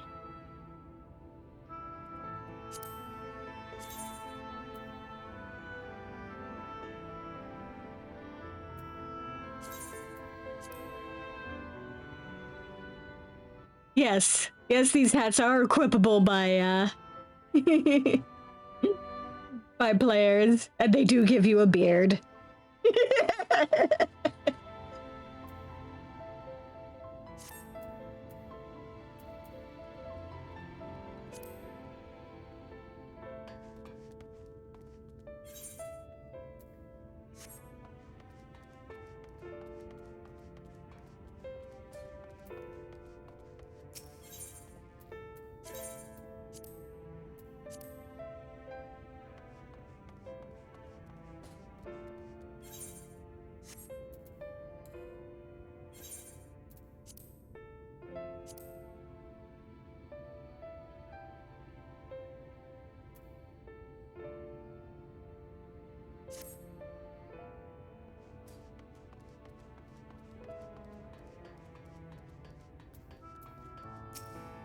Let's go check in with Braggy. Well, look who's back from the dead. Aye, it was a grim sight. Your companions looked fair ready to drop when they brought you in, so I offered a helping hand. I couldn't bear to see them struggle so. And you, my friend, I feared you had one foot in the grave. Cold and lifeless you were, like a corpse that was somehow still breathing. Then they told me some evil bastard went and snatched our poor exarch away in the midst of the chaos. Wicked white, what is this world coming to?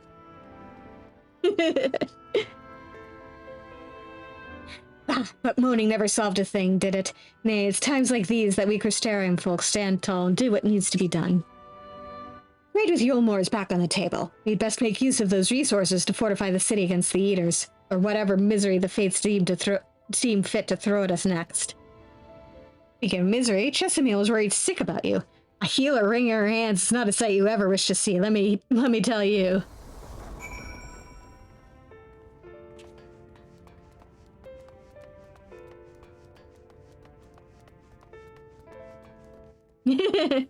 It's the end of the world as we know it.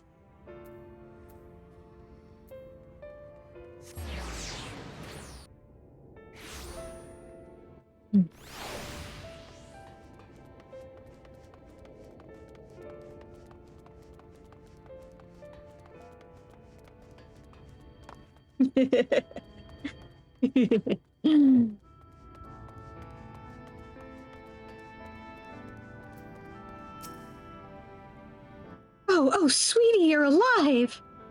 No one's been allowed to see you. Even Spagiric's Chirurgeons were forbidden from making visits. Bean was kind enough to tell me you were showing symptoms similar to Eater corruption, so I suppose there was little any of us could have done for you in any case. As for your companions, they've been rushing hither and yon, seeking a cure to your condition. I worry to see their faces grown ever more haggard every time they pass through the Crystarium. I shall let them know you're awake, and when they come to see you, sweetie, please do convince them to rest a bit. It won't be helping anyone if they all collapse of exhaustion. And our own Morin has been little better, I'm afraid. He hasn't left the cabinet, too busy with his nose buried in one dusty tome or another.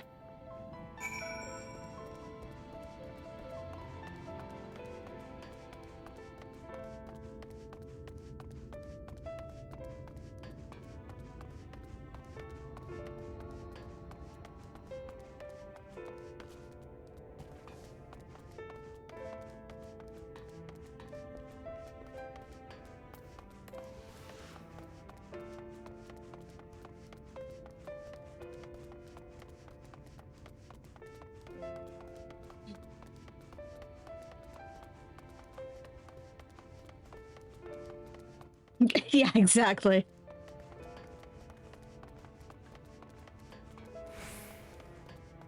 The last thing any of us needs is for you guys to drop dead, as you are worrying about me.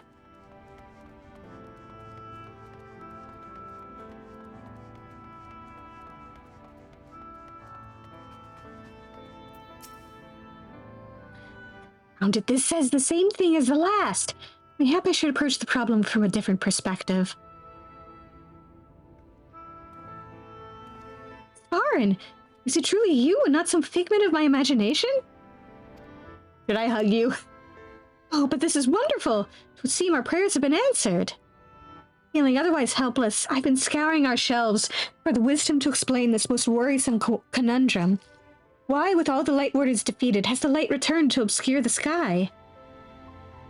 I must have pored over 100 tomes, but no definitive conclusion seems forthcoming. So many questions I would pose to the Exarch, and thus do I feel his absence all the more keenly. Now that you are awake, however, I am hopeful the search for our stolen steward might begin in earnest. Atlas, meanwhile, leads the crystalline mean in preparations for battle, though against what foe we are as yet uncertain. Why not pay her a visit? I expect seeing you upright will be a much welcome relief.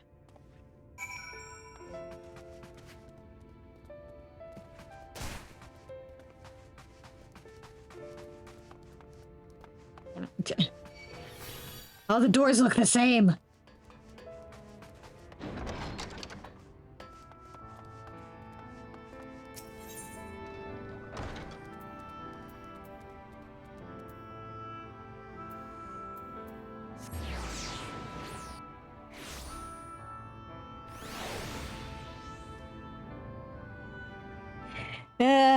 It came with a shot to the back and then being kidnapped.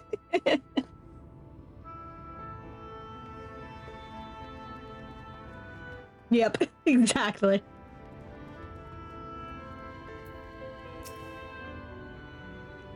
Aaron, alive and well, I see. You gave us all a proper fright, you know that? Not a day's gone by that I haven't heard folk worrying what's to become of you or the Exarch. Anyway, I'm glad you've recovered enough to stand. You're not planning on striking out straight away, though, are you? I was hoping to have a better look at your equipment. If we'd been able to provide you with better weapons or sturdier helms, then maybe you would have won the day and the Exarch would still be here. Oh, we will. Don't worry about that. As such, we're keeping busy consulting each other on new forging techniques and designs and the like. If you could stand still a moment, I'd like to assess the gear we're trying to improve.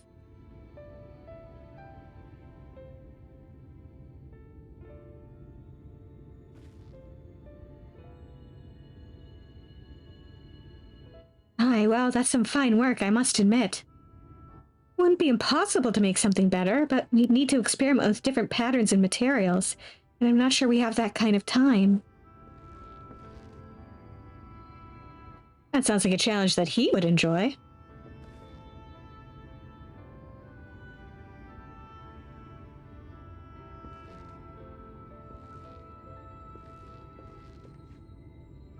Greetings, Glenard. The Master of the Stairs is running his own errands now, is he? Aye, well, my servers are distraught enough as it is, and I didn't want to crack the whip too hard. But never mind that. I'm thinking our absent genius and his epiphanies are the perfect answer to this predicament of yours. Ah. And by genius, you mean old Grenold? He is a man of unrivaled gifts, I won't argue with you there. What good does his talent do us if we can't bloody find him? No one's seen hide nor hair of Grenold since he wandered off some years ago.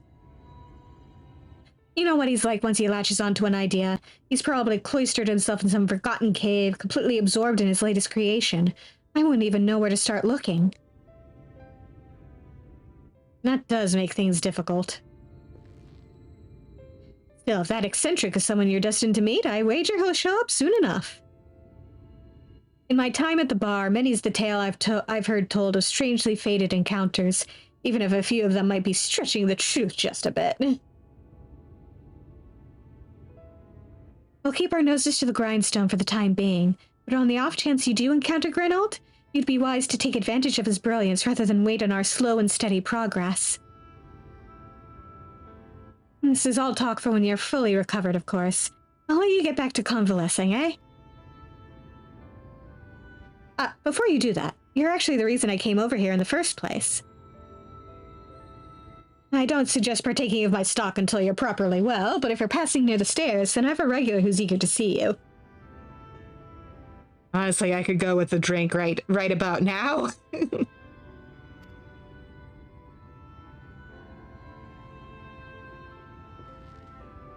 I'd best be getting back. Just because the world's coming apart at the seams doesn't mean we have to follow suit now, does it?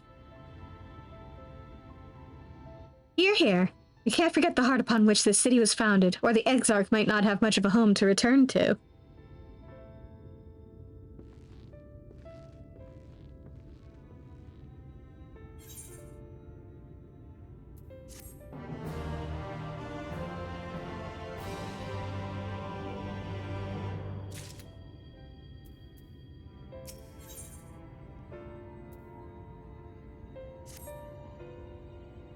Baron, are you all right? I think a return to your sickbed might be in order. Or you might consider resting a while atop the watchtower next to the rookery. Damnable sky doesn't make for the most soothing scenery. The Exarch often liked to stand there and feel the wind upon his face.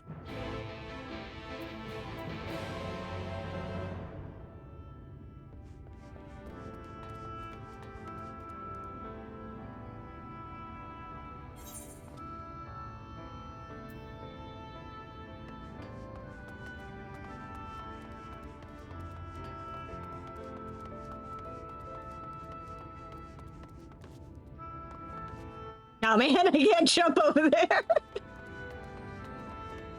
Probably for the best.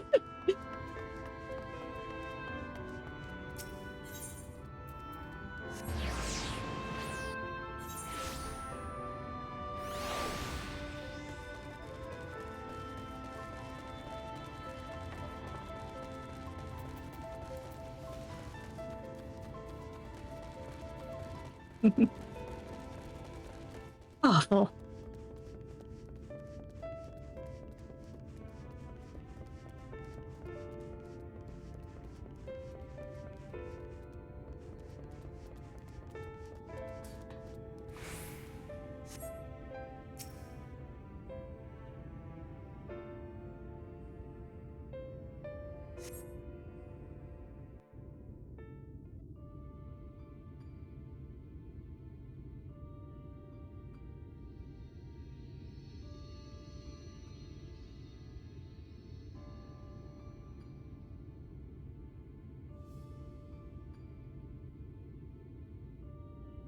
The people of this city have spirit, I'll give them that. They've not lost the will to fight.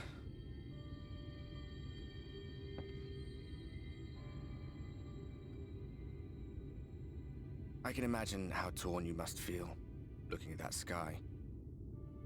Knowing what it means to everyone. And that you're responsible.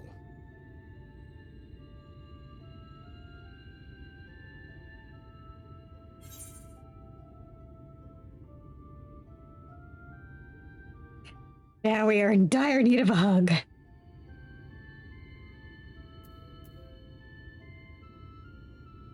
It's all such a mess.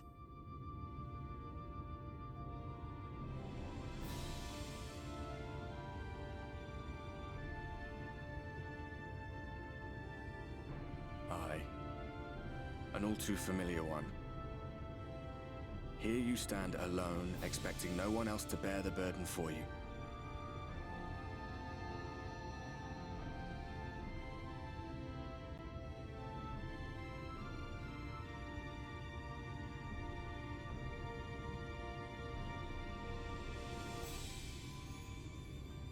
You're in a corner, and there doesn't seem to be any obvious way out.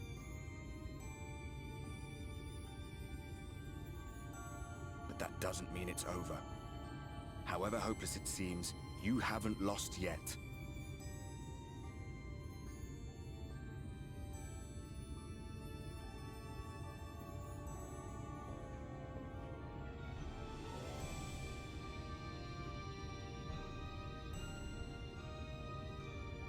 I remember looking up at the sky like this before.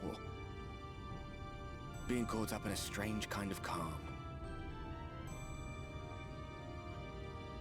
It was after we realized we were responsible for the flood. When we resolved to journey to the source by taking our own lives.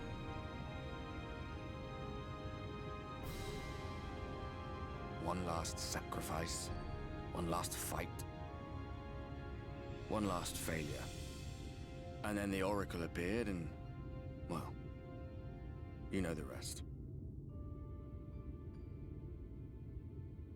There were times in the years and decades that followed when I wondered if we might not have been better off just letting the rejoining happen.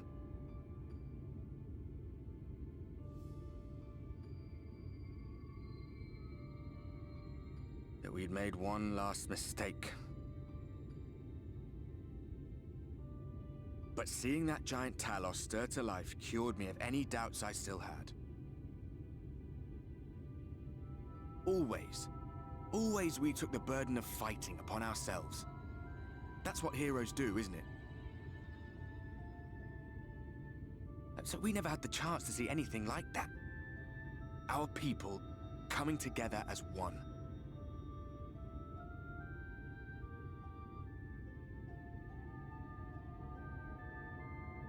To think that their hope still burned so bright. That they were still so eager to live, they would lift up their fellows, one on top of the other, till they reached the sky. No. We made the right decision. And I can finally feel proud of the part we played in helping this world survive.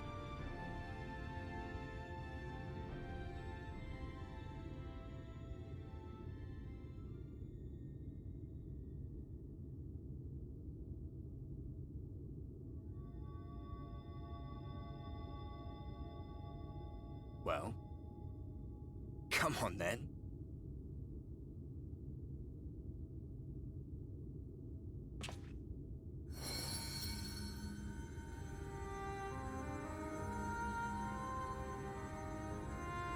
As I thought, what happened between us was no coincidence. My story may be finished, but the fates have gifted me a minor role in yours.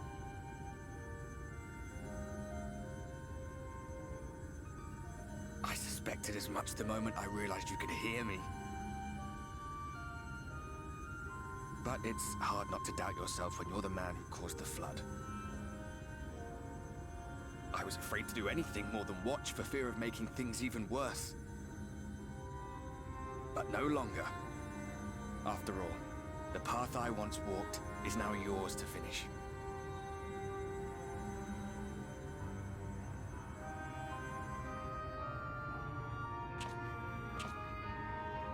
For what it's worth, I cast my lot with yours.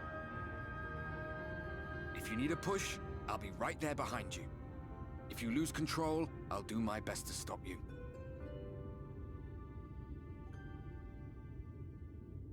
So, let us be about it, hero.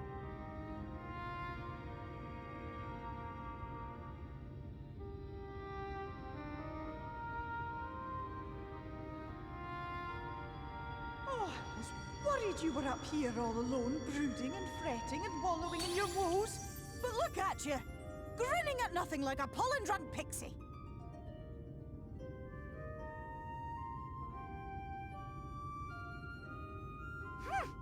Look at what you've done to your ether.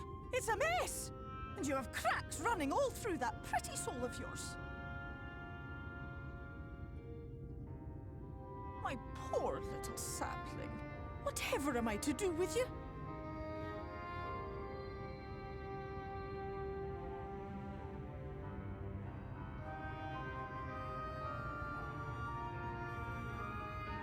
Shall I yield up my throne?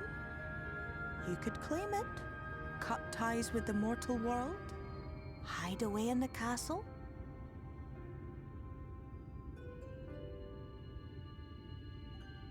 It won't fix the problem, but would it really matter? If any pesky heroes come calling with steel and magic, all of Il Meg will rise up in your defense. My crown and scepter are yours, if you want them.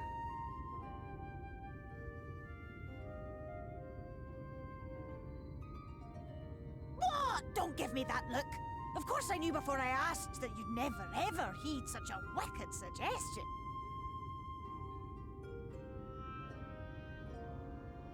And besides, what would become of my precious and ephemeral flower?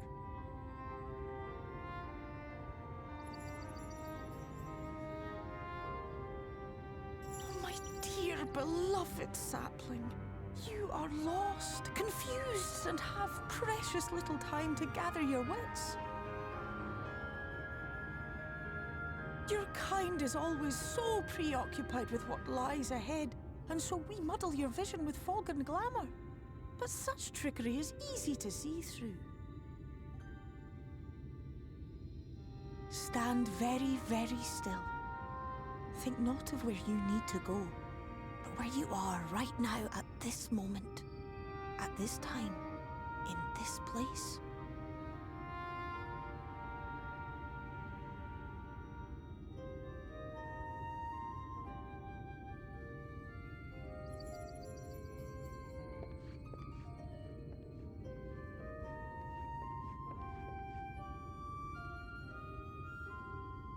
Our cairn of crystal.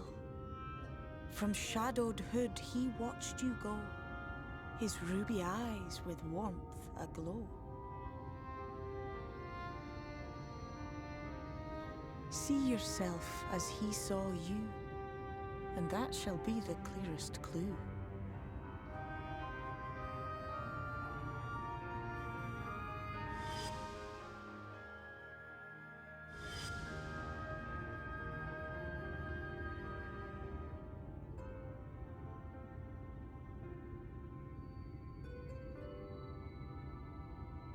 You stand in his garden, dear sapling. Ask his flowers what they know, and you will surely find an answer. But what will you do with it, I wonder? I'll be watching and waiting. Waiting and watching.